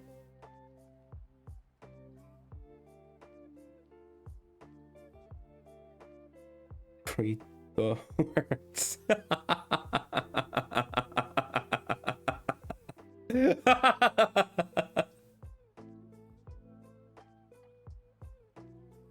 By the time they bid their goodbyes to the ship's crew, the sky had turned from pink to gold. See you in Durholm Harbor, Specht called. No mourners. No funerals, the others replied. Strange people. Brecker had been frustratingly tight-lipped about how exactly they were going to reach Boyul Boyur and then get out of the ice court with the scientist in tow. But he'd been clear that once they had their prize, the Fairland was their escape route. It had papers bearing the Kerch seal and indicating that all fees and applications had been made for representatives of the Hanrad Bay Company to transport furs and goods from Fjorda to Seaford, a port city in South Kerch. They began to march from the rocky shore up the cliffside. Spring was coming, but ice was still thick on the ground, and it was a tough climb. When they reached the top of the cliff, they stopped to catch their breath. The Fairland was still visible on the horizon, its sails full of the wind that whipped at their cheeks. Saints, said Anesh. We're actually doing this. I've spent every minute of every miserable day wishing to be off that ship, said Jesper. So why do I suddenly miss it? Wyland stamped his boot. Maybe because it already feels like our feet are going to freeze off. When we get our money, you can burn Kruger to keep you warm, said Kaz. Let's go. He'd left his crowhead cane aboard the Fairland and substituted a less conspicuous walking stick. No! Not Kaz's crow walking stick. Come on.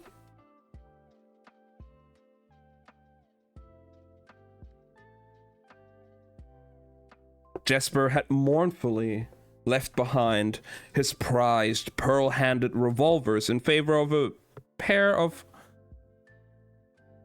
Wait, what? Unornamented guns. Unornamented guns. I can't fucking read. And Inesh had done the same with her extraordinary set of knives.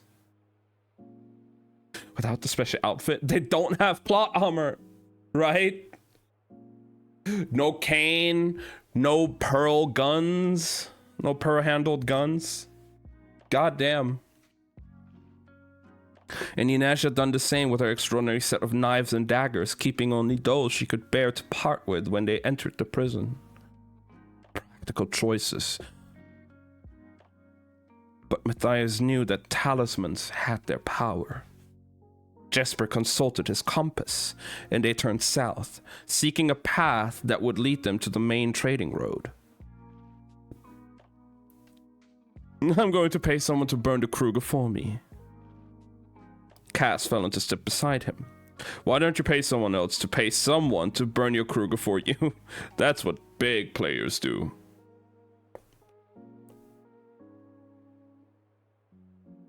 You know what really big bosses do? They pay someone to pay someone to...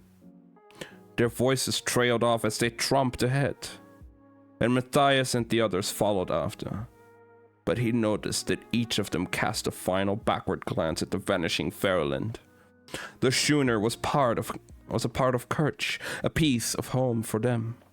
And the last familiar thing was drifting farther away with every moment. Matthias felt some small measure of sympathy, but as they trekked through the morning, he had to admit he enjoyed seeing the canal rats shiver and struggle a bit for once. They thought that they knew cold, but the White North had a way of forcing strangers to reevaluate their terms. They stumbled and staggered, awkward in their new boots, trying to find the trick of walking in hard-crusted snow. And soon, Matthias was in the lead, setting the pace, though Jesper kept a steady eye on his compass. Matthias paused and had to gesture to Wylan. He didn't know the Kerch word for goggles, or even snow, for that matter. They weren't terms that came up in prison. Keep your eyes covered, or you could damage them permanently. Men went blind this far north. They lost lips, ears, noses, hands, and feet. The land was barren and brutal, and that was all most people saw. But to Matthias, it was beautiful. The eyes bore the spirit of Djel. It had color and shape and even scent, if you knew to seek it out. He pushed ahead, feeling almost at peace, as if here Djel could bear him and ease his troubled mind. The eyes brought back memories of childhood, of hunting with his father. They'd lived farther south, near Halmhend, but in the winters, that part of Fjerda didn't look much different from this. A world of white and gray, broken by groves of black-limbed trees and jutting clusters of rock that seemed to have risen up from nowhere. Shipwrecks on a bare ocean floor. The first day trekking was like a cleansing. Little talk, the white hush of the north welcoming Matthias back without judgment. He'd expected more complaints, but even Wylan had simply put his head down and walked. They're all survivors, Matthias understood. They adapt. When the sun began to set, they ate their rations of dried beef and hardtack and collapsed into their tents without a word. But the next morning brought an end to the quiet and Matthias' fragile sense of peace. Now that they were off the ship and away from its crew, Cass was ready to dig into the details of the plan. If we get this right, we're going to be in and out of the ice court before the Fjordans even know their prize scientist is gone, Cass said as they shouldered their packs and continued to push south. When we enter the prison, we'll be taken to the holding area beneath the men's and women's cell blocks to wait charges. If Matthias is right and the procedures are still the same, the patrols only pass through the holding cells 3 times a day for head counts. Once we're out of the cells, we should have at least 6 hours to cross to the embassy, locate Yulbayur on the White Island, and get him down to the harbor before they realize anyone is gone. What about the other prisoners in the holding cells? Matthias asked. We have that covered. Matthias scowled, but he wasn't particularly surprised. Once they were in those holding cells, Cass and the others would be at their most vulnerable. It would take only a word to the guards for Matthias to put an end to all their scheming. That was what Brum would do, what an honorable man would choose. Some part of Matthias had believed that coming back to Fjorda would return him to his senses, give him the strength to forsake this mad quest. Instead, it had only made his longing for home, for the life he'd once lived among his Druskella brothers, more acute. Oh, 1 second.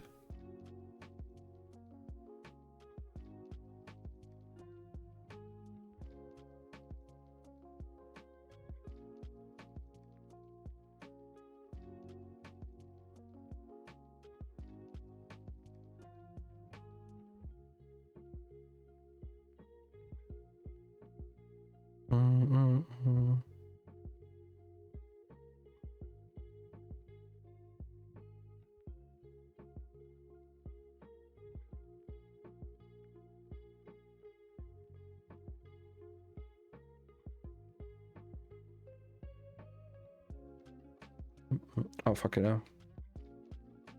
Wrong thing. There we go. All right.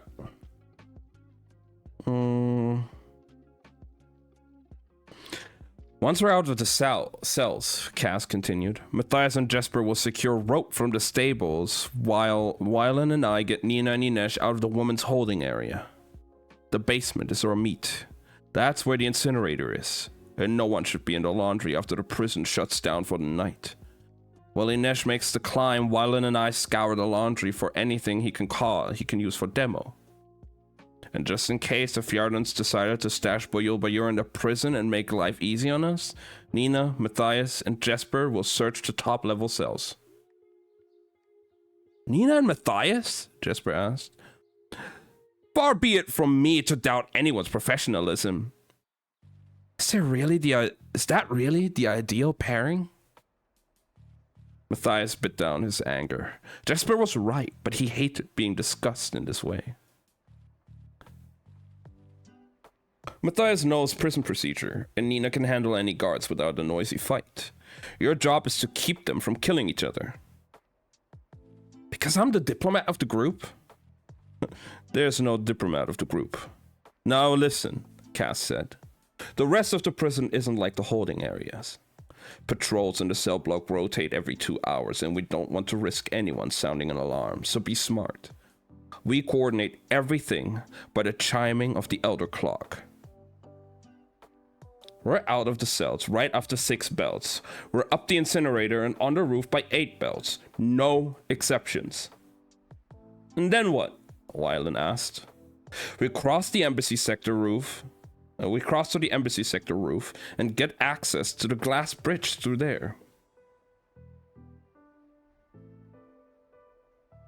We'll be on the other side of the checkpoints, said Matthias, unable to keep a hint of admiration from his voice. The guards on the bridge will assume we passed through the embassy gate and had our papers scrutinized there. Wylan frowned. In prison uniforms? Phase 2, said Jesper. The fake. That's right, said Cass. Inesh, Nina, Matthias, and I will borrow a change of clothes from one of the delegations, and a little something extra for our friend Bajur when we find him, and stroll across the glass bridge. We locate Bajur and get him back to the embassy. Nina, if there's time, you'll tailor him as much as possible, but as long as we don't trigger any alarms, no one is going to notice one more shoe among the guests. Unless Matthias managed to get the scientist first. Matthias managed to get the scientist first. If he was dead when the others found him, Cass wouldn't hold Matthias responsible. He'd still get his pardon.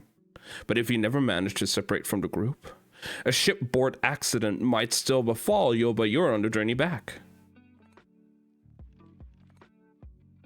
So what I'm getting from this, said Jesper, is that I'm stuck with Wylan.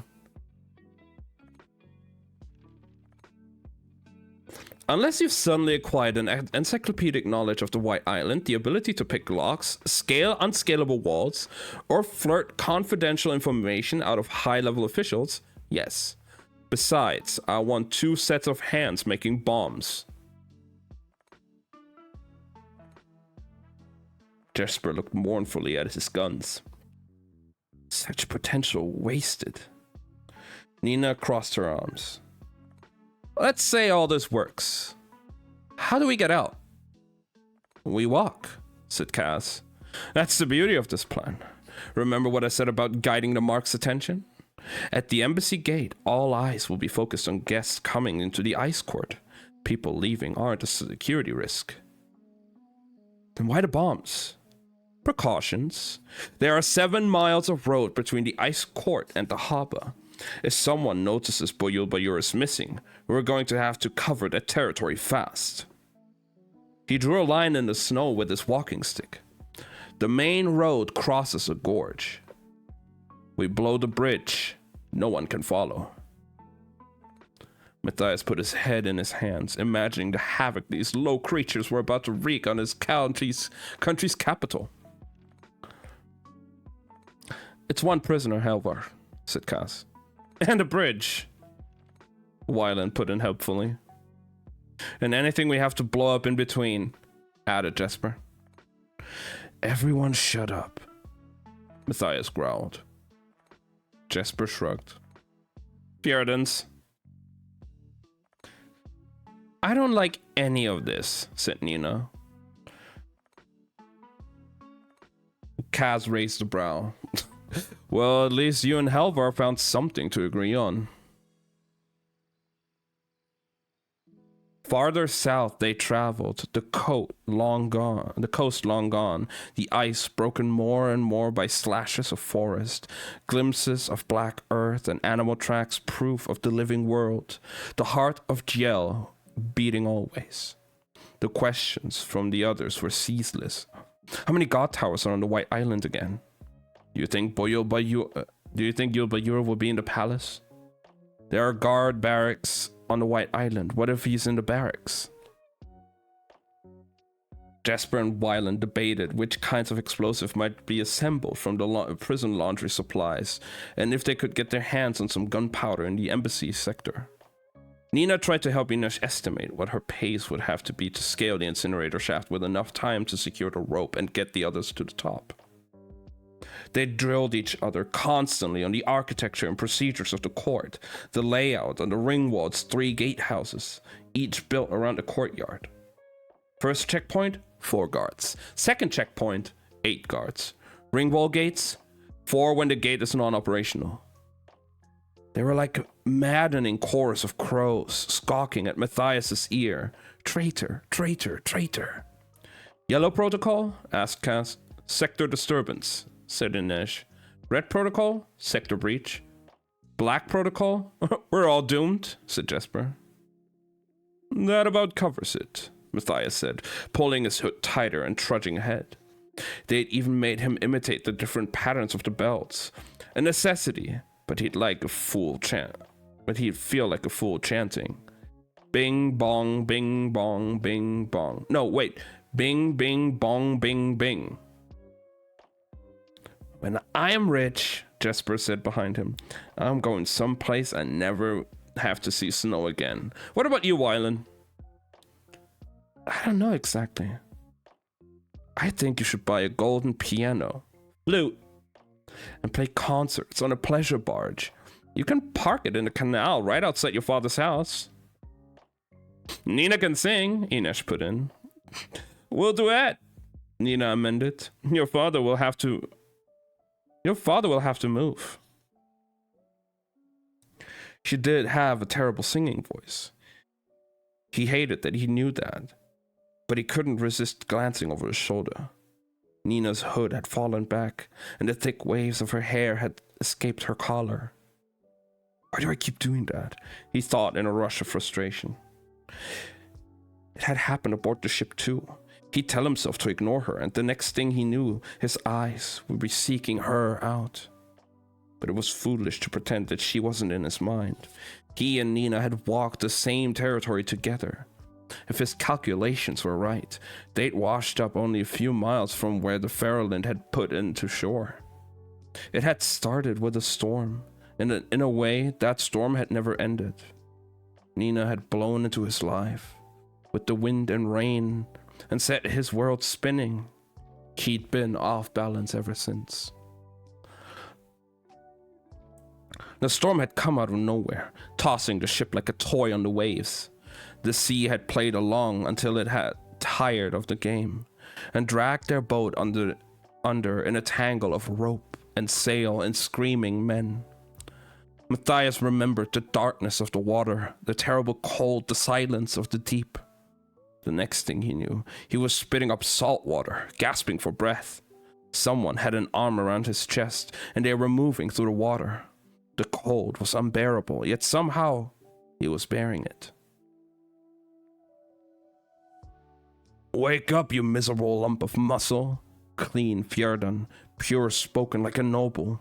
He turned his head and was shook to see that the young witch they'd captured on the southern coast of the Wandering Isle had hold of him and was muttering to herself in Rufkin. He'd known she wasn't really Kalish. Somehow she'd gotten free of her bonds and the cages. Every part of him went into a panic, and if he'd been less shocked or numb, he would have struggled. "Move," she said. She told him in Fjerdan, panting. "Saints, what do they feed you? You weigh about as much as a hay cart." She was struggling badly, swimming for both of them. She'd saved his life. Why? He shifted in her arms, kicking his legs to help drive them forward. To his surprise, he heard her give a low sob. "Thank the saints," she says. "Swim, you giant oaf." "Where are we?" he asked. "I don't know," she replied, and he could hear the terror in her voice. He kicked away from her. "Don't," she cried. "Don't let go." But he shoved hard, breaking her hold. The moment he left her arms, the cold rushed in. The pain was sharp and sudden, and his limbs went sluggish. She'd been using her sick magic to keep him warm. He reached for her in the dark. "Druzia?" he called, ashamed of the fear in his voice. It was the Fjerdan word for witch, but he had no name for her. "Druskelle!" she shouted, and then he felt his fingers brush against hers in the black water. He grabbed hold and drew her to him. Her body didn't feel warm exactly, but as soon as they made contact, the pain in his own limbs receded. He was gripped by gratitude and revulsion. "We have to find land," she gasped. "I can't swim to keep both of our hearts beating." "I'll swim," he said. I'll swim." He clasped her back to his chest, his arm looped under hers and across her body, the way she'd been holding him only moments ago, as if she were drowning. And she was. They both were. But it could be soon if they didn't freeze to death first. He kicked his legs steadily, trying not to expend too much energy, but they both knew it was probably futile. They hadn't been far from land when the storm had hit, but it was completely dark. They might be headed toward the coastline or farther out to sea. There was no sound but their breathing, the slosh of the water, the roll of the waves. He kept them moving, though they might well have been paddling in a circle. And she kept both of them breathing. Which one of them would give out first, he didn't know. "Why did you save me?" he asked finally. "Stop wasting energy. Don't talk." "Why did you do it?" "Because you're a human being," she said angrily. Lies. If they did make land, she'd need a Fjerdan to help her survive. Someone who knew the land, though clearly she knew the language. Of course she did. They were all deceivers and spies, trained to prey on people like him, people without their natural gifts. They were predators. He continued to kick, but the muscles in his legs were tiring, and he could feel the cold creeping in on him. "Giving up already, witch?"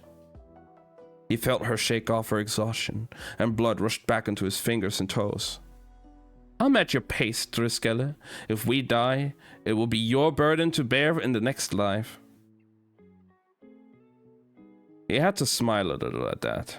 She certainly didn't lack for spine. That much had been clear even when she was caged.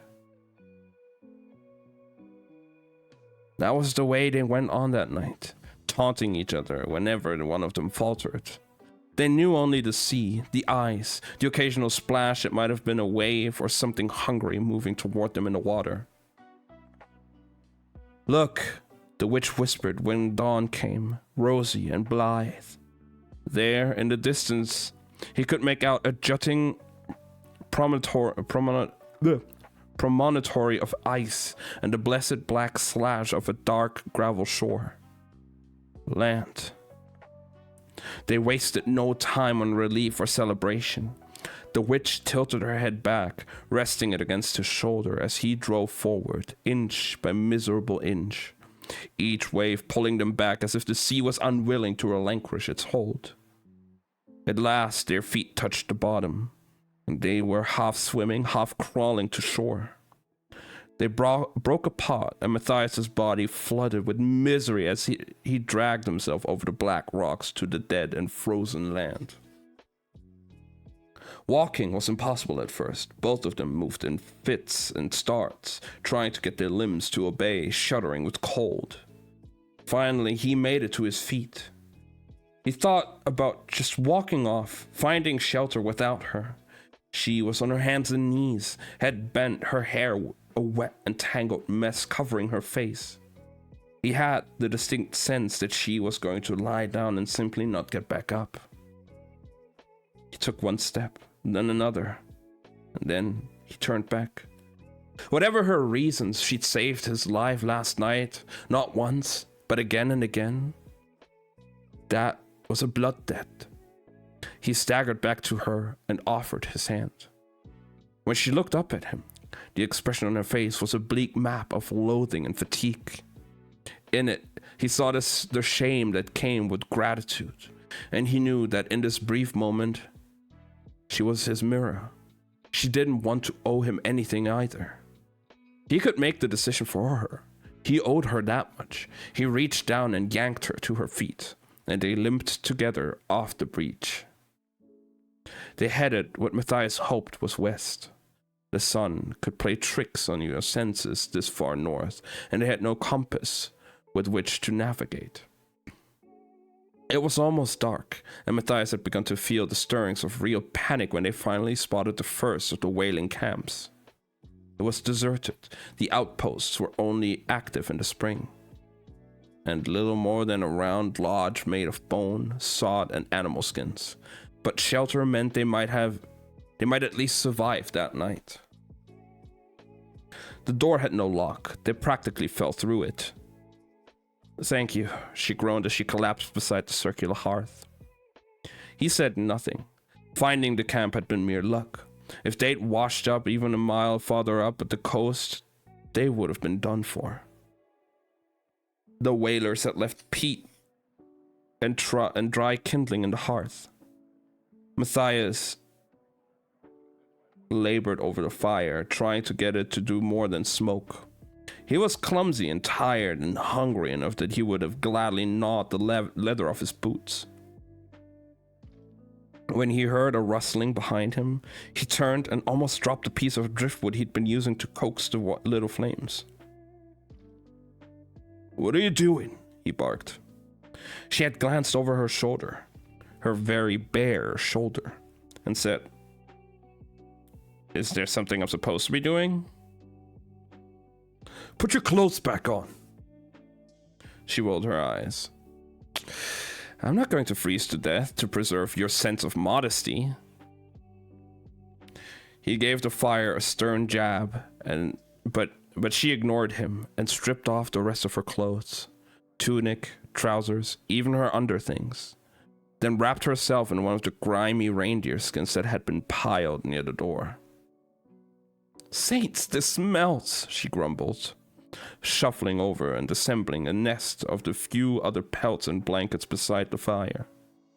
Every time she moved, the reindeer cloak parted, revealing a flash of round calf, white skin, the shadow between her breasts. It was deliberate, he knew it. She was trying to rattle him. He needed to focus on the fire. He'd almost died. And if he didn't get a fire started, he still might. If only she would stop making so much damn noise. The driftwood snapped in his hands. Nina snorted and lay down in the nest of pelts, propping herself on one elbow. For saint's sake, Driskella, what's wrong with you? I just wanted to be warm. I promise not to ravish you in your sleep. I'm not afraid of you, he said irritably. Her grin was vicious. Then you're as stupid as you look. He stayed crouching beside the fire. He knew what he was meant to lie down next to her. The sun had set and the temperature was dropping. He was struggling to keep his teeth from chattering, and they would need each other's warmth to get through the night. It shouldn't have concerned him, but he didn't want to be near her, because she's a killer, he told himself. That's why, she's a killer and a witch. He forced himself to rise and stride toward the blankets, but Nina held out a hand to stop him. Don't even think about getting near me in those clothes. You're soaked through. You can keep our blood flowing. I'm exhausted, she said angrily. Once I fall asleep, and all we have is that fire to keep us warm. I can see you shaking from here. Are all Fjerdans this prudish? No. Maybe. He didn't really know. The Driskella were a holy order. They were meant to live chastely until they took wives. Good Fjerdan wives who didn't run around yelling at people and taking off their clothes. Are all Grisha so immodest? He asked defensively. Boys and girls train side by side together in the first and second armies. There isn't a lot of room for maidenly blushing. It's not natural for women to fight. It's not natural for someone to be as stupid as he is tall, and yet there you stand. Did you really swim all those miles just to die in this hut? It's a lodge, and you don't know that. And you don't know that we swam miles.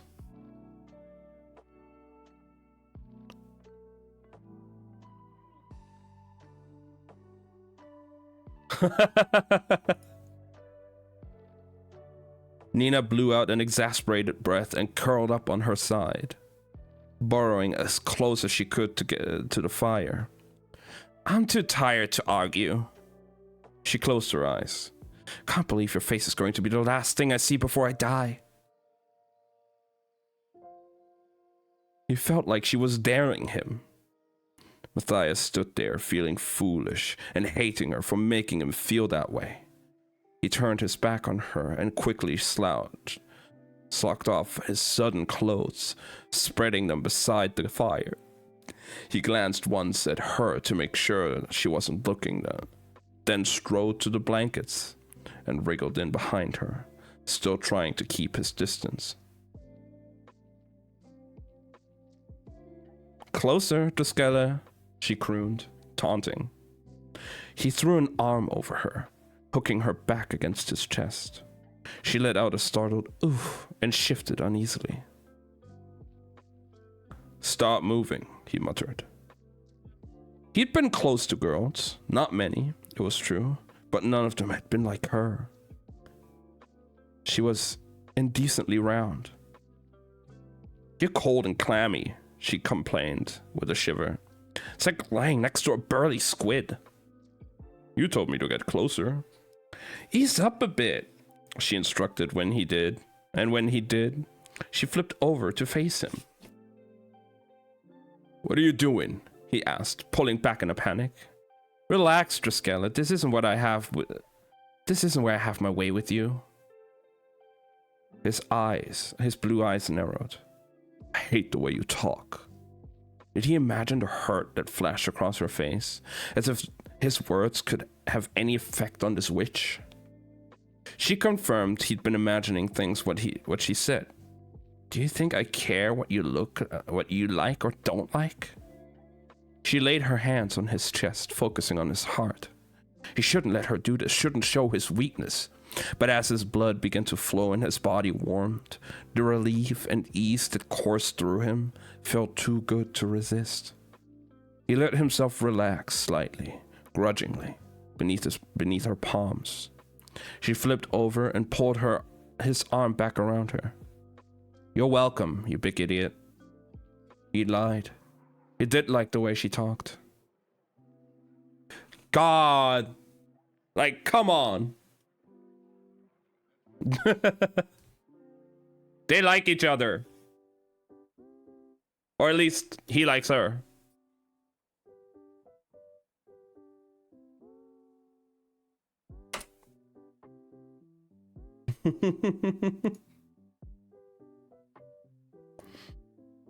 He still did. He could hear her yammering to Inej somewhere behind him. Who could resist Nina? Nina's amazing. I mean, she does sound pretty good. Trying to teach her Fjerdan words. No, Kringkale. You have to hang on the last syllable a bit. Kringkala? Tried Inej. Better, but here, it's like courage is a gazelle. It hops from word to word, she pantomimed. Fjerdan is like gulls, all swoops and dives. Her hands became birds riding currents on the air. At that moment, she looked up and caught him staring. He cleared his throat. Do not eat the snow, he counseled. It will only dehydrate you and lower your body temperature. He plunged forward, eager to be up the next hill with some distance between them. But as he came over to the rise, he halted dead in his tracks. He turned around, holding out his arms. Stop. You don't want to. But it was too late. Nina clapped her hands over her mouth. Inej made some kind of warding sign in the air. Jesper shook his head and Wylan gagged. Cass stood like a stone, his expression inscrutable. The pyre had been made on a bluff. Whoever was responsible had tried to build the fire in the shelter of a rock outcropping, but it hadn't been enough to keep the flames from dying out in the wind. 3 stakes had been driven into the icy ground, and 3 charred bodies were bound to them, their blackened, cracked skins still smoldering. Gizen! swore Wylan. What is this? This is what Fjerdans do to Grisha, Nina said. Her face was slack, her green eyes staring. It's what criminals do, said Matthias, his insides turning. The pyres have been illegal since. Nina whirled on him and shoved his chest hard. Don't you dare, she seethed, fury burning like a halo around her. Tell me, the last time someone was prosecuted for putting a Grisha to the flames, do you even call it murder when you put down dogs? Nina, do you have a different name for killing when you wear a uniform to do it? They heard it then. A moan, like a creaking wind. Saints, Jesper said. One of them is alive.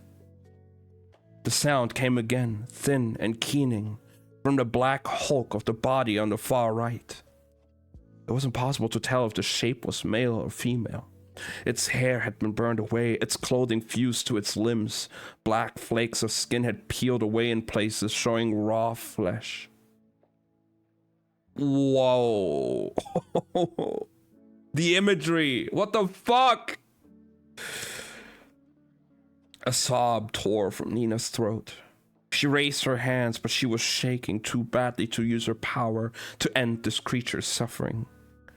She turned her tear-filled eyes to the others. Please, someone. Jesper moved first.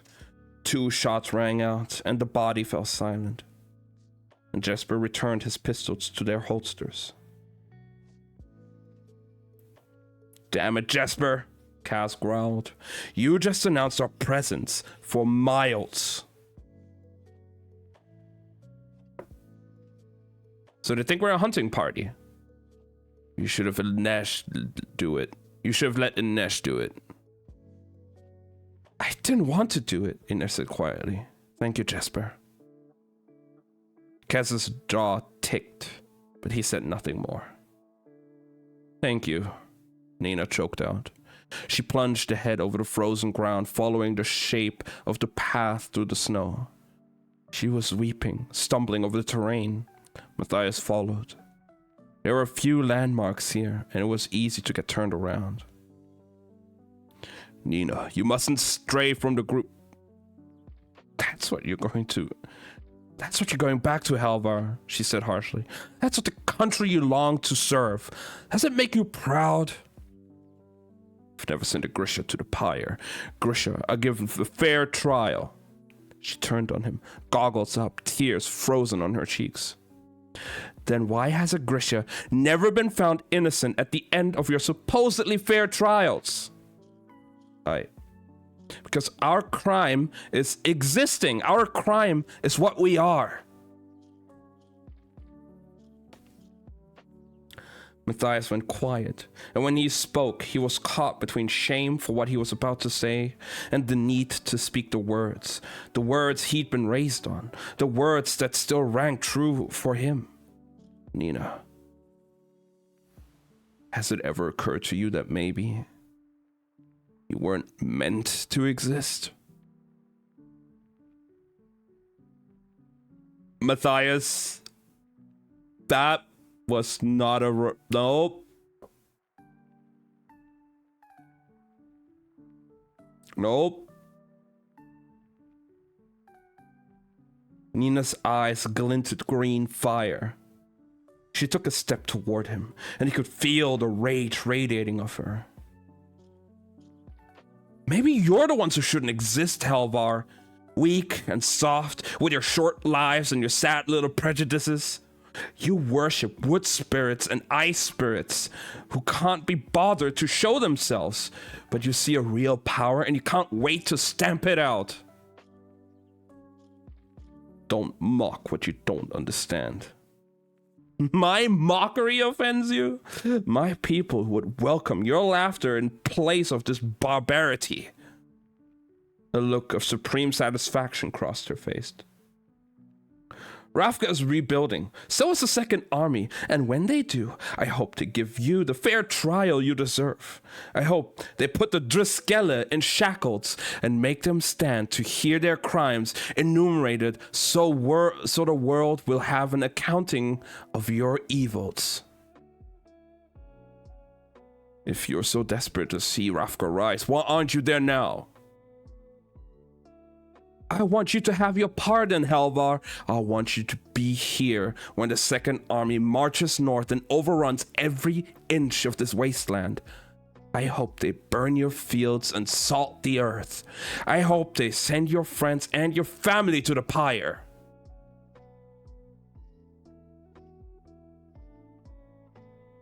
They already did, Zenik. My mother, my father, my baby sister. Inferni soldiers, your precious, persecuted Grisha, burned our village to the ground. I have nothing left to lose.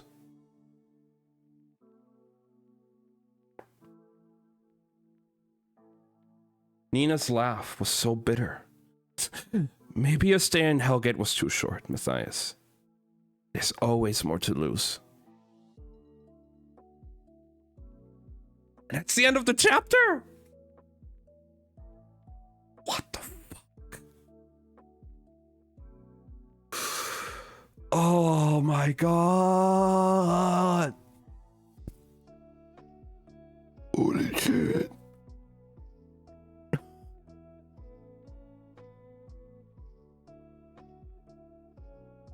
Holy fuck.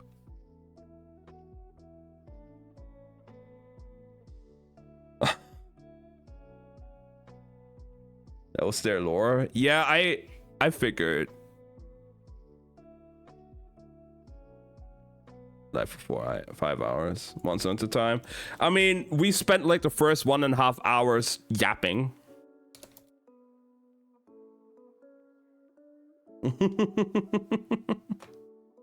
We could do like one more chapter, I would say, because the next chapter is Nina. And I kind of want to see where this is going. I'm too invested into this book, man. I don't want to stop. But like, you're right. I should at some point. Oh wait, this is like a 20-page chapter. Holy fuck. Maybe we should stop here. I don't know. But, you know, I want to read more. And that's the end of part 3 as well. Like, this last chapter is the end of part 3. And then next time we would start with part 4. But, like, do we want to go another 20 pages? He's so down bad for Nina. I know. Relatable.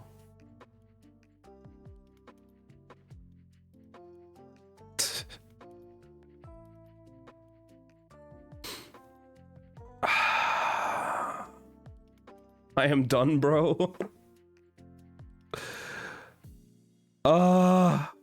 Decisions to make. Because I want to read more. This book is so good. But, you know... Do we go another 20 pages? Do we go in like another hour or something? Or half hour? I don't know how long I'll need for those 20 pages. Or do we stop here? Because, again, we are 1 chapter away from the next part. But, like, I don't know. I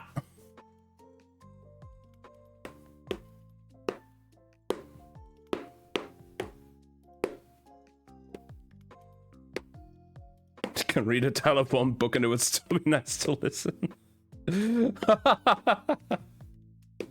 I just don't know if I should continue reading or if we should do something else. You know? I don't know.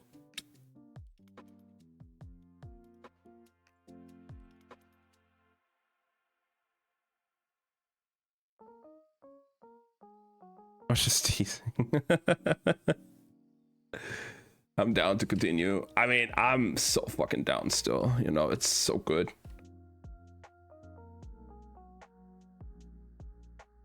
I want you to get to the ice court and then stop. Oh my god. No, we might finish this next chapter, like chapter 20, because then we end on the end of a part. And then we can continue with part 4 next time. You know?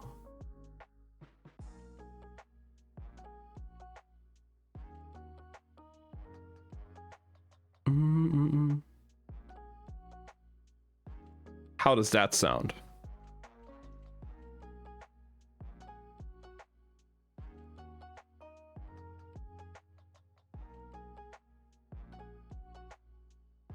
All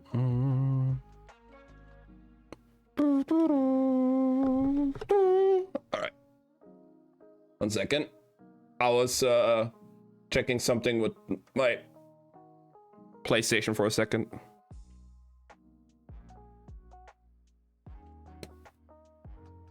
For Monster Hunter, I just downloaded my save files. So I will have my amazing character available for later.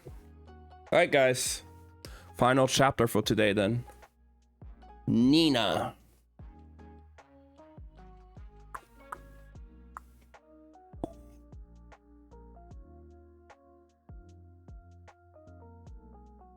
I can smell them. Nina batted at her hair and clothes as she lurched through the snow, trying not to retch. She couldn't stop seeing those bodies, the angry red flesh peeking through their burnt black casings like banked coals.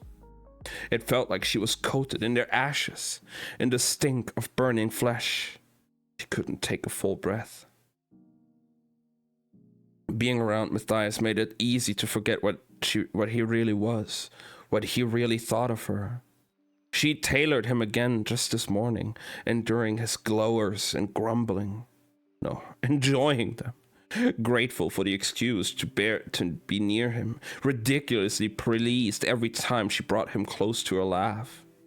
Saints, why do I care? Why did one smile from Matthias Halvar felt like 50 from someone else?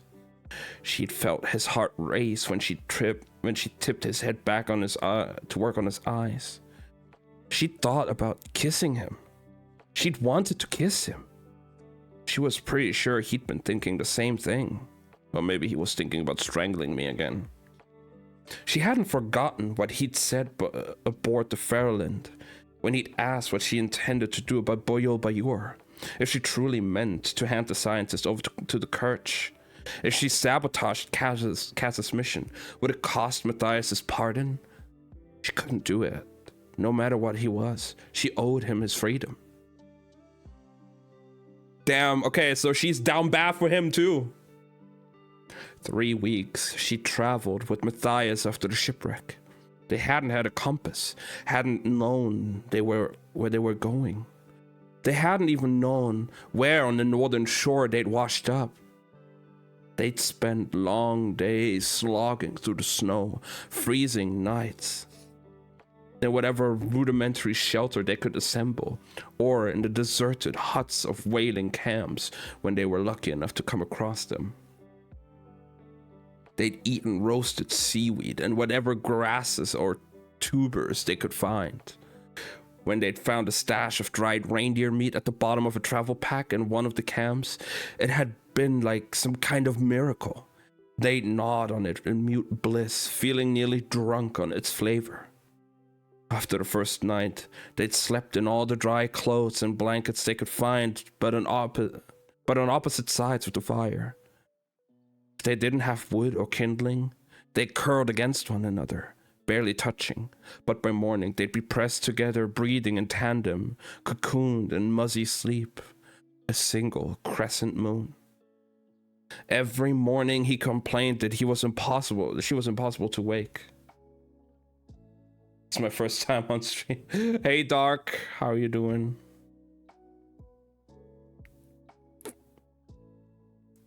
It's like trying to raise a corpse. Did that request 5 more minutes? She would say, and bury her head in the furs. Never been here before, right? He'd stomp around, packing their few things as loudly as possible, grumbling to himself. Lazy, ridiculous, selfish. Until she finally roused herself and set about preparing for the day. What's the first thing you're going to do when you get home? She asked him on one of their endless days trekking through the snow, hoping to find some sign of civilization. Sleep, he said. Bathe, pray for my lost friends. Oh yes, the other thugs and killers. How did you become a Driscolla anyway? Your friends slaughtered my family in a Grisha raid, he said coldly. Broom took me in and gave me something to fight for. Nina hadn't wanted to believe that, but she knew it was possible. Battles happened, innocent lives were lost in a crossfire. It was equally disturbing to think of that monster Broom as some kind of father figure. It didn't seem right to argue or to apologize, so she said the first thing that popped into her head. Yermole pe unet, ene mert yene afra trohem veret. I have been made to protect you. Only in death will I be kept from this oath. Matthias had stared at her in shock. That's the Druskella oath to Fjerda. How do you know those words? I tried to learn as much about Fjerda as I could. Why? She'd wavered at and then said, so I wouldn't fear you. You don't seem afraid. Are you afraid of me? She'd asked. No, he'd said, and he sounded almost surprised. He'd claimed before that he didn't fear her. This time, she believed him. She tried to remind herself that wasn't a good thing. They'd walked on for a while, and then he'd asked, what's the first thing you're going to do? Eat? Eat what?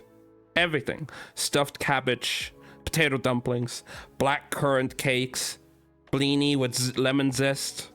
Can't wait to see Zoya's face when I come walking into the little palace. Zoya Nazialensky?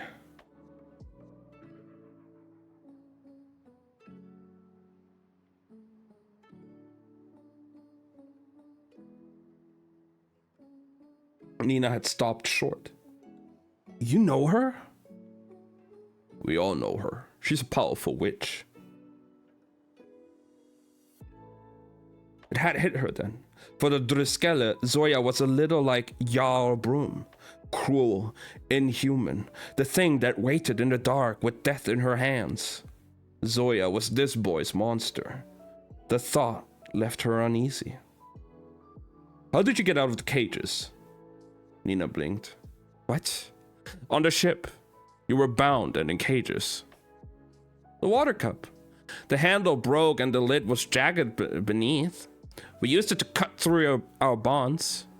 Once our hands were free. Nina trailed off awkwardly. Matthias' brow lowered. You were planning to attack us. We were going to make our move that night. But then the storm hit. Yes. What page are we on? 237. A squalor and a fabricator had smashed a hole right through the deck, and they'd swum free. But had any of them survived the icy waters? Had they managed to make their way to land? She shivered. If they hadn't discovered the cup's secret, she would have drowned in a cage. What do Driskelle eat? She asked, picking up her pace. Other than Grisha babies. We don't eat babies. Dolphin blubber? Reindeer hooves? She saw his mouth twist and wondered if it was nauseous, or if maybe, possibly, he was trying not to laugh. I like bad boys. Yeah, I'm really bad at games.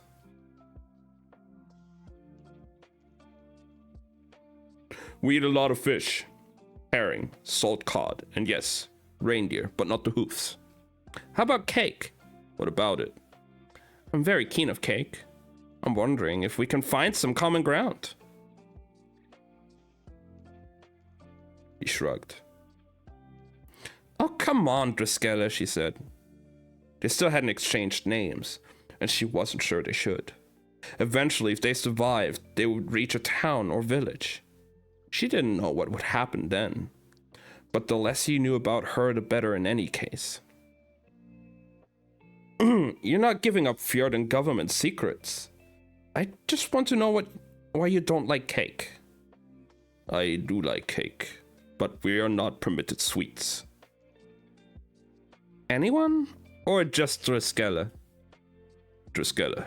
It's considered an indulgence, like alcohol or... Girls? His cheeks reddened, and he trudged forward. It was just so easy to make him uncomfortable. If you're not allowed sugar or alcohol, you'd probably love Pomdrakon. He hadn't taken the bait at first, just walked on, but finally the quiet proved too much for him. What's Pomdrakon? Dragon Ball, Nina said eagerly. First, you soak raisins and brandy. Then, you turn off the lights and set them on fire.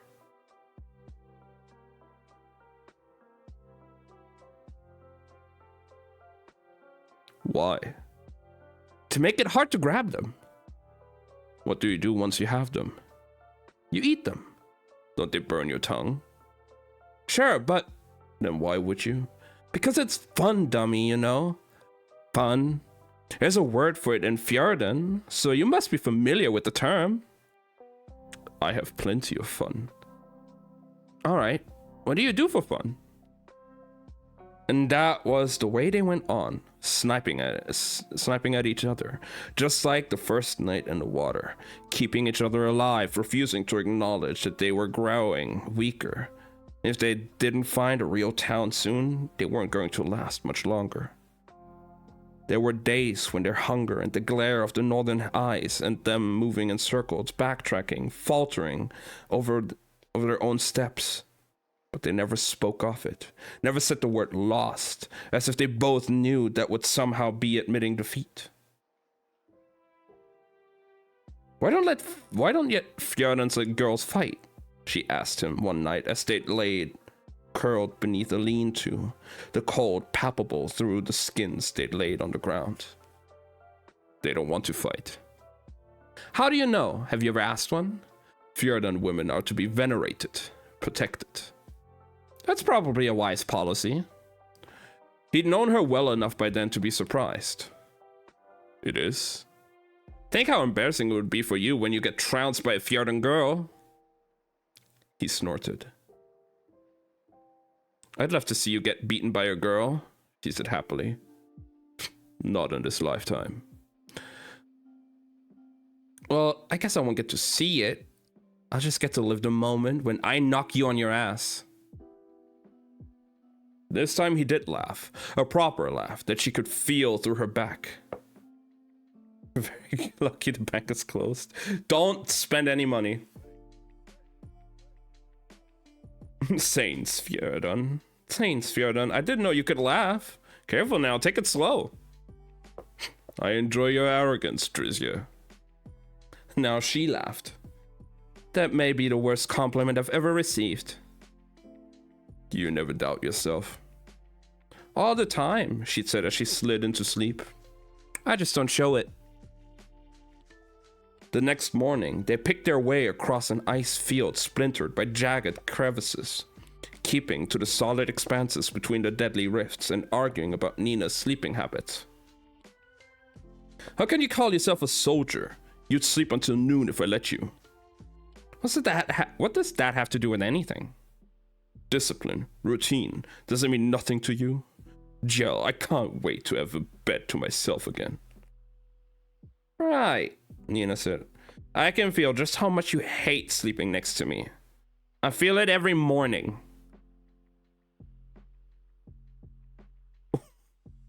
I'll be homeless, but at least I'll piss off a man trying to read by slapping him in the face with my bits.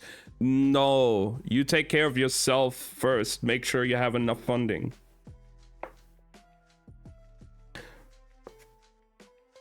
Damn, Nina, though. Goddamn, Nina.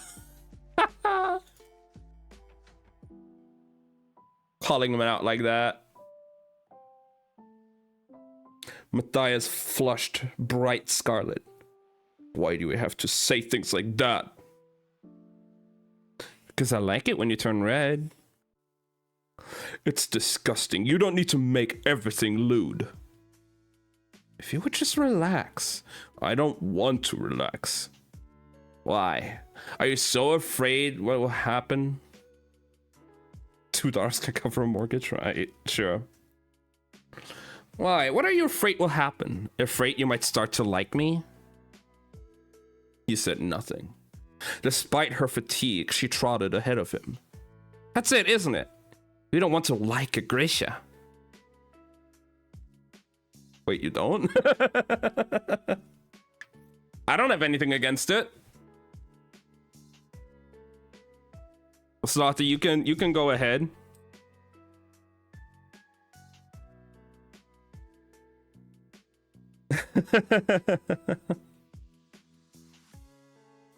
You don't want to like a Grisha. You're scared that if you laugh at my jokes or answer my questions, you might start thinking I'm human. Would that be so terrible?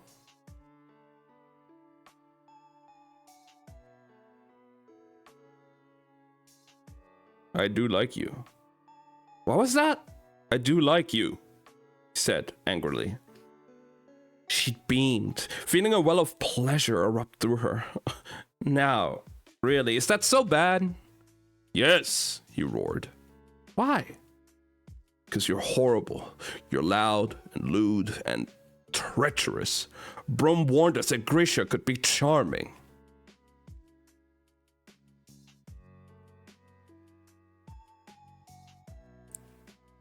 Oh, I see. I'm the wicked Grisha seductress. I have begilded you with my Grisha wiles. She poked him in the chest. Stop that. No, I'm beguiling you. Quit it. She danced around him in the snow, poking his chest, his stomach, his side. Goodness, you're very solid. This is strenuous work. He started to laugh. It's working. The beginning has begun. The Fjordan has fallen. You are powerless to resist me. Nina's voice broke off in a scream as the ice gave way beneath her feet. She threw her hands out blindly, reaching for something, anything that might stop her fall. Fingers scraping over ice and rock. The Druskella grabbed her arm, and she cried out that it was nearly wrenching from its socket. She hung there, suspended over nothing, the grip of his fingers the only thing between her and the dark mouth of the ice. For a moment, looking into his eyes, she was certain he was going to let go. Please, she said, tears sliding over her cheek. He dragged her up over the edge, and slowly they crawled onto more solid ground. They lay there on their backs, panting. I was afraid you were going to let me go, she managed. There was a long pause, and then he said, I thought about it, just for a second. Nina huffed out a little laugh. It's okay, she said at last. I would have thought about it too. He got to his feet and offered her his hand. I'm Matthias. Nina, she said, taking it. Nice to make your acquaintance. Oh my god, they exchanged names. Woo! Wow. Only took, like, how many times almost dying and traveling together already?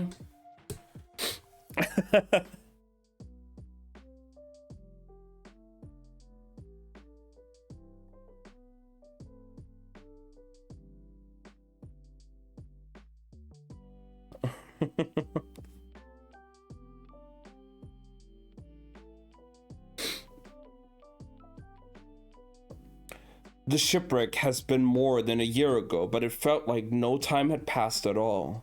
Part of Nina wanted to go back to the moment before everything had gone wrong, to those long days on the ice when they'd managed to be Nina and Matthias instead of Grisha and Witch Hunter. But the more she thought about it, the more surely she knew there had never been a moment like that. Those 3 weeks were a lie that she and Matthias had built to survive. The truth was the pyre. Nina, Matthias said, jogging up behind her now. Nina, listen to me. You need to stay with the others. Leave me alone. When he took her arm, she whirled and clenched her fist, cutting off the air to his throat. An ordinary man would have released her. But Matthias was a trained Druskelle. He seized her other arm and clamped it into her body. He lost me as soon as he opened this book. Bundling her tight to him so she couldn't use her hands. Stop, he said softly. She struggled against his hold, glaring up at him. Let me go! I can't. Not while you're a threat. I will always be a threat to you, Matthias. The corner of his mouth pulled up in a rueful smile. His eyes were almost sorrowful. I know. Slowly, he released her, and she stepped back. What will I see when I get to the ice court? She demanded. You're frightened. Yes, she said, chin up, jutting up defiantly. There was no point denying it. Nina, tell me. I need to know. Torture chambers, a pyre blazing from a rooftop. They don't use pyres at the court anymore. Then what? Drawing and quartering, firing squads? Does the royal palace have a view of the gallows? I've had enough of your judgments, Nina. This has to stop. He's right. You can't go on this way. Jesper was standing in the snow with the others. How long had they been there? Have they seen her attack Matthias? Stay out of this, Nina snapped. If you two keep fighting, you're going to get us all killed, and I have a lot more card games I need to lose. You must find a way to make peace, said Inesh. At least for a while. This is not your concern, Matthias growled. Cass stepped forward, his expression dangerous. It is very much our concern. And watch your tone. Matthias threw up his hands. You've all been taken in by her. This is what she does. She makes you think she's your friend and then... Inesh crossed her arms. Then what? Let it go, Inesh. No, Nina, said Matthias. Tell them. You said you were my friend once. Do you remember? He turned to the others. We traveled together for 3 weeks. I saved her life. We saved each other. When we got to Elling, I could have revealed her to the soldiers we saw there at any time, but I didn't. Matthias started pacing, his voice rising. As if the memories were getting the better of him. I borrowed money. I arranged lodging. I was willing to betray everything I believed in for the sake of her safety.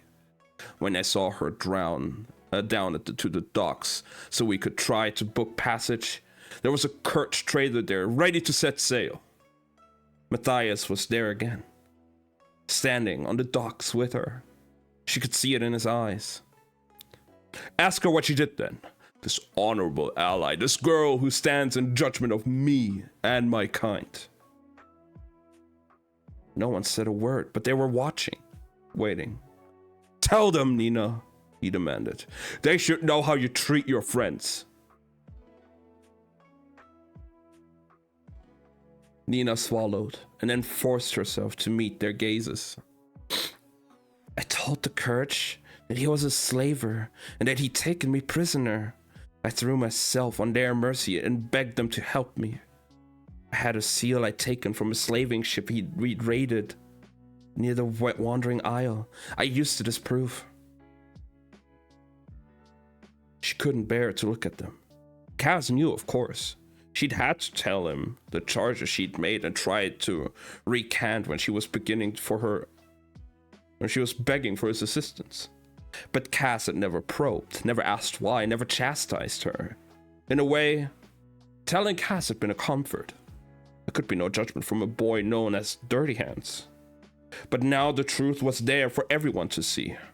Privately, the Kerch knew slaves moved in and out of the ports of Caterham, and most indentures were really slaves by another name. But publicly, they reviled it and were obligated to prosecute all slavers. Nina had known exactly what would happen when she'd branded Matthias with that charge. I didn't understand what was happening, said Matthias. I didn't speak Kerch. But Nina certainly did. They seized me and put me in chains.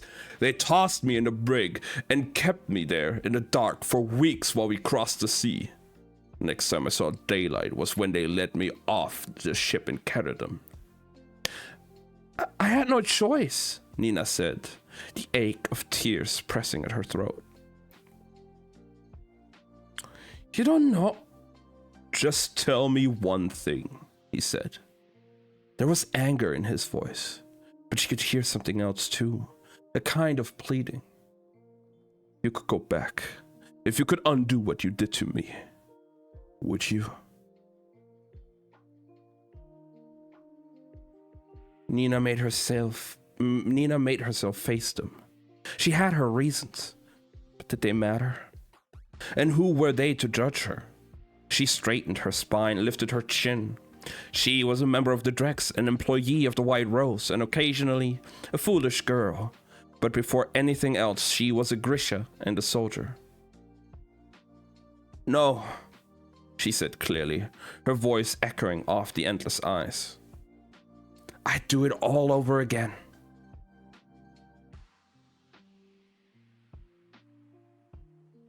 A sudden rumble shook the ground.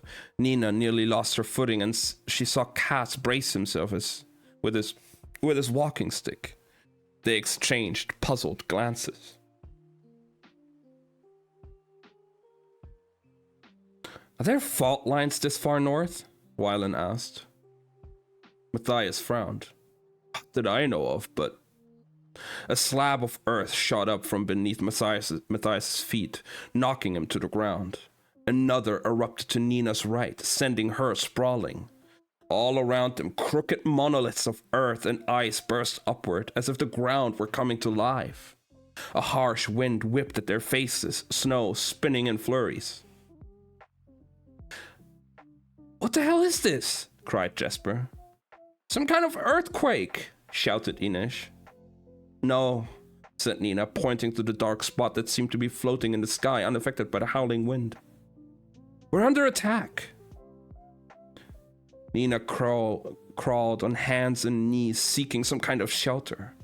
She thought she might have lost her. She might well have lost her mind. There was someone in the air, hovering in the sky high above her. She was watching someone fly. Grisha squallers could control current.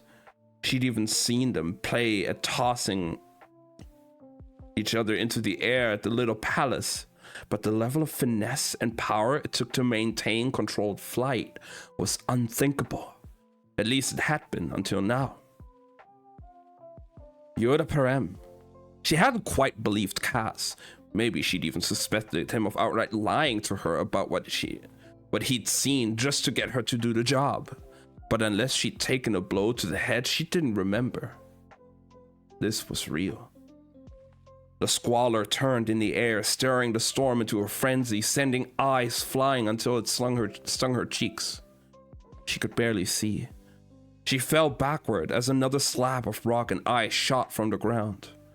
They were being corralled, pushed closer together to make a single target.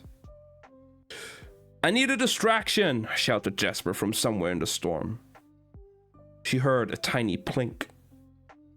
Get down, cried Wylan. Nina flattened her body to the snow. A boom sounded overhead and an explosion lit the sky just to the right of the squalor. The winds around them dropped as the squalor was thrown off course and forced to focus on riding himself. It took the briefest second, but it was enough time for Jesper to aim his rifle and fire. A shot rang out and the squalor was hurtling toward the earth. Another slab of ice slid into place. They were being trapped like animals in a pen, ready for the slaughter. Jesper aimed between the slabs at a distant stand of trees, and Nina realized there was another Grisha there, a boy with dark hair. Before Jesper could get a shot off, the Grisha rammed the fist upward, and Jesper was thrown off his feet by a shaft of earth. He rolled as he fell and fired from the ground. The boy in the distance cried out and dropped to one knee, but his arms were still raised, and the ground still rumbled and rocked beneath them. Jesper fired again and missed. Nina lifted her hands and tried to focus on her Grisha's heart, but he was still well out of range. She saw Ines signal to Cass. Without a word, he positioned himself against the nearest slab and cupped his hand to his knees. The ground buckled and swayed, but he held steady as she launched herself from the cradle of his fingers in a graceful arc. She vanished over the slab without a sound. A moment later, the ground went still. Trust the Wraith, said Jesper. They stood, dazed, the air strangely hushed after the chaos that had come before. Wylan, Jesper panted, pushing to his feet. Get us out of here. Wylan nodded, pulled a putty-colored lump from his back, and gently placed it against the nearest rock. Everybody down, he instructed. They crouched together in a cluster as far away as the enclosure would permit. Wylan slapped his hands against the explosive and dove away, careening into Matthias and Jesper as they all covered their ears. Nothing happened. Are you kidding me? Said Jesper. Boom! The slab exploded. Ice and bits of rock rained down and over their heads. Wylan was covered in dust and wearing a slightly dazed, deliriously happy expression. Nina started to laugh. Try to look like you knew it would work. They stumbled out of the coral of slabs. Cass gestured to Jesper. Perimeter. Let's make sure there aren't any more surprises. They set off in opposite directions. Nina and the others found Inesh standing over the body of the trembling Grisha. He wore clothes of olive drab, and his eyes were glassy. Blood spilt from the bullet wound on his upper thigh, and a knife jutted right out of his chest, on the right side of his chest. Nina must have thrown it when she'd escaped from the enclosure. Nina knelt beside him. I need a little more, the Grisha mumbled. Just a little more. He grabbed at Nina's hands, and only then did she recognize him. Nestor? He twitched at the sound of his name, but he didn't seem to know her. Nestor, it's me, Nina. She had been at school with him back at the little palace. They'd been sent to Karamzin together during the war. At King Nikolai's coronation, they'd stolen a bottle of champagne and gotten sick by the lake. He was a fabricator, one of the Durasts who worked with metal, glass, and fibers. It didn't make sense. Fabricators made textiles, weapons. He shouldn't have been able with what she just witnessed. Please, he begged, his face crumpling. I need more. Param? Yes, he sobbed. Yes, please. I can heal your wound, Nestor, if you stay still. He was in bad shape, but if she could stop the bleeding. I don't want your help, he said angrily, trying to push away from her.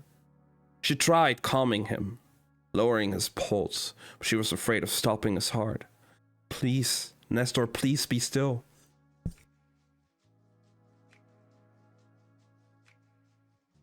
He was screaming now, fighting her. Hold him down, she said. Matthias moved to help and Nestor threw up his arms. The ground rose in a rippling sheet, thrusting Nina and the others back. Nestor, please let us help you. He stood up, staggering on his wounded leg, pulling at the knife buried in his chest. Where are they? He screamed. Where did they go? Who? The shoe, he wailed. Where did they go? Come back! He took a wobbling step, then another. Come back! He fell face forward into the snow, and he didn't move again. Nina rushed to his side and turned him over. There was snow in his eyes and his mouth. She placed her hands on his chest, trying to restore his heartbeat, but it was no good. If he hadn't been ravaged by the drug, he might have survived his wounds. But his body was weak, the skin tight to his bones, and so pale it seemed transparent. This isn't right, Nina thought miserably. Practicing the small science made Grisha healthier. Stronger. It was one of the things she loved most about her power, but the body had limits. It was as if the drug had caused Nestor's power to outpace his body. It had simply used him up. Cass and Jesper returned, panting. Anything? Asked Matthias. Jesper nodded. A party of people heading south. He was calling out for the shoe, Nina said. We knew the shoe would send the team to retrieve Boyo Bayur, said Cass. Jesper looked down at Nestor's motionless body. But we didn't know they'd send Grisha. How can we be sure they aren't mercenaries? Cass held up a coin emblazoned with a horse on one side and two crossed keys on the other. This was in the squalor's pocket, he said, tossing it to Jesper.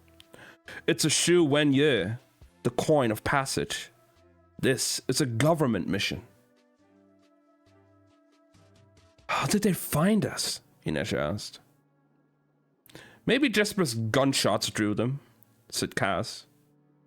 Jesper bristled and pointed at Nina and Matthias.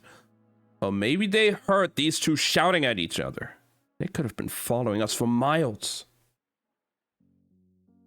Nina tried to make sense of what she was hearing. Shu didn't use Grisha as soldiers. And they weren't like Fjordans. They didn't see Grisha power as unnatural or repulsive. They were fascinated by it. But they still viewed the Grisha as less than human. The Shu government had been capturing and experimenting on Grisha for years in an attempt to locate the source of their power. They would never use Grisha as mercenaries. Or at least that had been the case before. Maybe Param had changed the game. I don't understand. If they have Yoda Param, why go after Boyul Bayur? It's possible they have a stash of it, but can't reproduce this process, Cass said. That's what the Merchant Guild seemed to think. Or maybe they just want to make sure Yul Bayur doesn't give the formula to anyone else. Do you think they used drugged Grisha to try to break into the Ice Court? Inesh asked. If they have more of them, said Cass. That's what I would do.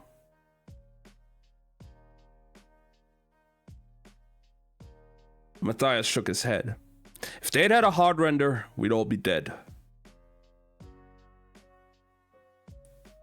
It was still a close thing, replied Inesh. Jesper shouldered his rifle. Wylan earned his keep. Wylan gave a little jump at the sound of his name. I did?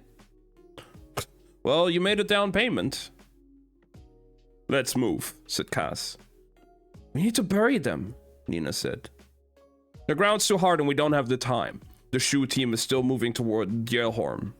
We don't know how many other Grisha they may have. And Pekka's team could already be inside. Can't just leave them for the wolves, she said, her throat tight. Do you want to build them a pyre? Go to hell, Brecker. Do your job, Zenik, he shot back.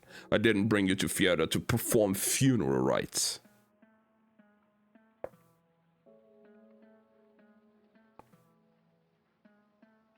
She lifted her hands. How about I crack your skull open like a robin's egg? You don't want to look at what's inside my head, Nina, dear. She took a step forward, but Matthias moved in front of her. Stop, he said. I'll do it. I'll help you dig the grave. Nina stared at him. He took a pick from his gear and handed it to her, and took another from Jesper's pack. Head due south from here, he said to the others. I know the terrain, and I'll make sure we catch up with you by nightfall. We'll move faster on our own. Cass looked at him steadily. Just remember that pardon, Helvar. Are we sure it's a good idea to leave them alone? Wylan asked as they moved down the slope. No, replied Inesh. But we're still doing it? We trust them now, or we trust them later, Cass said. Are we going to talk about Matthias' little revelation about Nina's loyalties? Asked Jesper. Nina could just make out Cass's reply. Pretty sure most of us don't have stalwart or true checked off on our resumes. For all that she wanted to pummel Cass, she couldn't help being a bit grateful too. Matthias walked a few steps from Nestor's body. He heaved the pick on the icy earth, wrenched it free, and plunged it in again. Here? Nina asked. Do you want him elsewhere? I don't know. She gazed out at the fields of white, marked by sparse groves of birch. It all looks the same to me. You know our gods? Some, she said. But you know Dio. The wellspring. Matthias nodded. The Fjordans believe all the world is connected through its waters, the seas, the ice, the rivers and streams, and rain and storms. All feed Djel and are fed by him. When we die, we call it Veludobjer, taking root. We become as roots of the ash tree, drinking from Djel wherever we were laid. Is that why you burned Grisha instead of burying them? He paused, then a brief nod. But you'll help me lay Nestor and Squalor to rest here? He nodded again. She took hold of the pick and attempted to match his swing. The ground was hard and unyielding. Every time the pick struck the earth, it sent a rattling jolt up her arms. Nestor shouldn't have been able to do that, she said, his thoughts still churning. No Grisha can use power that way. It's all wrong. It was quiet for a moment. Then he said, do you understand a little better now? What it's like to face a power so alien? To face an enemy with such unnatural strength? Nina tightened her hold on the pick. Nestor in the grip of Parem had seemed like a perversion of anything she loved about her power. Was that what Matthias and the other Fjerdans saw in Grisha? Power beyond explanation? The natural world undone? Maybe it was the most she could offer. You said you had no choice at the harbor in Elling, he said without looking at her. His pick rose and fell, the rhythm unbroken. Was it because I was Driskeller? Were you planning it all along? Nina remembered the last real day together. The elation they'd felt when they'd crested the steep hill and seen the port town spread out below. She'd been shocked to hear Matthias say, I'm almost sorry, Nina. Almost? I'm too hungry to really be sorry. At last, you succumbed to my influence. But how are we going to eat without any money? She asked as they headed down the hill. I may have to sell your pretty hair to a wig shop for cash. Don't get ideas, he'd said with a laugh. His laughter had come more easily as they traveled, as if he were becoming fluent in a new language. If this is Elling, I should be able to find us lodging. She'd stopped then, the truth of their situation returning to her with terrible clarity. She was deep in enemy territory with no allies but a Driskella who'd thrown her in a cage only a few weeks earlier. But before she could speak, Matthias had said, I owe you my life, Nina Zenik. We will get you home safely. She'd been surprised at how easy it was to trust him, and he trusted her too. Now she swung her pick, felt the impact reverberate up her arms and into her shoulders, and said, There were Grisha and Elling. He halted mid-swing. What? There were spies during reconnaissance work at the port. They saw me enter the main square with you and recognized me from the little palace. One of them recognized you too, Matthias. He knew you from a skirmish near the border. Matthias remained still.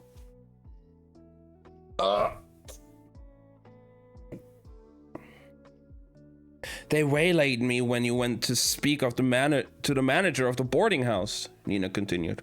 I convinced him I was undercover there too. They wanted to take you prisoner, but I told them that you weren't alone, that it would be too risky to try capture you right away. I promised I would bring you to them the next day. Why didn't you just tell me? Nina tossed on her pick. Tell you there were Grisha spies in Elling? You might have made your peace with me, but you can't expect me to believe you wouldn't have revealed them.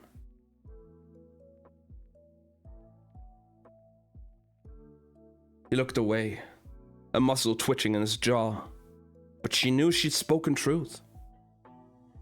That morning, he said, on the docks. I had to get us both away from Elling as fast as I could. I thought if I could just find us a vessel to stow away on. But the Grisha must have been watching the boarding house and seen us leave.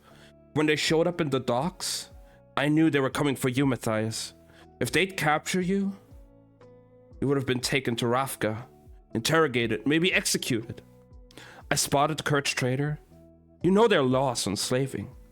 Of course I do, he said bitterly. I made the charge. I begged them to save me. I knew they'd have to take you into custody and bring us safely to Kerch. I didn't know Matthias, I didn't know they'd throw you in Hellgate.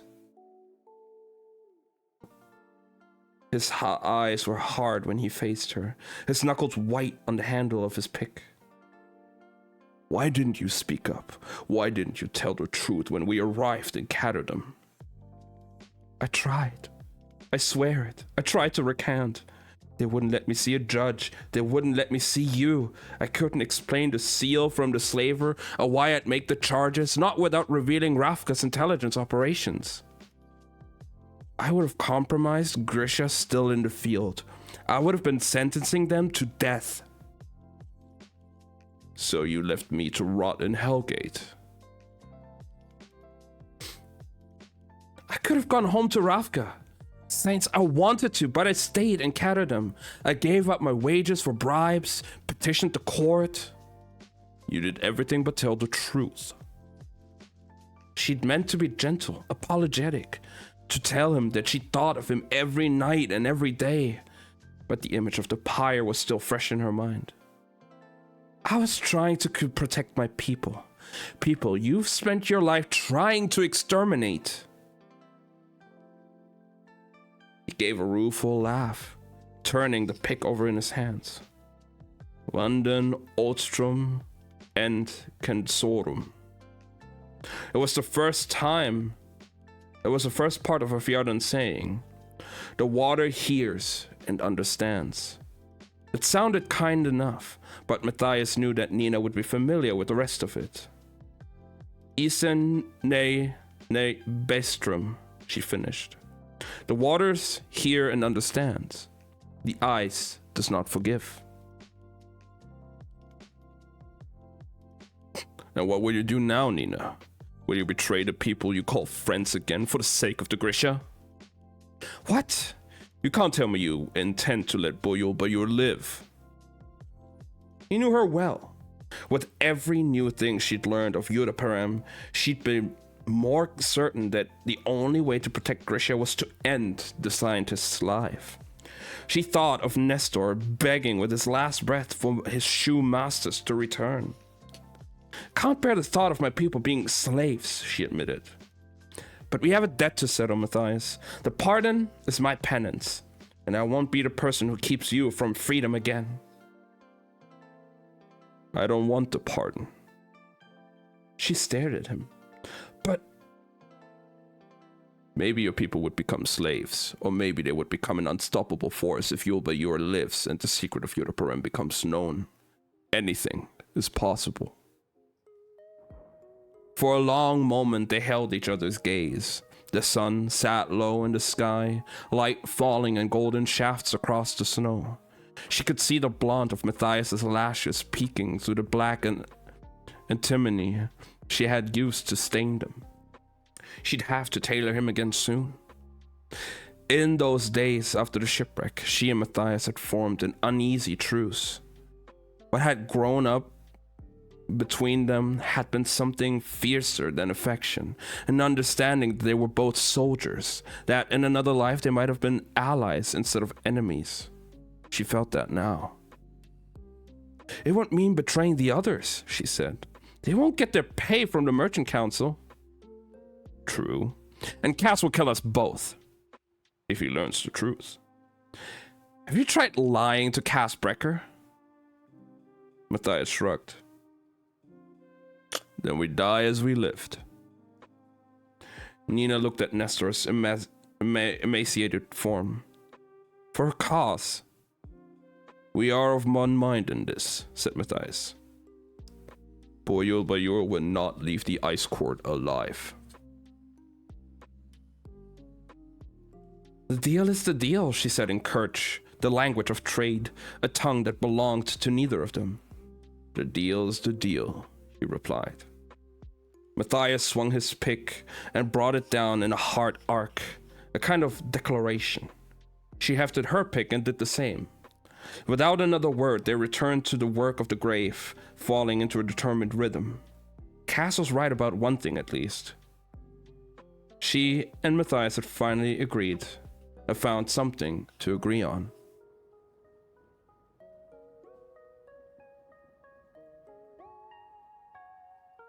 What?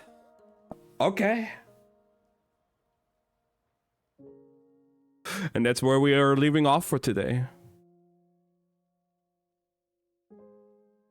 Because that's the end of chapter 20.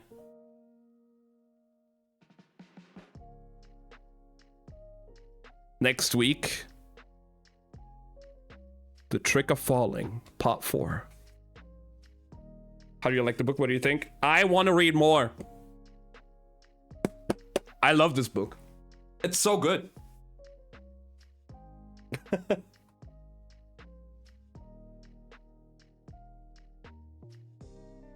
It's really interesting. Falling for who? Where? I don't know. But oh my fucking god. It's just so fucking good, right? It is. It's so fucking good. I love it. I wouldn't want to stop continuing, but you know, it's enough for a day now. They both made mistakes. I love their past is really interesting. I love it. It's so good.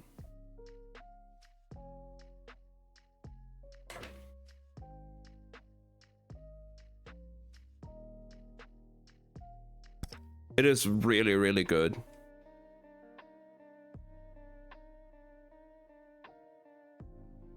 I fucking love this book. Again, I already said, like, even though before I started the book, I was like, we're gonna do Fragile Reigns of Power, or Fragile Threads of Power after we're done with Six of Crows. I feel like we have to read Crooked Kingdom now before. Fragile Threads of Power can wait. This is too good. This is too good to pass up.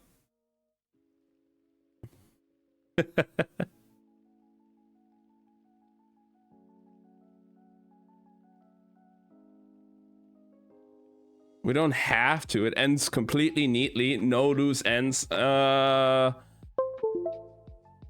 do I feel like I don't believe you on that? No cliffhangers. Right. I think I read the entire book in like 4 days. I would do the same if we weren't doing the reading streams, you know? I had to stop myself so much from not reading this more on my own after last week's stream. I had to really stop myself from not doing that. Because that book is so fucking good.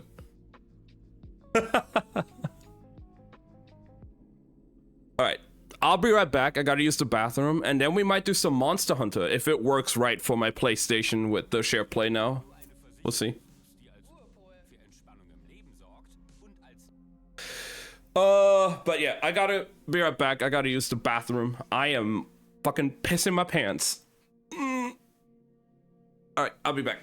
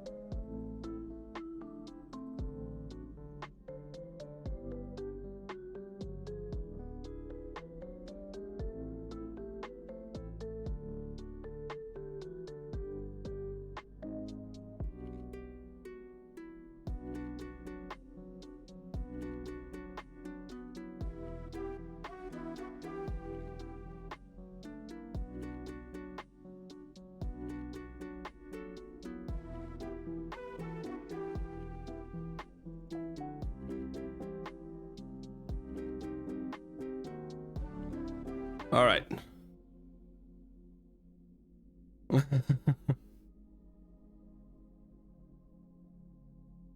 Is your pants redeem when? Oh my god, no. I will not.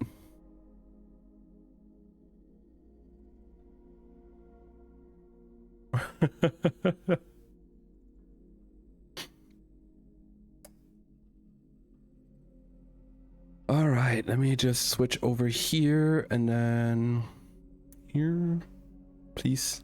Ha ha! There we go. It worked. It working. Let's go.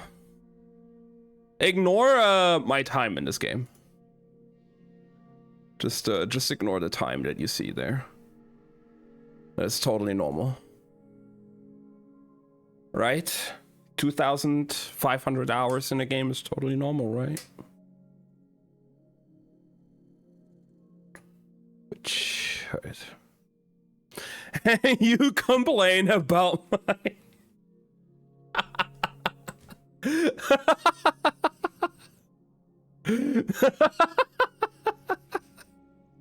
Bro. Hey, I never said I wasn't addicted. I know I'm addicted. Also, most of that time was when I played it way back in like 2018, 2019.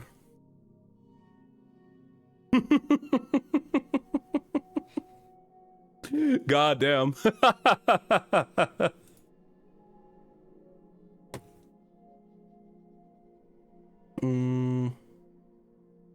Monster Hunter World.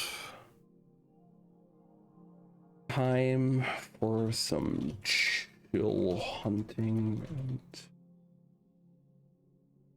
getting ready for wilds. Done. Yeah, like Copenhagen. What can I say? I do like Monster Hunter. You may be able to tell that I like this game.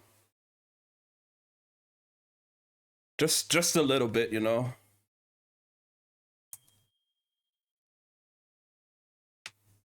Let's see if my save files are actually all there and stuff. German understatement. I don't know what you're talking about.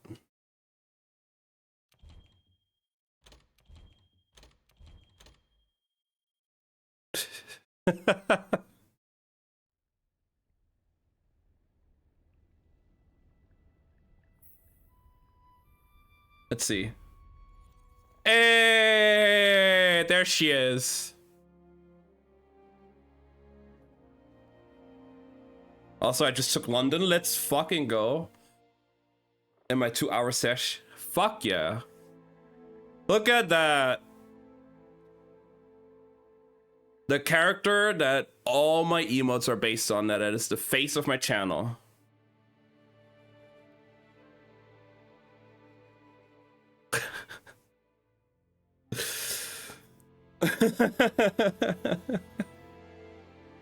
Hottie with a body, right?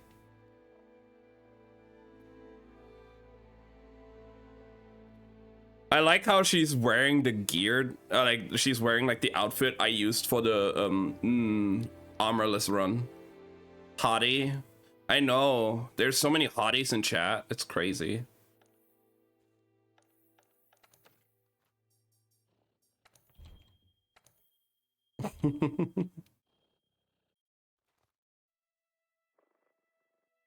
How are you doing, Rose?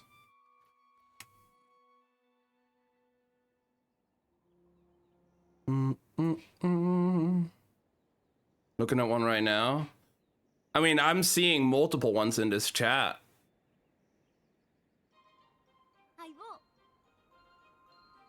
Period. I know. I hope it's not too bad. Hottie on cam alert. Nah. She a hottie, but I'm not. Like, look at her. God, it's been so long since I've booted up this game.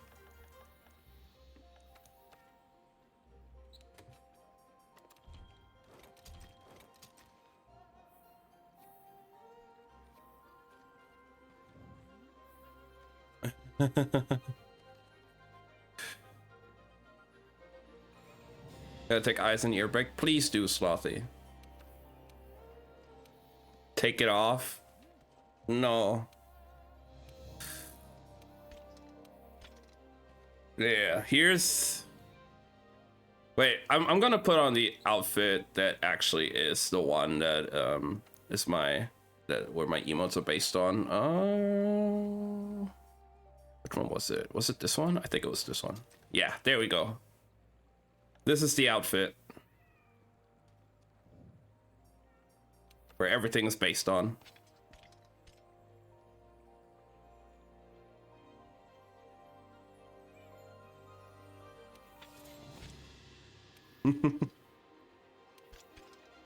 Obviously, we gotta use that, right?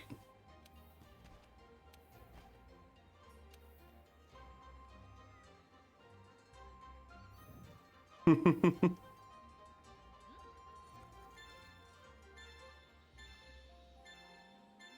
my god, I get it. All right, what do we fight first? What weapon do we use?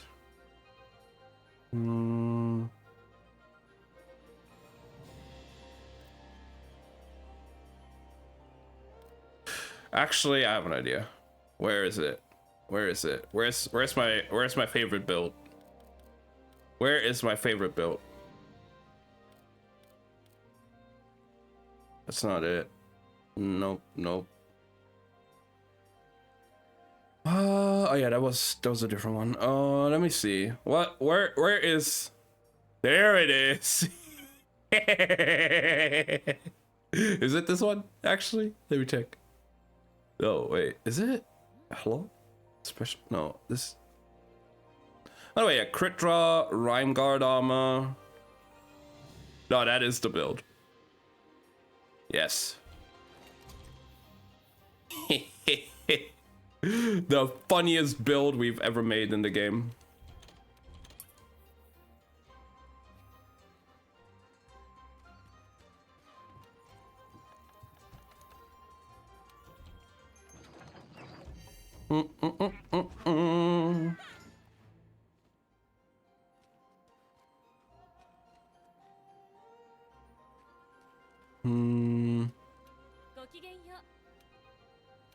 Let's start with something a bit easier, you know. Let's see what we have.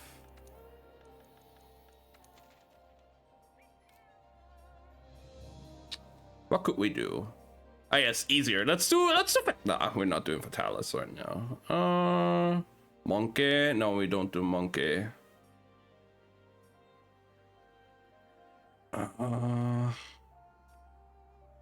Razzle, frazzled, and dazzled. What do we do? Do we do one of these where we just like fight a bunch of monsters in one region? But which one are we doing? What do you guys think? We have a lot of options here.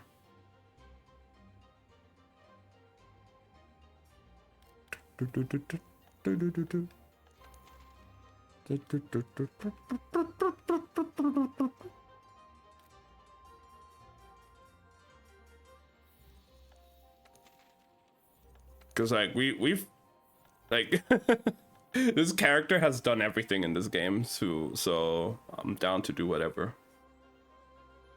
I don't think I should do any of these. Maybe. I haven't used this build in a while, and it'll be fine, right? It'll be fine, guys. Do I have everything I need? What mantles do I have equipped? The mantles are important. Change equipment. Temporal rocksteady. Okay, yeah, no, I'm fine. My first hunt in like, I don't know how long. I am ready. I am ready.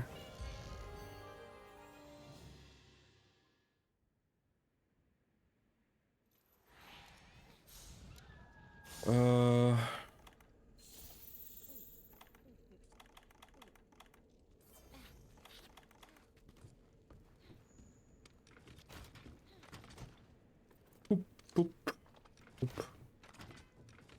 We don't need different ammo. We don't need ammo at all.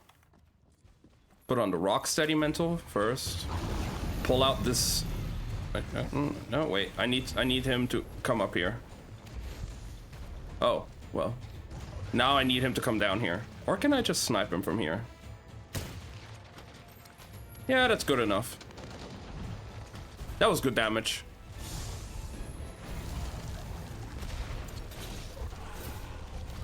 Now it's time for the build. To take action. Okay.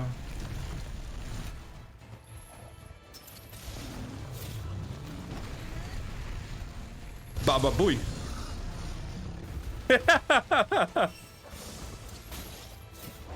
And bam.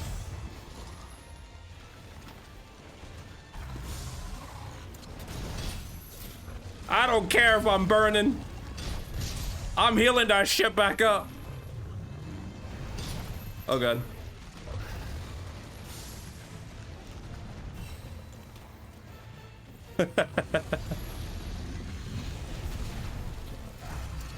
Oh. Wrong part of the body. Let me go through the face and Baba booey.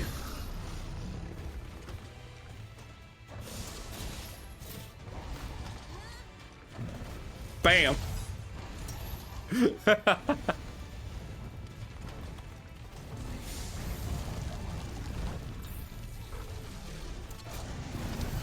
Oh.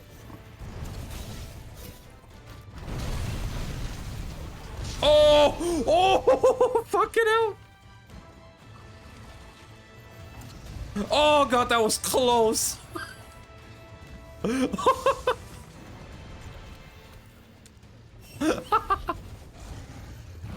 I am playing with fire right now, literally.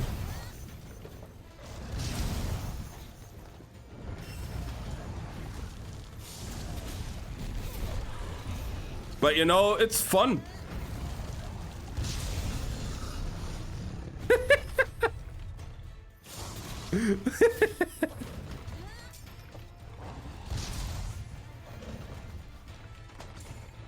Oh, and my cat just paralyzed him? Okay.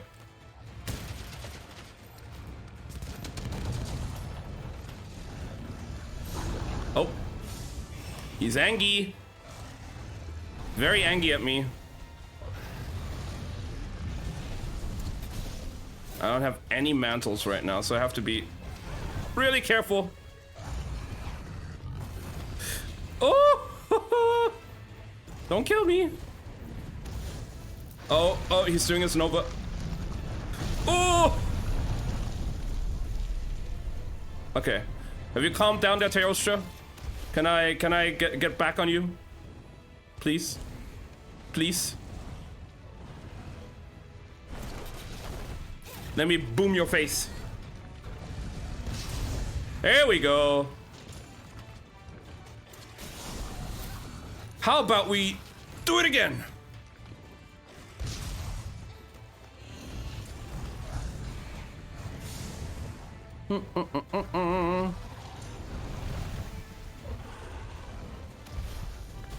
Can't believe this build is actually still working. I just gotta be smart about it.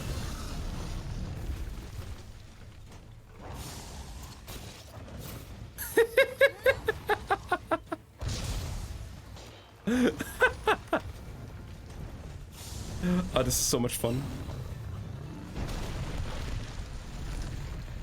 I have missed this. I have missed this so much. This is one of the funniest builds to ever play.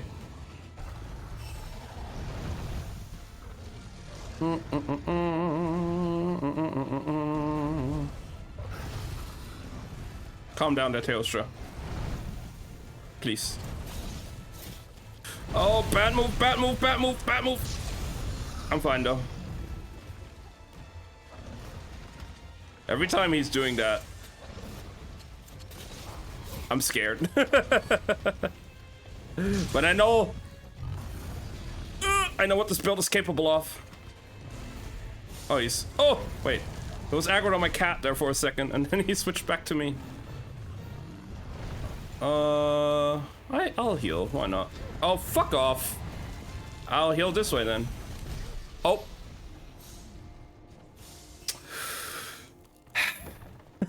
Guess I won't heal.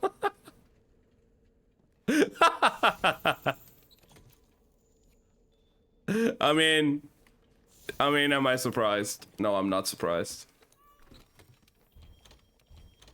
This is that was totally to be expected.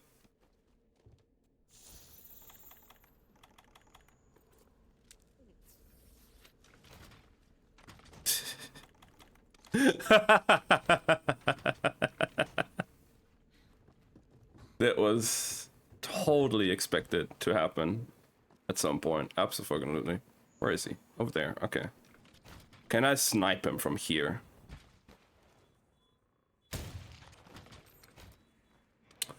Nope, I cannot. Alright, I'm just gonna load the shot already, just in case. Hi there. Have you missed me? I'm back. Oh, I didn't do this. Oh yeah, free meal. Let's fucking go. Okay, this is fine. I am not doing fine right now. I am awful at this game. Oh my god. Can you calm down there for a second, Teostra?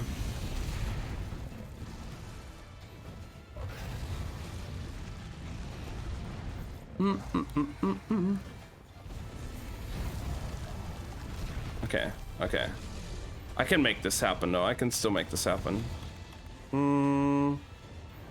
You're near a wall there. If you stay there like this. And if I would just... I fucked up. I did it bad. I did an oopsie.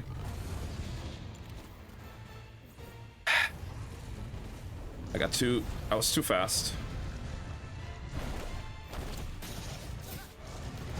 Oh my god.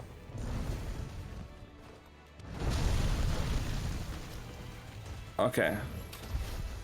You didn't want it any other way, right? You... I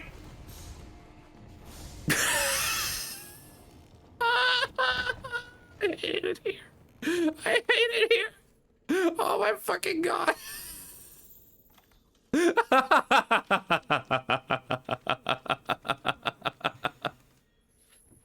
I hate it here.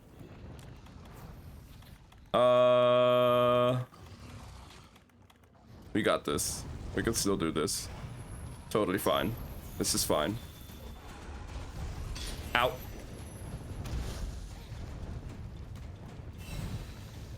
This is fine. I'm far enough away, right? Okay. Good. If I wasn't, I would be dead. Come down here, buddy. Come down here, buddy.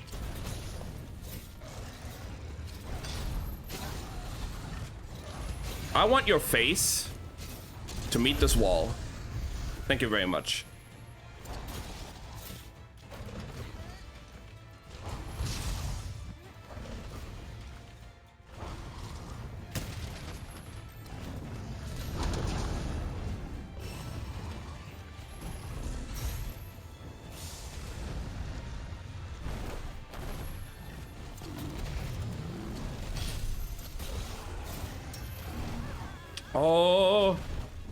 Oh, Rocksteady Mantle just wore out. Are you kidding me?